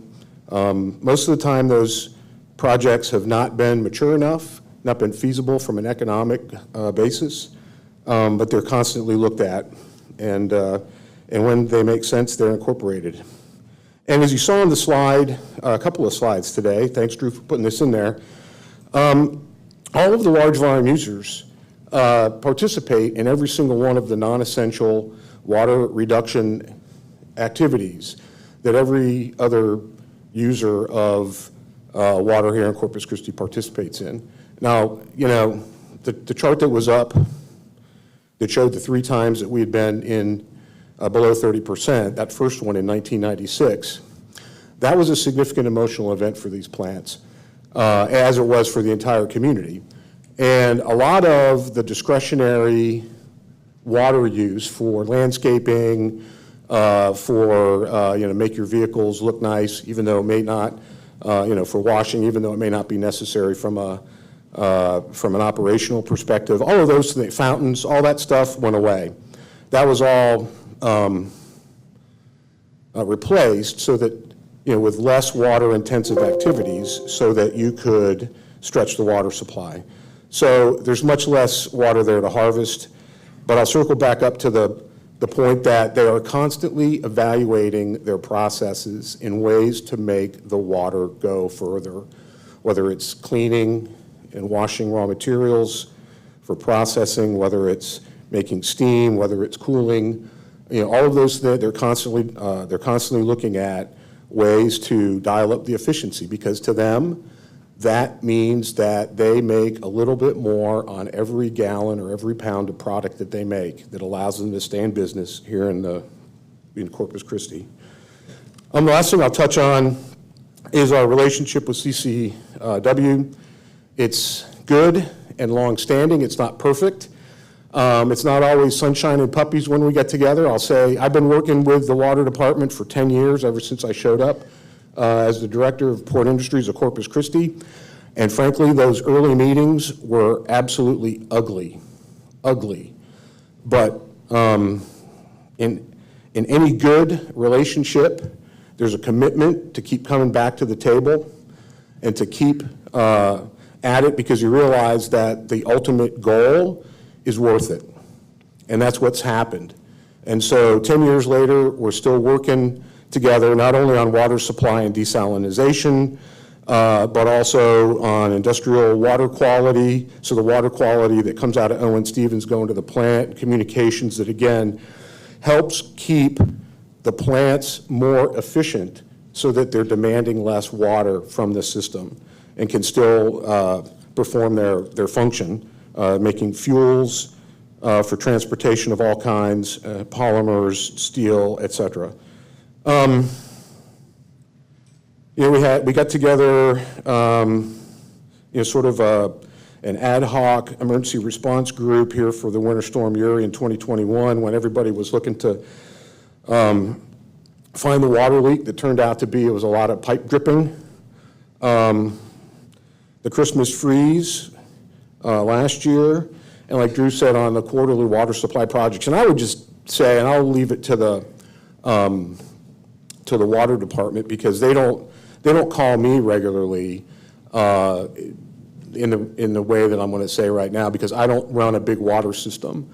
But I know from listening to the plant managers and from the relationships I have with the water managers at the facilities, that they are talking to them and with increased frequency for the last 529 days, making sure that, you know, they're monitoring the usage, they're looking for blips, they're talking to people, we're seeing something, are you seeing something on your end, so that, you know, leaks can be run down, changes in process can be identified, and maybe there's an efficiency adjustment that can be made.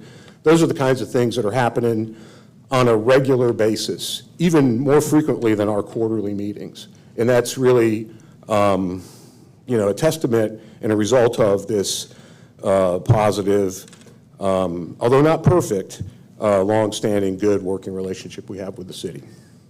And I think that's good. Everybody stands up for themselves. I think that's a good thing. And we work it all out, and we stay there until we have a good conclusion.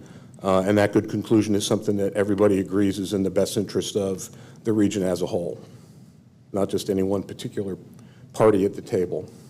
And with that, I'll end. Thank you again for letting me here, and we'll stand by for your questions. Thank you, Bob, and thank you, Drew.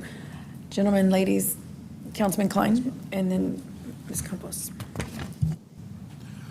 Thank you. I had a couple questions.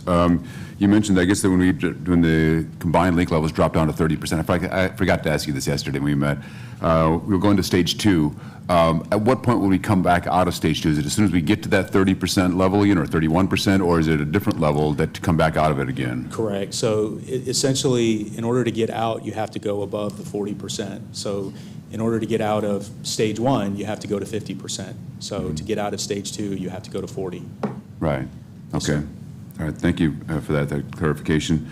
I also got some, I guess, a text or an email, I forget now, about this as well. And I've gotten these before as well. I just wondered if you could just speak on this. I know we've addressed this before, and that is freshwater releases from the combined lakes. The public has concerns about that the water supply is not being managed responsibly, I guess, because of those freshwater releases. If you could just give us a couple of sentences on that, trying to understand, get us to understand again why we have to do that, or if we are doing that. So I may have to get a little bit of help on that. That's a pretty complicated subject. Mm-hmm. It's an agreed order that we essentially, when we brought Choke Canyon online, there was an agreement with the EPA, with the feds, to release a certain amount of water into the bays and estuaries. So it's a very prescribed process that we follow. It's fairly complex. I've read some of it, but our water resource manager here, Esteban Ramos, could probably give you more details. But what I am comfortable to tell you is that it is a prescribed approach. We follow it. We don't want to deviate from that because it's an agreement that we've agreed to. Mm-hmm. And while at times it's probably a little bit frustrating that we have to do these releases, ultimately that's what we signed up for. That was the agreement that was put in front of us, and we signed it. And so we want to be respectful of that agreement. And frankly, from an environmental flow standpoint, those are some good things that happen for the environment. We're releasing fresh water back into the environment. We want to make sure that we are good stewards of the environment. And so that is an avenue to help ensure that we are good stewards. Right. So again, I think it's, correct me if I'm wrong about this, that the freshwater releases are tied to salinity. Maybe I'm incorrect about that. That it helps kind of manage the salinity levels in the bays and estuaries in the area here. I may be wrong about that. I just want to make sure that I get clarification on that. Right. So I can feel the presence of Esteban Ramos behind me. He's itching to talk. So I'm going to let him answer that question. Thank you. For the record, Esteban Ramos, Water Resource Manager. No, the pass-through is not tied to salinity levels in the bay. We get credit for salinity levels in the bay based upon multiple factors and levels. You have to look at the agreed order being in place. It's a regime based upon the combined capacities of Choke Canyon, Lake Corpus Christi, to act like they weren't there. Mm-hmm. And even the agreed order actually takes in consideration drought conditions. So as we fall in our lake levels, we do not have to pass water beyond. So once we hypothetically go below 30%, there is no more pass through. We can save that water. So it helps us. The people that were working on the plan were thinking about this and thinking into the future. So it is built in. There is a drought contingency or drought situation built into the agreed order. And you also have to remember, if there is no inflows into the water system, there is no outflows, pass-throughs. Right. And this is a big picture question. Given that this is prescribed by the EPA, I guess part of the agreement you said with Choke Canyon, has the CCW entertained any thought about re-examining that agreement with the EPA regarding the pass-throughs? The agreed order isn't with the EPA. The agreed order was based upon a special condition initially within the Choke Canyon Reservoir going back in the 80s and the 90s and into the 2000s. There were arguments that City of Corpus Christi weren't following the prescribed special condition, and there laid some discussion, lawsuits, and then the agreed order came out of that. It is with the TCEQ, who's the entity, a regulatory agency that requires the agreed order to be in place. There is a group that in the past have met to make any changes or evaluation, all handled by the TCEQ up in Austin, Texas Commission on Environmental Quality. Okay, great, thank you. And I had just one quick question for Bob as well. You made a comment that industry's been engaged in a number of activities to restrict its water usage or conserve its water, to use its water responsibly. I was wondering if there's any sort of a report, any sort of report, I guess, associated with that you might be able to share with the council. So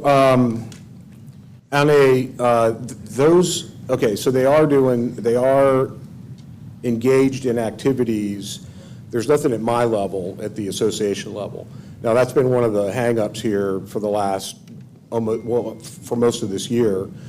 And the companies, the large volume users, I believe, have extended invitations to the council to go and visit to get further information about the kinds of things that they do. Because, yeah, I left a paper up on your on the dais, and one of the difficulties there is that we're talking about, industry is not a monolith.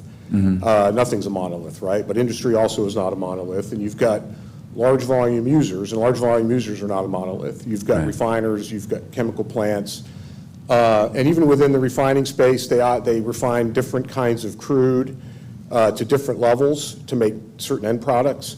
All of those things influence what they do to optimize their own processes. So that's why the invitations were extended by those companies, the refiners, and I believe LyondellBasell and Gulf Coast Growth Ventures, for folks to go out and go, this is what we do, this is how our process works, this is how the cooling towers work, but that's what they do. They are looking at optimizing flow through cooling towers, looking at optimizing their steam production, maximizing the amount of condensate return and cleaning that they can do to reuse that water. That's what they do. But there is no one report that I've got that I can go, yep, everybody just did these things. They're doing them. They're making adjustments every single day. Frankly, there's a certain amount of limitation, though, based on the equipment that's installed. So, you've got to wait for some sort of expansion or improvement project as part of their capital plans for any large changes to occur. But those are the kinds of things. And if you have not had an opportunity to go out to any of the facilities, let me know, and we'll set something up to get you out. Okay, appreciate that. Thank you. Drew, quick question. So how many inches or how much rain do we need to get us over? Right. So we've been asked that question a few times, and there really isn't an easy, straightforward answer to that question. The question being, what is it going to take to get us out of this drought situation that we're in? But the one thing that we can look to is we can look backwards, looking at history. And so as that one slide showed, there were 3 times that we dropped below the 30%.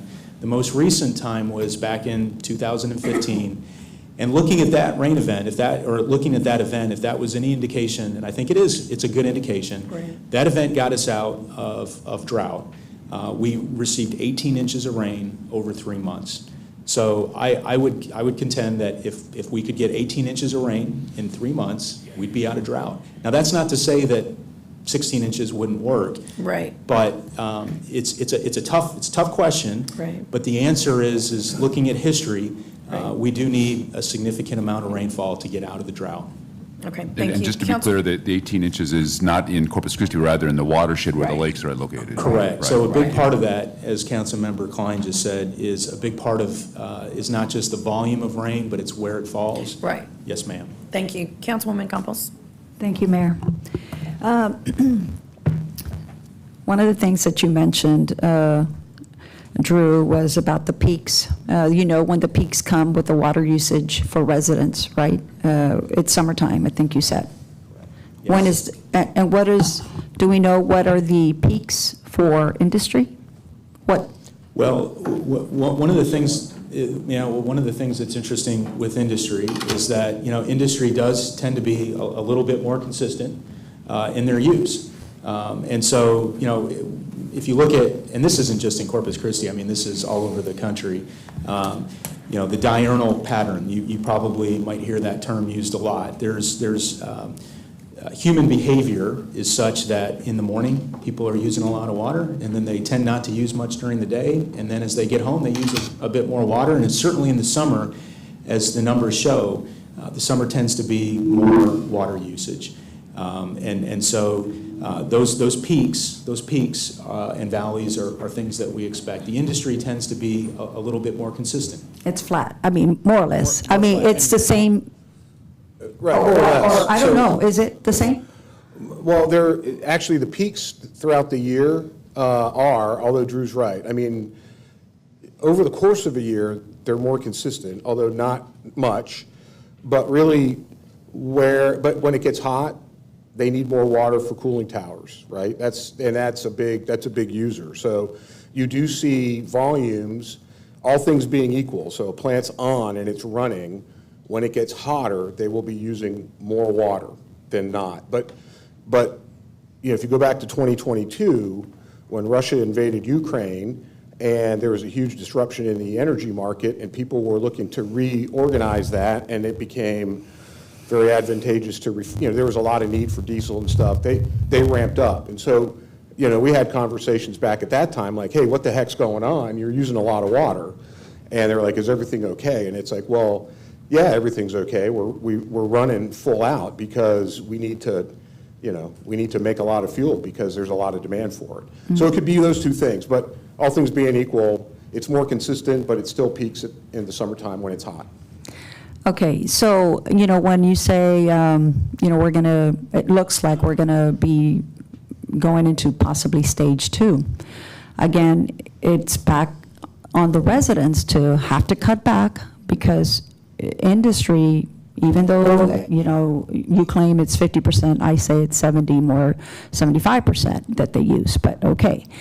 So the point being is that, you know, if you say that we're in a drought, and I keep repeating this, then we're all in a drought. But apparently, industry can't function that way, and they don't function that way. We make agreements with them, and we say, you know what, we're going to be going into stage 2. You don't have to cut back. The residents, I think, are still going to be limited, right? What did you ever say what the amount was of water that we can use, people can use? I'll start, and then you can Yeah. talk, Bob. So I would just contend, and I know, so I'm going to back up a little bit because the industry, even when we're not in drought, so when the reservoirs are full, the industry is impacted because they're paying a 25-cent per 1,000 gallon surcharge. So when there is surplus of water, they're paying, and when there is drought, they're paying that surcharge. And so I just want to put that out there. What was I'm sorry, and repeat if you could repeat the other question. I think I just said about the, what did I just say? Wait a minute. Repeat.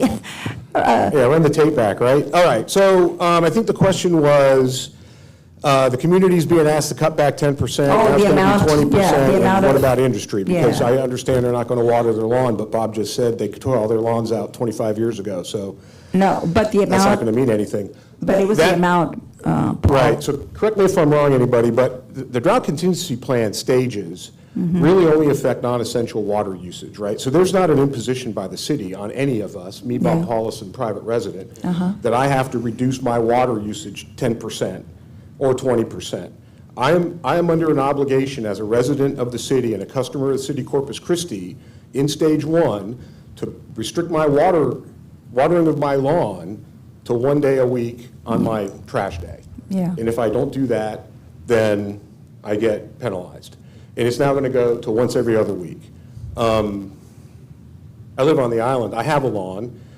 I hate that I have a lawn. I want to make it rocks because, frankly, it just always looks awful and we have a lot of sticker burrs. So that's the key, right? He set a goal. So it's like, do these things, and working together will reduce the pressure on the reservoirs so that we'll be able to continue to release some water, I think it's like 1,200 acre feet a month, for environmental flows. And then at 2, it goes down, and, you know, so you tighten up, and the whole idea is everybody does what they can. Yeah. But the activities are focused on non-essential use. So anything that's considered an essential use, like cooking, cleaning, hospitals, and business, right, whether it's commercial entities or industry, those are considered essential uses. And we, you know, like I said, the companies, they're the large volume users, they get it. And they work to be as efficient as they possibly can. And we do that through close interaction with the water department and two-way communication. Like I said, these guys are calling up going, hey, we're noticing something on your meter readings. Is there something going on that we need to know about? That's happened on several occasions. And they run and check, and it's like, oh, I have a leak. You're right. They fixed the leak or whatever. Mm-hmm. That's how we do it. And then you said something else. Oh, About the amount. I amount. think, yeah, because I thought it was, we had a slide, or I thought it was 6,000 gallons. There's another one. I gotta come back. Yeah, for the resident. You know, these are goals, Councilwoman. Yeah. These are goals, and we recognize that, you know, goals are good things to try to achieve. It's not going to say that we're going to necessarily reach our goal.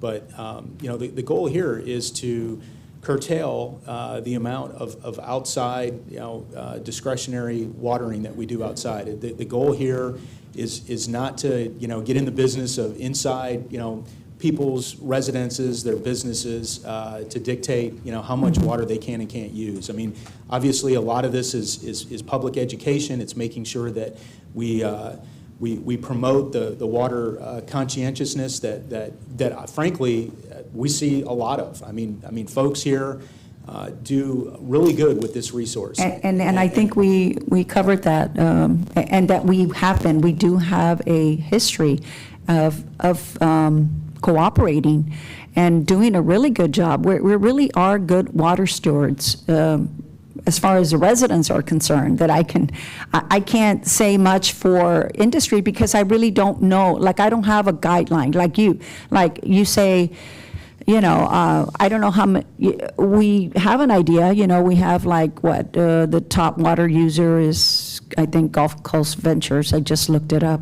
And I think they had also at the beginning, had said that they were going to be using twice as much water, right? Is that like 25, Esteban? I remember a couple of years ago that was the amount that we. All right, so when the project first announced, the water demand that was communicated to the city was an average of 20 million gallons a day with a maximum of 25 million gallons a day. Yeah, I remember. Now, they're in operation, they've been in operation, and they are sub 15 million, and really I think it's more like 13 million. But I don't operate that plant. That's why, I mean, I thought you had been out there. Oh, no, I have been out there, but the numbers, I don't know, the numbers change, because what we were emailed was 12 million, and you just said 13 million, and when I went to go visit them, I want to say it was like 13 or 14 million. So again. They're trying to get down to 12. Yeah, no, but what I'm saying is, I mean, 1 million gallons per day is a lot of water. So I guess what I'm trying to get at is I've been asking what it is. You know, let's pretend that we're all in it. We're all on this drought. What is it that they could do? You know, I know that they'll be looking at my water meter, and they can tell if I have a leak, which is, you know, like you said. But what is it that they can do? We don't, like you said, we're not provided any kind of plans to say, you know what, we're going to have to cut back. The only way that I know to challenge anyone is usually cost. Like, if it costs more money, that's going to be one way to. Yeah. Right, and they are very responsive to that signal. Okay. And I'll leave it at that for now. We won't go into cost signals on water here lately. So I'm kind of curious about where 12 million gallons a day came from. Again, I can't speak for Gulf Coast Growth Ventures. It was sent by the water department. It was in August that. Well, maybe they did. Maybe they were able to. But anyway, yeah. Maybe they were able to achieve 12 million gallons a day usage. I'll say that running their plant, that's an impressive feat, because they would not even commit to me that they're able to get it that low. They're not sure they can get it that low. They want to get it that low. And I'll just say that that's what they do. They know, and there already is a price signal. And so you go, look, I know 1 million gallons is a lot. I'm going to try to get down as low as I can get. And just like you mentioned that, you know, the water department is looking at your meter, I would argue or contend that they're more likely to look at one of the company's meters more than they're going to come by your house or my house and go, well, what is he using? Well, but the point being is that we are given numbers, and sometimes they don't always seem to match. So anyway, we'll leave it at that. Okay. There's a problem. Okay, the other thing I wanted to mention. I'm sorry to interrupt, but we're going to be bringing back the Gulf Coast Growth Ventures contract. They have a take or pay contract, which for the residential customer means we're not going to get all that money from Gulf Coast Growth Ventures because they're going to buy less water, which means we distribute the cost to the residential customer. So that's coming to council. Yes, so right now they're paying for water that they're not taking, and that's helping the residential customer. Once that stops, and the distribution goes to the residential. Okay, but hopefully won't that, also the water increase, rate increase should help, more or less help? Okay. Now, the other issue that I wanted to say about us cutting back, and I think, Paul, you also mentioned about, keeping our cars clean or whatever, but I just want to remind the people, too, that, we've got all these car washes, companies popping up all over our city, and yet when we're in a drought, there's nothing to curtail their business at all. I mean, people, will be able to just wash their cars whenever they want to. And again, if we're in a drought, we're all in a drought.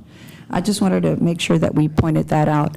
The other is, hopefully that y'all will be able to come back to us, and I've been hearing about the, wastewater treatment plant that, at one time, I think it was Valero that was interested in reusing, and anyway, I seriously would like to hear something from the city, if there's any plans, what's the possibility of doing that.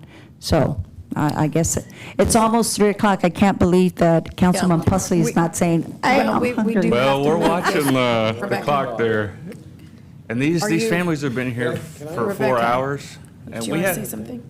I'm sorry, go ahead. But we do, we've got to move on, so let's just ask our question, make your comment, and let's move on. Okay, it's not, Councilman Hernandez. Yes, I have a few questions. According to your slide, we've been in drought for 539 days, or drought condition, or stage 1, which is about a year and a half. Am I correct there? Yes. Okay, June 22nd. Okay, so, 2022. you've been saying that, we're trying to use this to reduce, but the proof is in the pudding.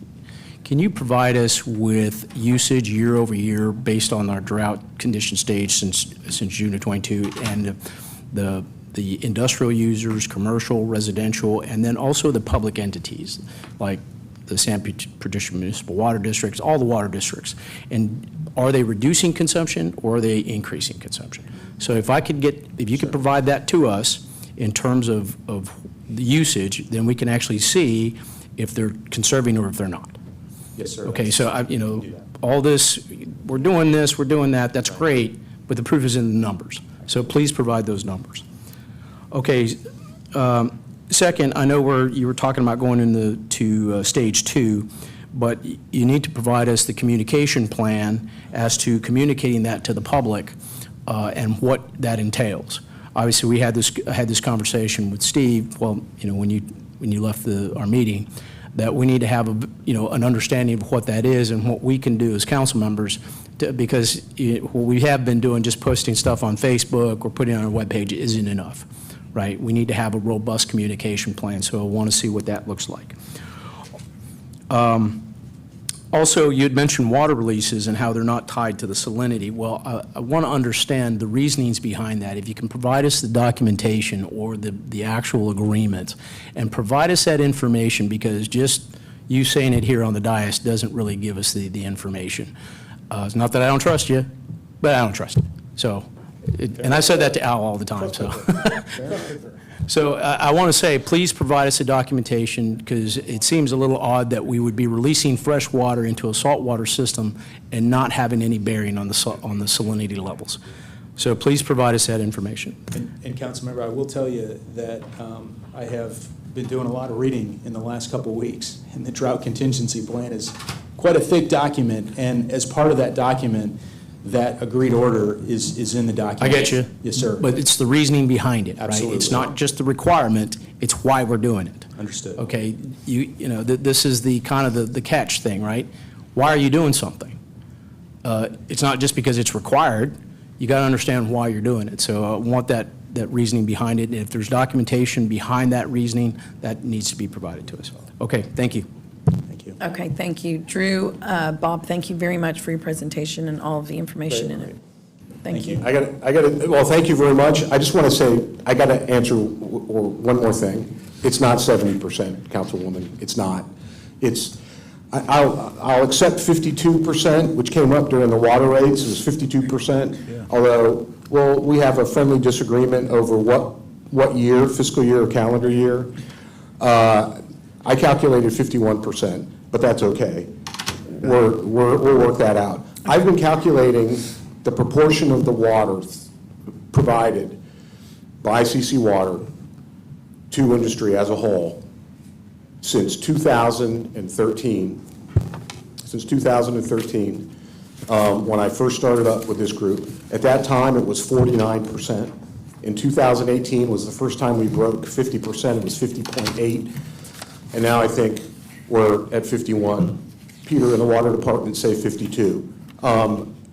Which, considering all of the capital investment we've had in the area and all of the plant expansions and all of that, all the new additions, I mean, is really pretty remarkable. And again, Well, the It's not only, 70. okay, and I think Okay. where it comes up is I think when we're- we Rebecca- sell our water to San Patricio County for, we can't have a breakdown in that, that's why. That's why it's not accurate. we'll keep working offline. Thank you very much. I you. apologize for taking up your time, but No, thanks no. for the opportunity to be here. Yeah, thank you, Bob, for being here. Thank you. Okay, we're going to move on. We're going to do our board. We have two board and committee appointments. We're going to go through the consent agenda, pull our items, we'll break for lunch, and come back and address those items, which is typically the way we do this. So, Rebecca. My gosh, we're going to vote on something. Rolling, we've got dual. Is this on? Okay. All right, Mayor and Council, the first board for your consideration. Can you hear me? No? More? Okay. This is about as high as it's going to get, so I'll try to talk louder. The first board for your consideration is the Corpus Christi Regional Economic Development Corporation. There's one vacancy.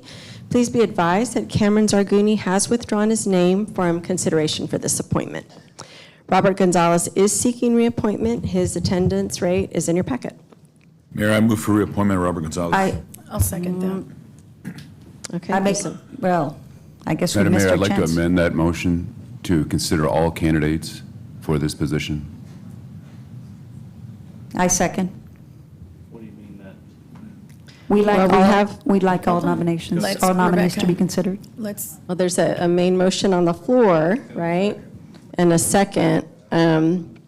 Your motion, I think what would be in Joanne. order would be to go with the motion to reappoint, because that is the motion on the floor. I mean, is the council interested in considering all nominations, or? So you're Yeah, not give a recognizing my motion motion and a to amend? It's, well, Motion and a second, Rebecca, we need to honor that. And if somebody wants to offer an amendment to that motion and second, they can. all right. Rebecca, Are you good with that, Mayor? Okay. Well, somebody make the call. Okay. Yeah, but his motion to amend. Mayor, are you good with the Yes. motion to amend? So we're going to recognize your Okay. motion, sir. Go ahead. All right. So you made a motion and a second. So the next thing that happens is we will vote on that. On the amendment. Correct. To consider all nominations. Wait a So I minute, have, what are we voting on? What's the difference? sir? I mean, here, pardon me, Mayor. So let's assume if his amendment fails, then. Yeah, then we just go back to Yeah, we nominations go and back put to the and main do all motion. I mean, it's the nominations same anyway. thing. If we move on. Okay. Well, the all mayor right, that's fine. recognized, the mayor did Okay, let's go recognize the with- motion. I asked her, and she decides we're going to recognize the motion, so we did. So now we're on voting for the amendment, the motion to amend as made by Councilmember Klein, seconded by Ms. Campos. Okay, so I do have, I'm going to ask for votes. Motion. Did you want to do just a, Consider all nominations. okay, there you go. All right, so voice vote, please. For the amendment. Correct, for the Which amendment. is to, For all nominees to be considered. All right, so you want to say all in favor, say aye? Aye. oh, I'm sorry. Aye. All in favor, say aye. Aye. Any opposed, say no. No. Okay, so that's close. I am going to need a roll call on it. Okay. All right, so for that motion to amend, we have Councilmember Suckley? No. No, okay. Barrera? No. Campos? Nay. I mean, yes, I'm sorry. Okay, I was like, wait a minute. No, I'm supporting the amendment. Okay. Sorry Hernandez? about that. Oh, well, since I got beat up on the library board, I'll agree with her this time. Aye. Okay, so yes. Hunter? I don't care. Nay, no. No, okay. Klein? Yes. Pesley? No. Roy? No. Guajardo? No. Okay. Okay, so it fails. So we're going to go with the reappointment then. Okay. What was the vote? 5-4? I have Suckley, I have 1, 2, 3, 4, 5, 6. 6 against. Didn't matter how it was, good. Yes, sir, there's 6 against. Okay, so now we have a motion and a second to reappoint Bobby Yes. Gonzalez. All in favor, say aye. Aye. Any opposed, say no. No. The Mr. motion Klein, no. passes. I Thank say you. aye. Very good. So let's move on. Okay, next we have the Port of Corpus Christi Authority. There is 1 vacancy. Rajan Ajua is seeking reappointment, and his attendance rate is in your packet. I make a motion for all nominees to be considered. Second. Okay, all in Okay, favor? Point of order, our normal process to make the motion to reappoint, and so they can add an amendment to that. I would say that if we're going to follow the normal process that we've always we should do that way. So if I can rescind that and then do it like we did on the previous one, I would. To Okay. add the amendment, yes. Okay, so if that's okay. Yes. What's it? Okay. So Councilmember Hernandez is asking, in the previous vote, we did have a motion to reappoint in a second. And then, Well, offer and then there was an amendment. amendment offered to that. So to consider all nominations. So he's asking if we could just Right, follow so the we can same go through a process. normal process, so we're not doing something different every time. So there's some consistency in what we're doing. I mean, it's, We've never The same. done it that way. Okay, so then I would put an amendment I- on that to motion to reappoint on her motion, so. okay, so you're going to amend You her know. motion to be a motion to reappoint, okay? Okay, is there a second to that? How does that To work? amend it to reappoint? No. That's what he said. Yeah, I mean, I think, I have a question. No idea what you're doing. Yeah, point of order. Yeah, We need so- clarification. yeah, we can just move forward with the motion for all nominations. I mean, Yes. I think that would All be simple. nominations. If you're asking my opinion, that would be good. So Yeah, we're I going mean, to but continue. not all, to accept nominations from the floor. Yes, sir, correct. Because she said all. Well, she No, just it's from meant the consider it as a whole. No, but we're going to accept nominations from, I just want to be clear, we're going to From accept the list. nominations from the floor, not the entire list. Yes, sir. Yes, Because then we're that's going to have to put right. every Oh, name right. up, and then Yeah. we're going to have to do it. Yes, you are correct. Vote by each one. Thank you. But if somebody wants to make a motion to reappoint, that is absolutely the way we've done it in the past. Yes, sir. If that receives a second, then we vote on it. And if No. she wants to offer an amendment, please don't interrupt me, Sylvia, while I'm talking. Go ahead. All right, you've been talking for 30 minutes. Vote, please. Okay. Yeah, So, I Mayor? know where everybody's nervous. That's the way Yeah. we've always done it. Okay, let's It keep our cool. We got this. It's good. It's good. Okay, so we I do made have a- a motion on the floor, Made right? amendment. Gil, hold on. Let her speak. Okay. Go ahead. Okay, so we had a motion on the floor. I thought we were moving forward with the motion. So are we amending? I made a motion to amend, to go back to amend hers to motion to reappoint. Okay, so if that motion to reappoint, just so everybody's clear, if the motion to reappoint fails, then we would consider all the nominees. Main motion. It should be. But she said it first, so Okay, whatever. So Gil's countering what Dr. Klein did earlier. So I need a second on my amendment. We have a motion and a floor. I mean, we have a motion and a second. Right. So now we're Okay, so for that motion to reappoint, What okay, happened so to we're going to Sylvia's consider motion? those votes. I thought we were still able to make our nominations. I made an amendment to your So, motion. so that means we can't make our nominations? Can I make I another thought that amendment? Motion to reappoint, then no. You can. I'm just kidding. That's, I- yeah. Let's Yeah, it'd be I nice if want we to know, could. I want, just vote. Okay. Well, they're asking to do a motion to amend. If it's a motion to amend, then we would vote on that. But there's not consensus from the council what process they want to use. I'm not clear on what you want to use. So, Either way, it doesn't matter. yeah. It doesn't matter. it does matter because we want to nominate. Oh, Mayor, point of order. We are deviating from our normal process by her motion. Well, But they're And so not- since we well- did that, it's creating this confusion. That's why I said we should go to our normal process of motion to reappoint. If she wants to amend on that, that'd be fine, but since we're not doing that, I'm going back to where, amending her motion so we can try to get back to our normal process. Okay, there's a motion to reappoint. And a second. Let's vote. Okay, And there's a second. Let's vote on the Jim. motion to reappoint. I know, but he But we should can have amend. Dr. Just go with Klein it, did Mayor. earlier. okay, but Jim can also amend and second. It doesn't matter. Just okay, we have a motion, we have a second. We're going to vote on that. They're saying they want to do the reappointment. I mean, it's a little late to talk about deviation, Gil. We already That did it. started a couple weeks ago. So let's go. We have a motion, we have a second.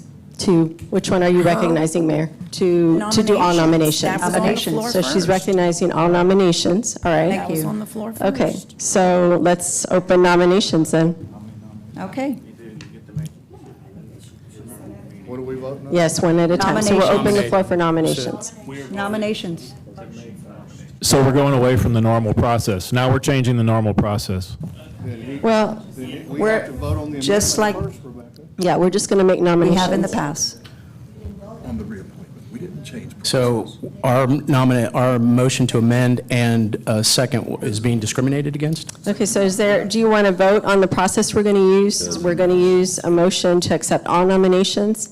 There's a first and a second. Do you want to vote on that to ensure that that's what the majority wants, is to use that? Because we do normally do Yes, I the. think we have to. Okay, let's go ahead. So for the motion to accept all nominations, open this up for nominations. Councilmember Suckley? I'm going to call point of order again. Okay. He made a motion, I seconded it as an amendment to her motion. We have to consider the amendment first. Or she has to rescind her motion, and he can rescind his, and we can do the normal process like we normally do. So that's where we are. That is the rule. That is correct. Yeah, just go with it. Just go with it. It doesn't matter. Okay, so, Just go with it. It doesn't matter. Just go with it. Go with it. Yeah. Go with the amendment. Go with the amendment. okay, so for Go the with the motion to amendment. It doesn't reappoint, matter. right? Go with the Motion to amendment. reappoint Gonzalez. No. No. Right now, in Gil's amendment, that's what Oh, we're just to going with. reappoint, period, to Yes, consider yes, that it doesn't motion matter. first. Just go with it. Okay, This isn't Gonzalez, Yeah. okay, so it's not to consider Gonzalez, it's No, to no, what we're not even process on that. We're we're on the Port deciding of on. Corpus Christi. We're on the Port of Corpus Christi. We're on the port. We're in the Port of Corpus Christi. Oh, I'm so sorry. Yeah, Rajan, I'm sorry. Yeah, my mistake. It's been a long day. Yes. We're voting On the amendment. We're voting on the amendment. Right, on the amendment. Okay, so that's what you're recognizing, Mayor. Okay, got it. All right, so to reappoint, Councilmember Suckley, Aye. Barrera, No. Campos, No. Hernandez, Aye. Hunter, Klein, No. Pesley, Aye. Roy, Aye. Guajardo. No. Okay, so the five. So now we'd Go accept back to- nominations from the floor. Yes, let's go ahead and do that. Okay. Mayor, All I nominations. Mayor, I nominate Barton Brazelton. It is Barton, right? Mayor, I nominate Diana LaRue. Hold on, we need to, if y'all can just slow down just a little bit for us, because we've got two. So LaRue. LaRue is next. Oh, and just wanted to also, just because I am nominating a woman for the port, just wanted to point that out, that we've never have appointed a woman from the city council. I'd like to nominate Eloy Salazar. I'd like to nominate John Michael. Okay, just one moment. Salazar, Michael. I'd like Okay, to next. nominate Rajan Ahuja, who, should I point out, is our only Indian American that has ever been on the port. Okay. Any other nominations? Okay, we'll go ahead and close nominations. Close nominations. And, Okay, we'll start yeah. the vote. Okay, so Councilmember Suckley? It's the Sir? same order. I'm sorry? It's the same order. We have a, she rotates and it's the same order. Michael. Okay, Barrera? Brazelton. Campos? LaRue. LaRue? Hernandez? Ahuja. Hunter? Salazar. Klein? LaRue. Pesley? Ahuja. Roy? Ahuja. Guajardo? Brazelton. Okay, so what do we have here? Ahuja, LaRue, and Brazelton? Okay, so let's use the same order. Okay, so let's do Brazelton first.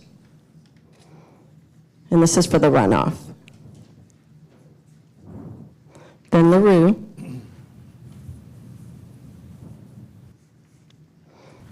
Okay, and then Ahuja.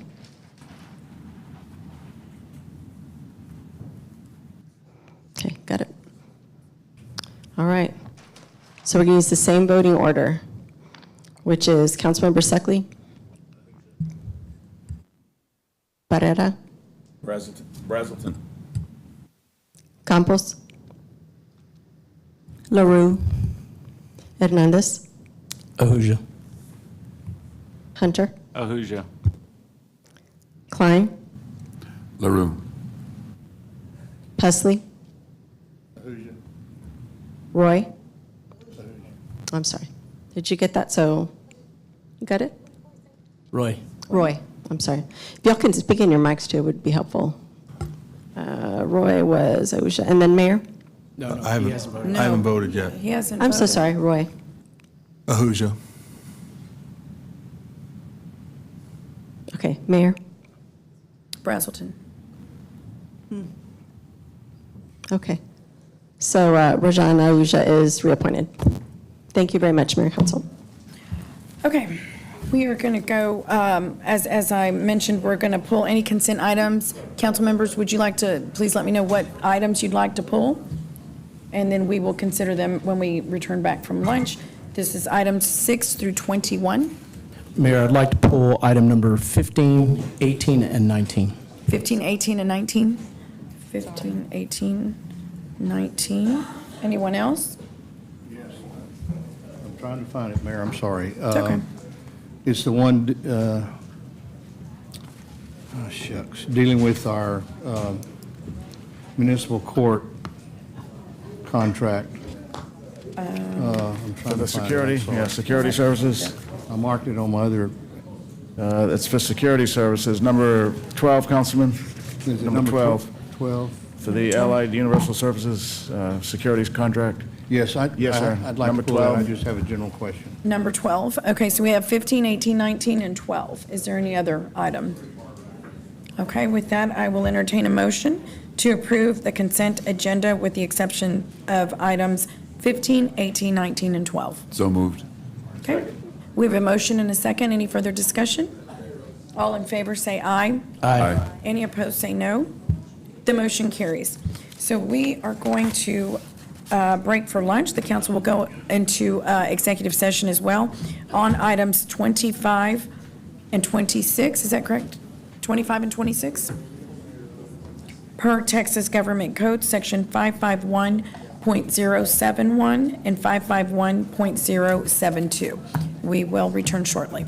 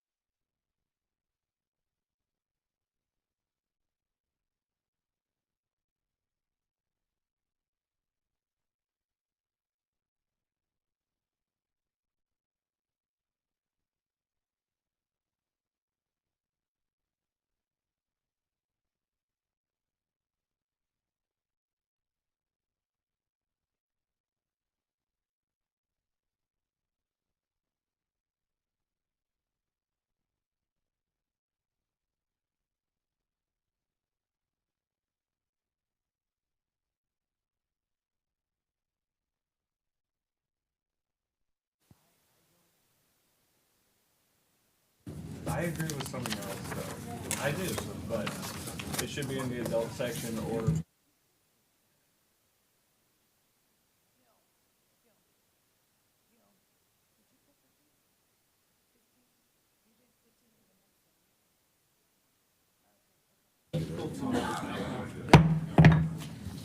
Okay, we're going to go ahead and reconvene our meeting, and we are on section J, consent agenda items. Prior to breaking for lunch, we had pulled items 15, 18, 19, and 12.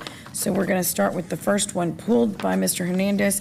Item number 15 is a motion authorizing execution of a 3-year service agreement with 2 one-year options with Excel Pump and Machine for preventative maintenance and reconditioning of pumps and motors at the Mary Roads Pipeline Phase 2 River and Booster Pump Stations. Mr. Hernandez, your question or comment? Okay, this is less about this individual item as, in terms of the agreement as opposed to the overall amount that we're spending on Mary Roads Pipeline. I had a constituent ask me specifically about how much we're spending on Mary Roads Pipeline, because this is supposed to be a pipeline that's supposed to last for 50 years, but we're, close to 25 now, 25-year Right. timeframe? And Yes, sir. And I don't think it's going to make the 50 years based on what we're seeing.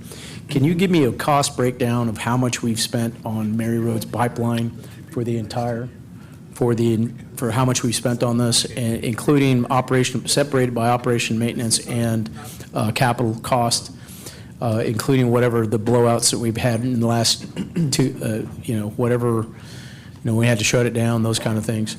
I just want to kind of have a very good idea of what we're paying or what the expense is on the Mary Roads Pipeline.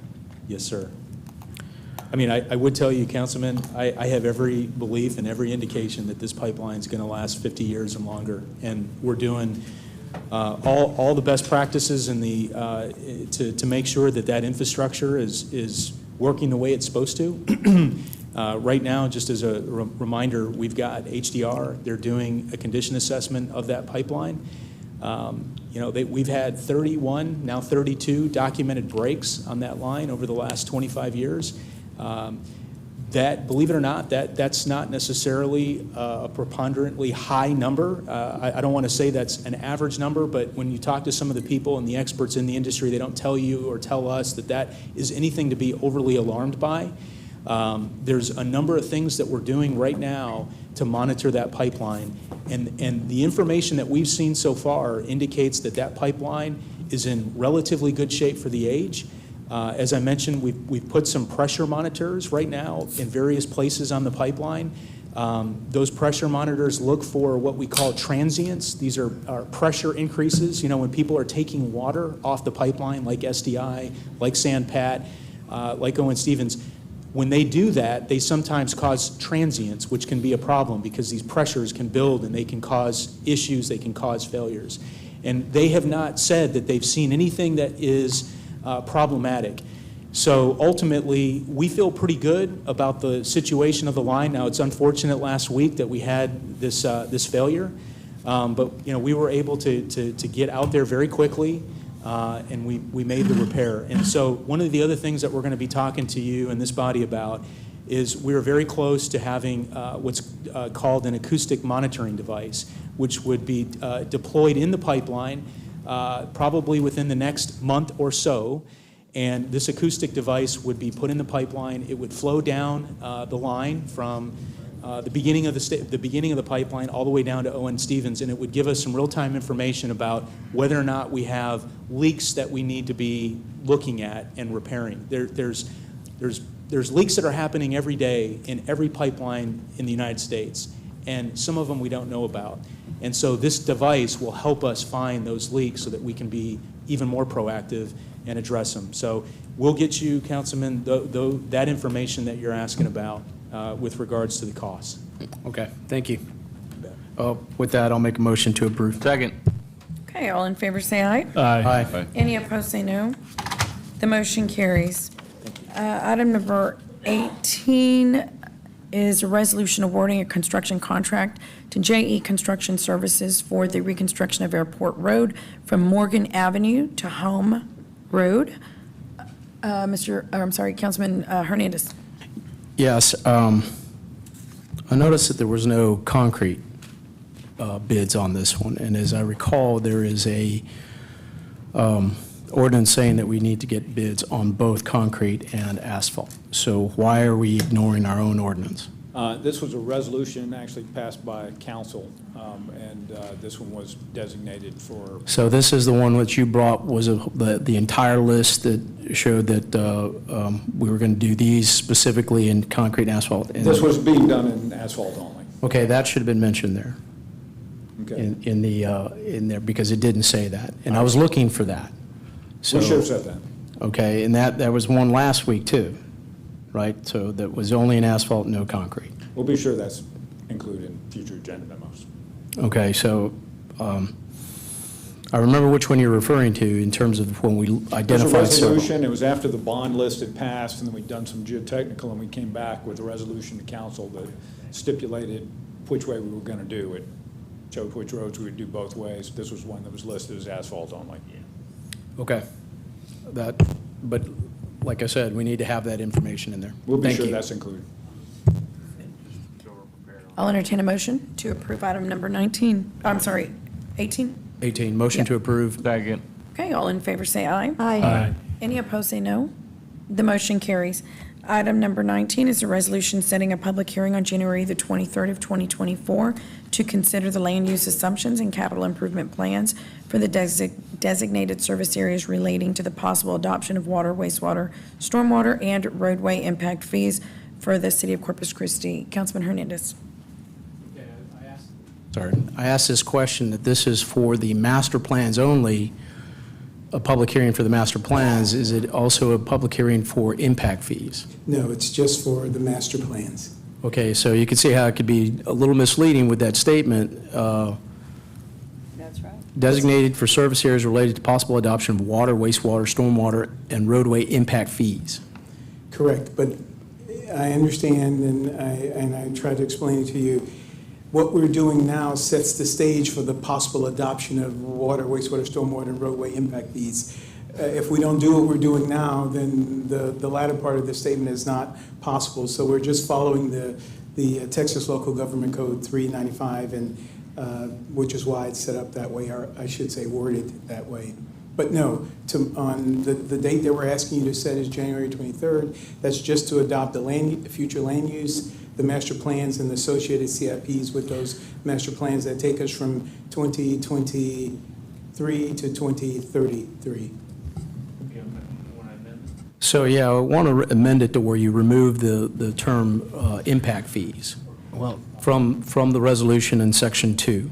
Or maybe possible? Or possible, because, I mean, it sounds like we're having a public hearing to approve impact fees or to review Can we impact add fees. possible? Understood, sure. This really is Okay. intended to be a predicate to the potential passage of impact fees, and it's to make sure that your hand is freed, that if you decide to adopt impact fees, that you don't have a legal restriction on that ability. So we should say, add the word possible? That's Right. legitimate. Okay, so in between, where it says, It's Everett, not me. it says possible adoption of water and impact Water, impact wastewater, fees. stormwater, and roadway impact fees. Oh, so it says possible. It does say possible, but it says possible adoption of the impact fees, but that's not what we're reviewing. We're reviewing the master plans in this, and it gives the impression that it's a possible adoption of the impact fees. So why not add the word, the master plan? Master plans? Right. And I think that's what Councilman Roy, you're referring to. So designated service areas for master plans relating to the possible adoption of the impact fees. Right. Is that kind of what you're referring to? That's what it said, yes. So we need to actually say Master plans. designated service area or master plans for the designated, it says capital improvement plans. Maybe you want to say possible future adoption of impact fees. Future adoption?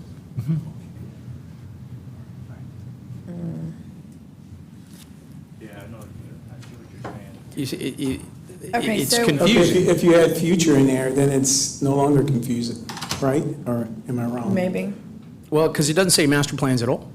I know, but the capital improvement plans are, in essence, the master plans. But I can say future land use assumptions, master plans, and the capital improvement plans.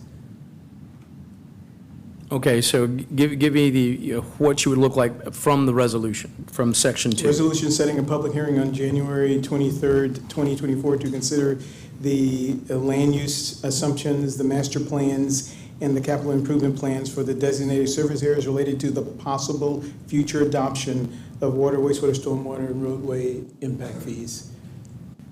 Okay, so we add the word future, possible future adoption, so future between possible and adoption. Yes. And then you would add master plans for possible, public hearing to consider land use, Assumptions, master plans, capital and improvement plans. Okay, so I'll make an amendment to this resolution in section 2 to include the word master plans after the word assumptions in section 2, and include the word future between for future possible adoption. And I'll second that. Okay, any further discussion? One Yes, sir. other thing, I want to share something with you. On your calendars, you have been, we placed a lot of meetings. We, Development Services, has placed a lot of meetings. You attended a workshop a couple of weeks ago, and you'll be attending one Wednesday. None of these meetings are mandatory, but this effort is a culmination of 2.5 years, and I know that Councilman Hunter seemed frustrated at the workshop meeting. It's a lot of information to share with you so that we don't have to share it here, right? You have an opportunity to ask questions. You can ask SEAC, you can ask the consultant. It's just an opportunity to bring you up to speed or allow you to dive in as far as you want to go at the workshops. In addition to the workshops, we have community meetings. I've already had 2. We're going to have one Wednesday afternoon, Wednesday night, and we're going to have one Monday night, this upcoming Monday night, just to kind of share with the community about the master plans. And in addition to that, there's a public hearing at night that this body recommended because the comment was made, hey, everyone can't come to these council meetings at 11:30 or other meetings. So I have on the schedule January 18th a public hearing where council will be there, planning commission will be there, SEAC will be there, the capital improvement advisory committee, the consultant, obviously the operating departments will be there. I want to make you aware, these meetings are for your information. If you feel you don't need these meetings, you can just let me know and I'll reduce them, but I don't want you to get meeting fatigue and go, oh my gosh, what are all these meetings? But that's why, because it's a lot of information to share and across a lot of different sectors of the city. Just be advised, it's for you, right? So if you feel it's too much and you don't need those meetings, you don't have to come, or you can either cancel them. But I think they're still beneficial, right? So just wanted to inform you of that. Yes, sir. And I'm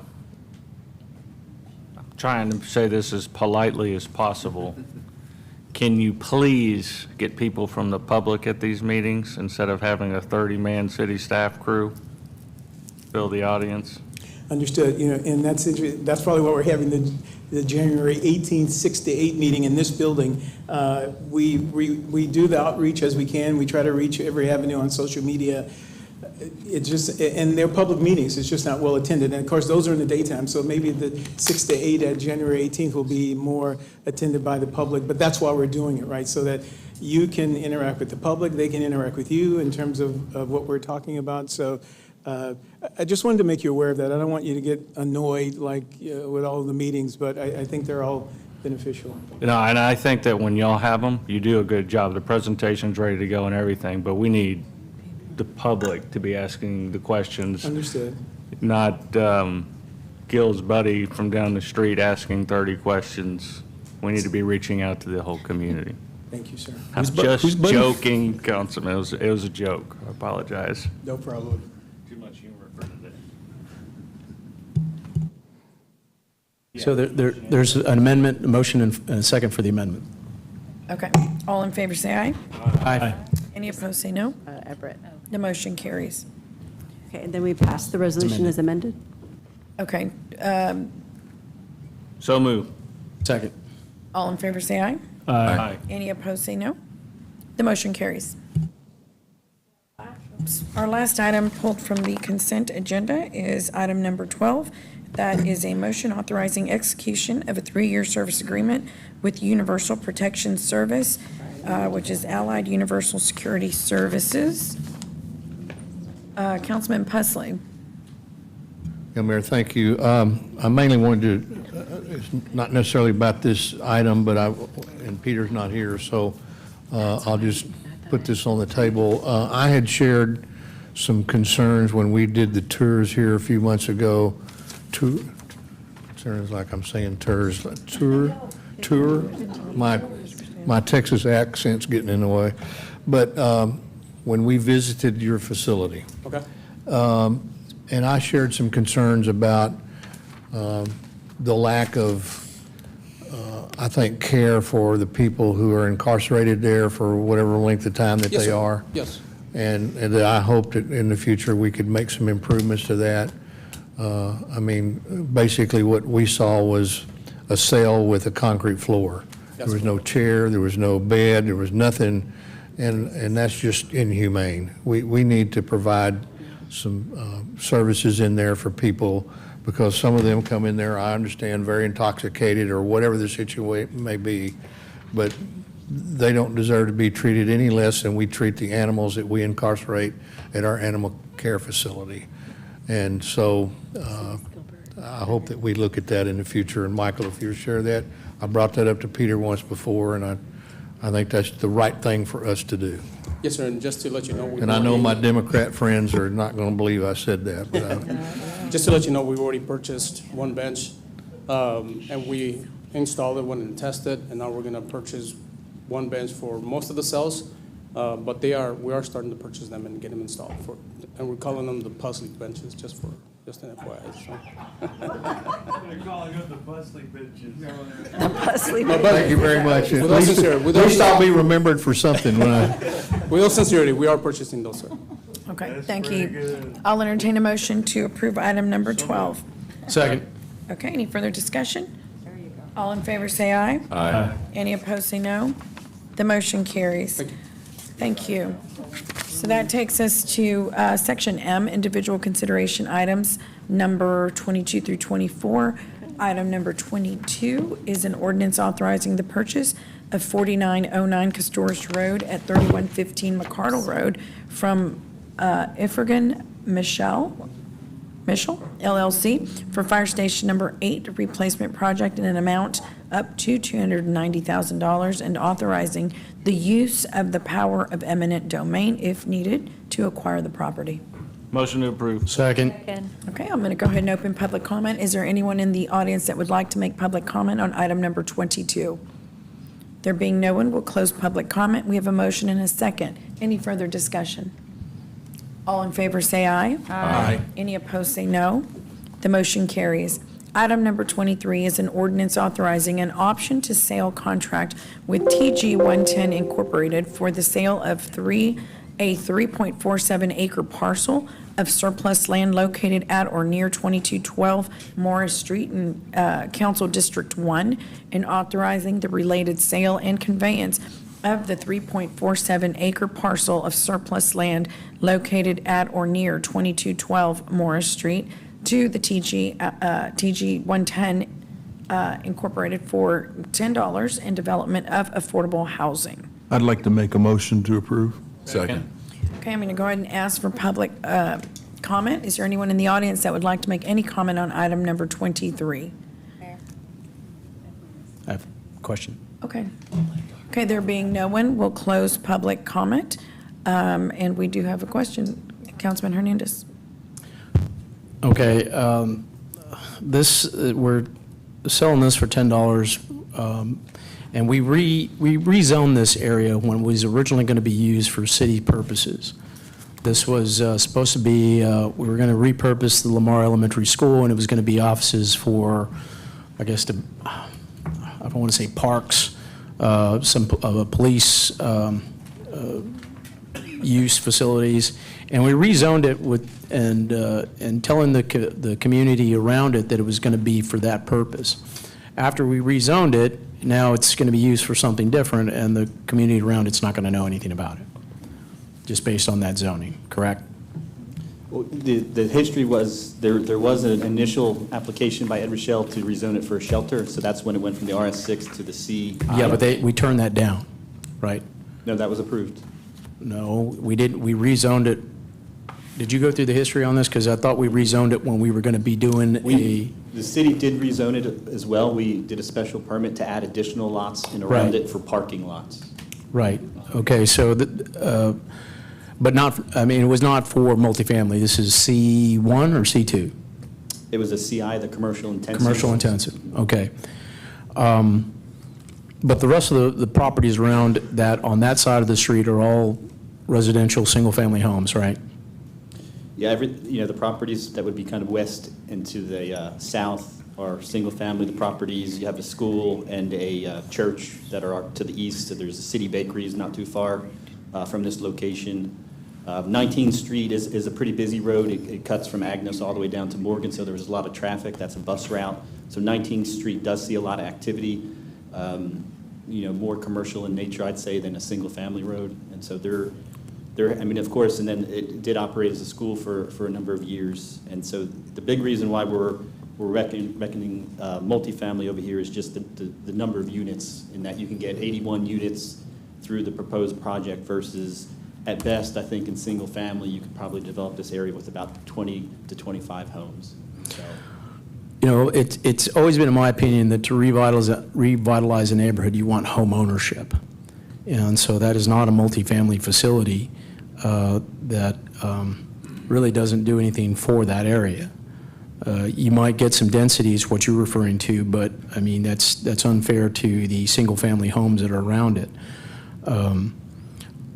I can't support this based on that. I think this was supposed to, originally, when we first looked at this, it was supposed to be single-family homes because because the Rochelle Foundation provided us a lot of other lots there that were single-family as well.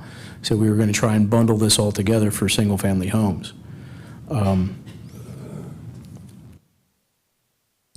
mean, that was originally the plan here, right? Well, I mean, you can answer, go ahead.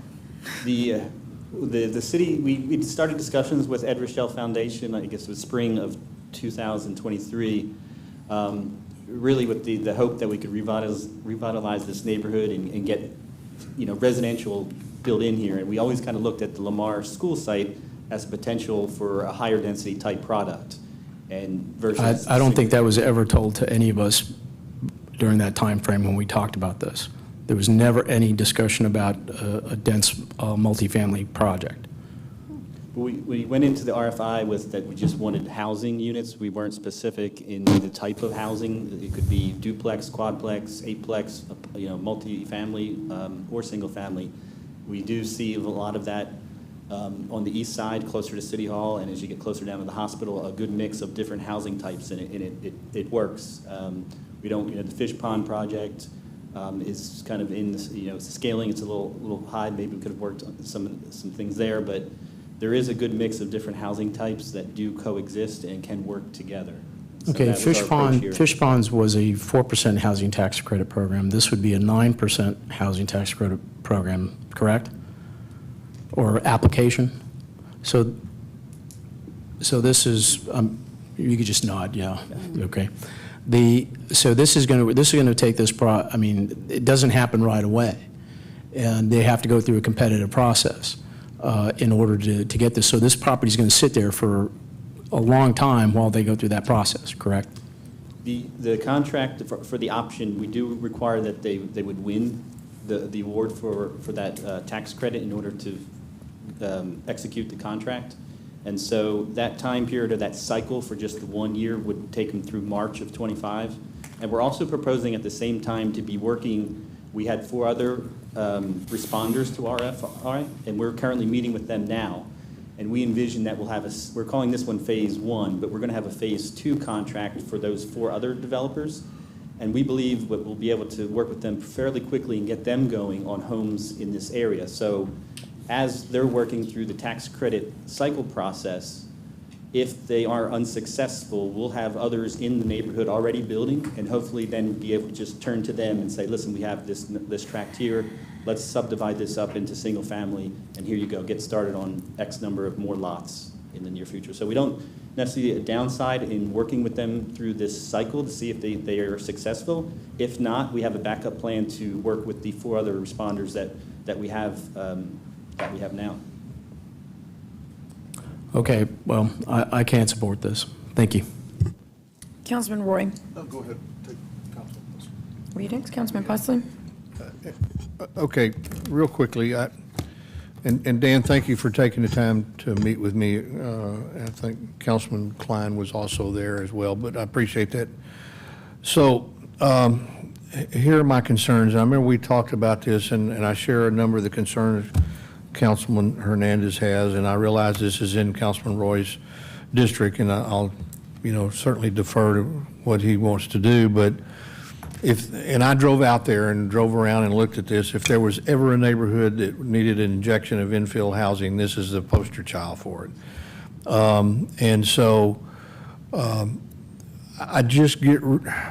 always had this aversion to plopping down an apartment complex in the middle of an existing residential neighborhood, and especially in a neighborhood where we have an opportunity to do as much infill housing as we have here. I'm sure Thanksgiving Homes or any number of those folks that are participating in the infill housing program are going to be just salivating at an opportunity to come in here and redevelop some of these properties. But to sell homes and residential homes to people right across Mary Street and then turn around and build an apartment complex next door to them, I just think is patently unfair. I would rather see that old school site give Thanksgiving Homes or somebody an opportunity to maybe put additional infill housing on that property and maybe save a small portion of it as a park, because other than the Garcia Arts Center, I didn't really find any parkland around in this particular area, and maybe that would be a good place for a small park. But that's just my feeling. I just always have had an aversion to, I know if there was a vacant piece of property came up across the street from my house, I would not want them to build an apartment complex across the street from a historically significant residential area. So that's my only comment. Thank you. I did want to add the proposed project would be for seniors. Right. And so it's about 81, and it would be specific, and they would be affordable rental rates for seniors. And so the impact of a senior project maybe versus your typical apartment, certainly there's going to be less cars, vehicle traffic. There's a bus line there that will, I think, only further the decrease or the need for vehicles for the folks that may live here. Right. The applicant is also, we're going to be meeting with the community in this area and to kind of look at the design and the proposal and come up with something that could really work with this neighborhood and the scaling and its landscape or how you site the buildings within the property. Prosperity they provided some information here about their and they're here if you have any questions for them, but they did provide some information about their projects here in the community, along with some conceptual ideas that they would like to present to the community at that meeting. And certainly they've said that they are willing to work with us and the community on those concepts. Call the question. Well, we've got some more questions. Councilman Roy. So this actually, recently, and probably since I've come back on council, I've spent an inordinate amount of time in this area every week.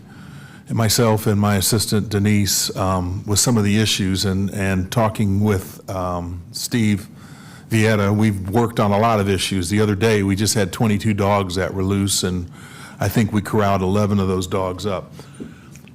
The problem with this area, I mean, when you take a look at this area historically, yes, I mean, if we start back in 2017, 2018, remember this was an area that Del Mar College was using after it was shut down, and when it went to the Ed Rochelle Foundation, we got pushback in terms of trying to do some type of, what's the word I want to use, that was it not really a halfway?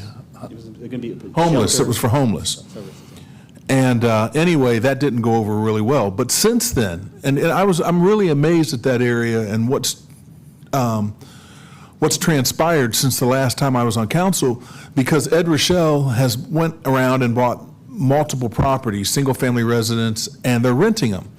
And one of the questions I kind of have talked to several people in the neighborhood, homeowners, about is that, and one of the things we have a constant problem with is that we have code enforcement out there all the time, because in terms of people taking care of their properties, it doesn't really exist. So there's a couple issues there, because we do have some homeowners, and it's usually the older seniors that are taking care of their property. And then we have all these other areas, including some of the new homes that have been put in place there because they're renters. They're not owners. So now we have the possibility of putting in place this senior residence, which we know that they're not going to, well, they shouldn't. I mean, I don't think they're going to party and do some of the things. There's going to be less traffic, they're relying on the public transportation, which it's really good and close there. And I think for basic, the model that Prospera is trying to do, I think it will work. And I like your idea that if it doesn't, then you have a backup plan. And I think that's important, because this is only phase one of kind of that whole area. If Peter was here and we were talking about some of the other areas right around there, as you know, we're getting ready to work on. But I think it fits for this area. And the thing I like most about when we have a situation where we're adding people is that always density cuts down crime. And when you have people walking around or just being around an area, there's a direct effect on cutting down the amount of crime.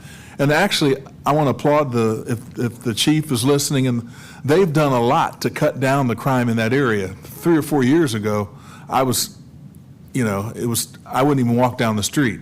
They've done a lot to clean that area up, and I think it is in a revitalization stage, and I fully support this project. Can I add one more thing? Thank you, So this project is for a 9% tax credit project for the TDHCA program. That is a very competitive program that the city competes regionally. So if this project is not approved, then that lessens our chance of receiving federal funds through the TDHCA 9% tax credit program. So that's upwards of $10 million or more that the city potentially may lose to Victoria that we've lost to in the past. So I just wanted to mention that as you're discussing this. No, but it's a competitive process. It wouldn't be the only one in the city of Corpus Christi applying for those credits, right? So We've had multiple ones before. We just lost to Victoria. That's true, and I'm not sure how many applications will be brought through this process. However, the more applications we have, the more competitive we are in the region. So TDHCA is a very complex scoring process, so I'm not sure how this project scores throughout the 9% tax credit applications. How many pre-applications do we have?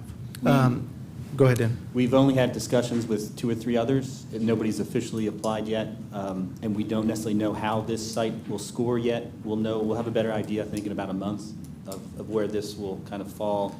And Mike is right, we did lose to Victoria the last 2 years, and so we're hopeful that we'll get a project that will score well and compete this year. And so we're hoping that this will be a very good site and score well, but we don't know that exactly yet.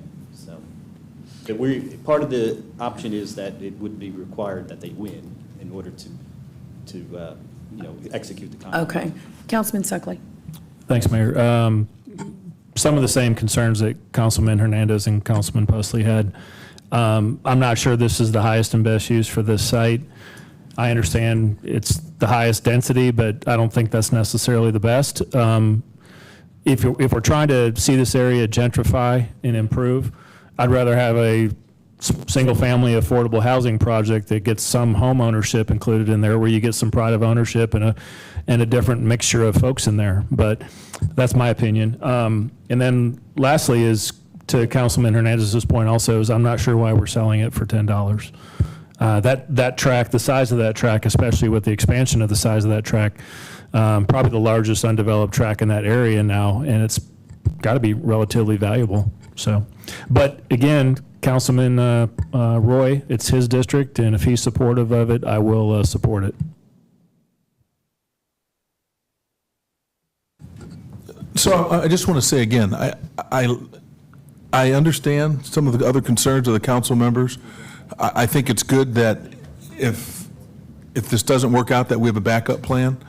But I also understand also, and I want to talk about this from just a banking perspective, is that right now with interest rates where they're at and the affordable housing programs out there for ownership, as you know, it's tough to be a homeowner nowadays. And so if you actually take a look at it, the trend is actually where the rentals are on the increase and home ownership, unfortunately, is on the decrease right now. I think that might turn around in 2 or 3 years, but that's been a really big problem. And the number of foreclosures that we're dealing with have went up. So this is a way I think we can protect ourselves a little bit, get the density there, provide affordable housing for seniors, continue to improve the area, and then also look at I'm not saying discount the single-family resident areas around there. We need to continue to work on those too. Thank you. With that, is there a motion? Yes, there's And a a motion second? and second on the floor. Yeah. Okay. Well, there's going to be an amendment. Oh, no? I gave my comments and we're ready, we're going back to vote. Are you going to do the amendment? No amendment? Councilman? Dan, have we had this property appraised? Yes, we did, and it was attached. The appraisal came back, we believe it's high, but it came back at 510,000. It used comps from kind of all over the city. And I guess I just kind of justify the reasonings, the staff recommendation for the $10 that pays the donation would be, that these affordable housing projects are going to need assistance. We have had several others, whether it's type A, B, or home funds. There will need to be some level of contribution to most of the affordable housing projects that we've done here in the last few years. And so this land is just part of the package. It is likely that we will be talking with them about the use of home funds in the future once we know more about the project and the financials. And so that will likely be something back at council if they're successful in their award with the tax credit program. There would likely be a request to, the home funds would also be probably needed to make this work. But that's, I think, the nature of some of these affordable housing projects, that there will need to be contributions to make them work financially. Well, who did the appraisal on this? I mean, I can't imagine that the property would have sustained that kind of value based on valuations in that area. I mean, I understand the city doing what it can to promote affordable housing, but you realize on the surface what it looks like if we turn a piece of property like this loose for $10. Sure. It is somewhat unique, too. We did take that into account, that it was gifted to the city versus maybe some other situations where the city had purchased land maybe 10, 20, 30 years ago, however that may be. But that was something that was in our consideration, that it was gifted to us, and we felt that it would be appropriate in this situation to recommend that we do the same here. Dan, the comps, wasn't there, I don't know if discrepancy is the right word, but the comps used weren't exactly comps that were fair for that price? I think there was about 5 or 6 of them, and about 4 of them were on the south side. Yeah. Can I just interject? The problem is, from a real estate perspective, is that you're not going to be able to have anything in that area to compare it with. Nothing has sold in 6 months that's anywhere near that size of a piece of land, except on the south side. So that appraiser probably had to go to the closest thing they could, which isn't going to be realistic. Well, if it was on the south side, that property would go really, truly for $1 million and $1.5 million plus. Make a motion. Let's move. We've made. Well, there's a motion, right? Yeah, there's a motion. There's a motion and a second to move this through. Okay, any further discussion? Okay, all in favor, say aye. Aye. Any opposed? Very good. Any opposed, say no. No. Okay, the motion carries. Thank you, Dan. Thank you. That was item 23. Okay, item number 24, and our last item of the day is an ordinance amending the Corpus Christi Code to amend Chapter 49 Streets and Sidewalks and Chapter 53 Traffic regarding requirements for performing work in the public right-of-way and placement of utilities providing for penalty. All right, good afternoon, Mayor, City Council, Ernie Garza, Director of Public Works. This ordinance is amending the Corpus Christi Code to amend Chapter 49 Streets and Sidewalks and Chapter 53 Traffic regarding requirements for performing work in the public right-of-way and placement of utilities provided for penalty provided for publication. Just some for background, since 2020, Public Works has Development Service has been transitioning management of the right-of-way to Public Works. And this amendment presented today will complete the transfer of all of those responsibilities to Public Works completely with the amendment of Chapter 49 and 53. Assistant Director of Public Works, Renee Couture, she's been taking the lead. She's with our traffic section, and since 2020, she's been working on this transition of work of right-of-way management for Public Works, and she has the institutional knowledge. She's been with the Department of Public Works for about 12 years, and she'll cover the details in this presentation in detail. Thank you. Can I Okay. make a motion for approval? I mean, we've been. What's that? We've been briefed. We've been briefed on this project, and would like to make a motion for approval. Okay. Second. We have a second. Councilman Hernandez. Okay, we went through this briefing, and I appreciate you taking the time to set up that and explain some of this stuff, but I brought up some issues regarding a lot of this involved permitting and controls of that permitting. So like with development services, if you're a contractor and you fail to get a permit on a project and you're caught, or if you're doing something that is incorrect with that permit, we have the Building and Standards Board where you go and it kind of gets adjudicated. There is no process for this particular aspect of it. So it's not like we have the real authority to deny people permits or contractors from getting permits without going to the Building Standards Board. That is not written into this ordinance or how you have it written. So Miles, I asked you to jump in on this and tell us how we can improve this to where we can have some real teeth to the permitting process here.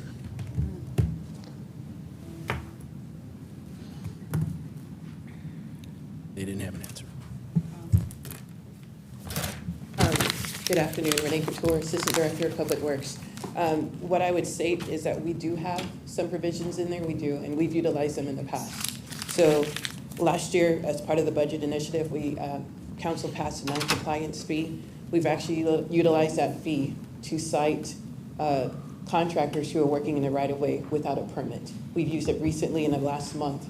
So if we encounter someone that's out there working without a permit, we stop them, we educate them, we give them the opportunity to come back in. If they don't, we've actually given them a citation and/or the non-compliance fee, and that fee is paid prior to them being allowed to work in the right-of-way. But we've utilized that in the past month, even as late as last week. We give another opportunity for someone performing a curb cut in our right-of-way. They showed up on Monday morning for the permit.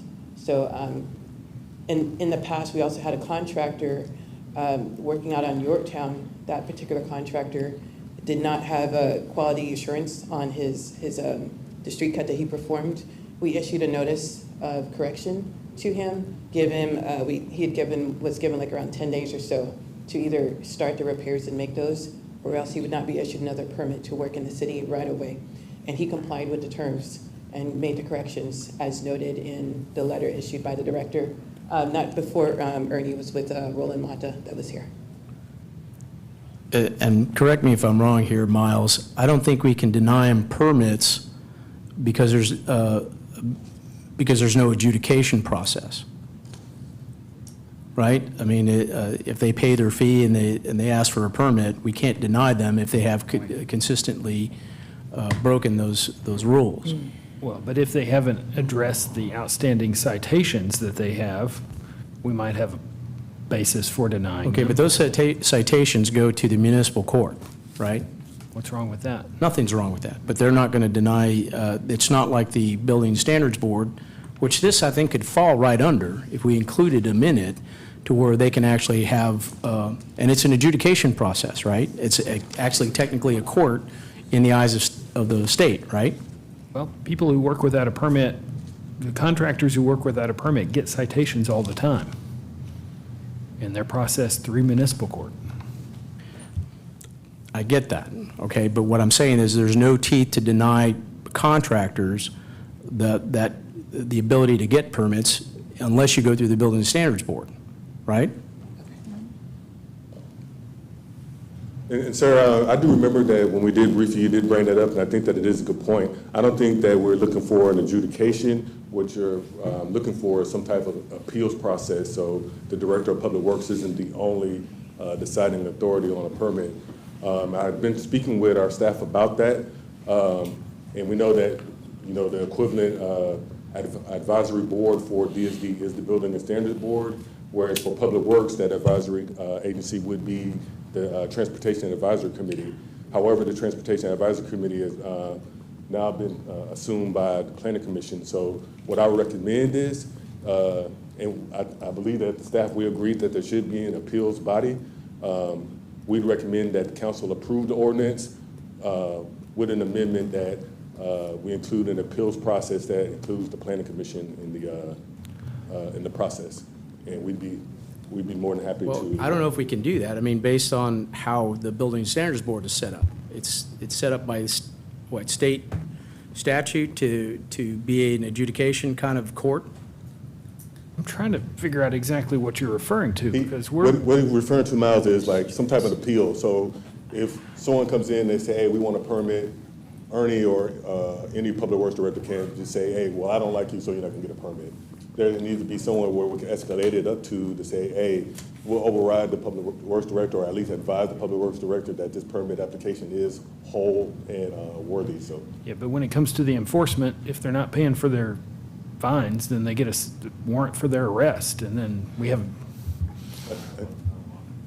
I believe the discussion is pre-fine. If the application is not someone's violated just before they even get the permit, there should be some type of appeals process for a permit to be approved. Look, there's two aspects to this, right? There's an appeal process, and then there's also some if you have a consistent, a contractor that has consistently not done permits or have issues, you can bar them from even pulling a permit or working within the city.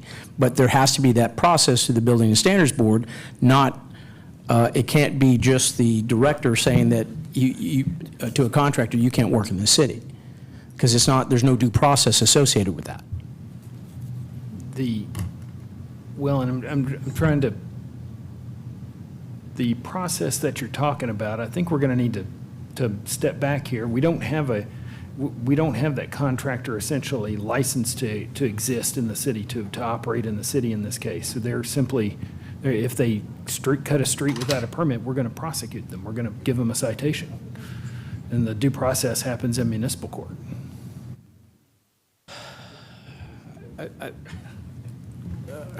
I don't think you're understanding, and I'm probably going to have to get with you on this along with Al, so he can have the better explanation for this, because we've gone through this, and we're actually the appeals to the Building and Standards Board as a council.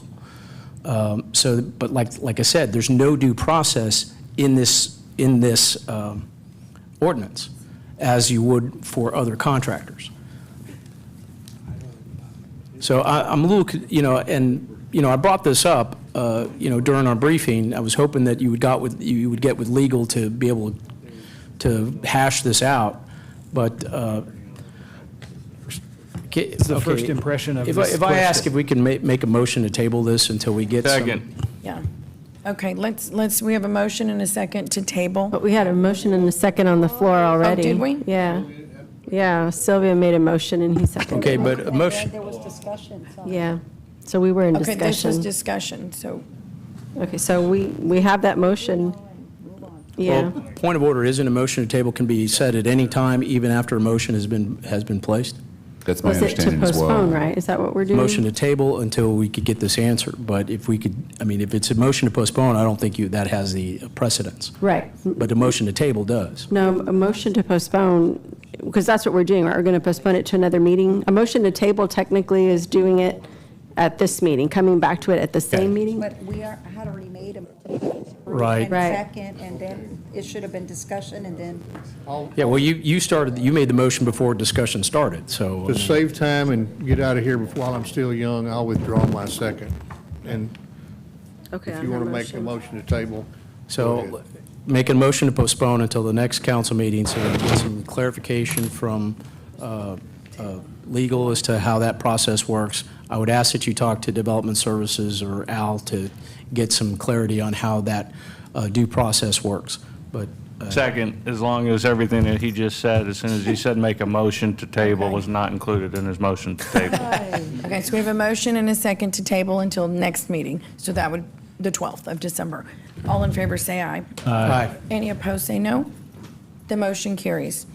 There being no further business, this meeting is adjourned.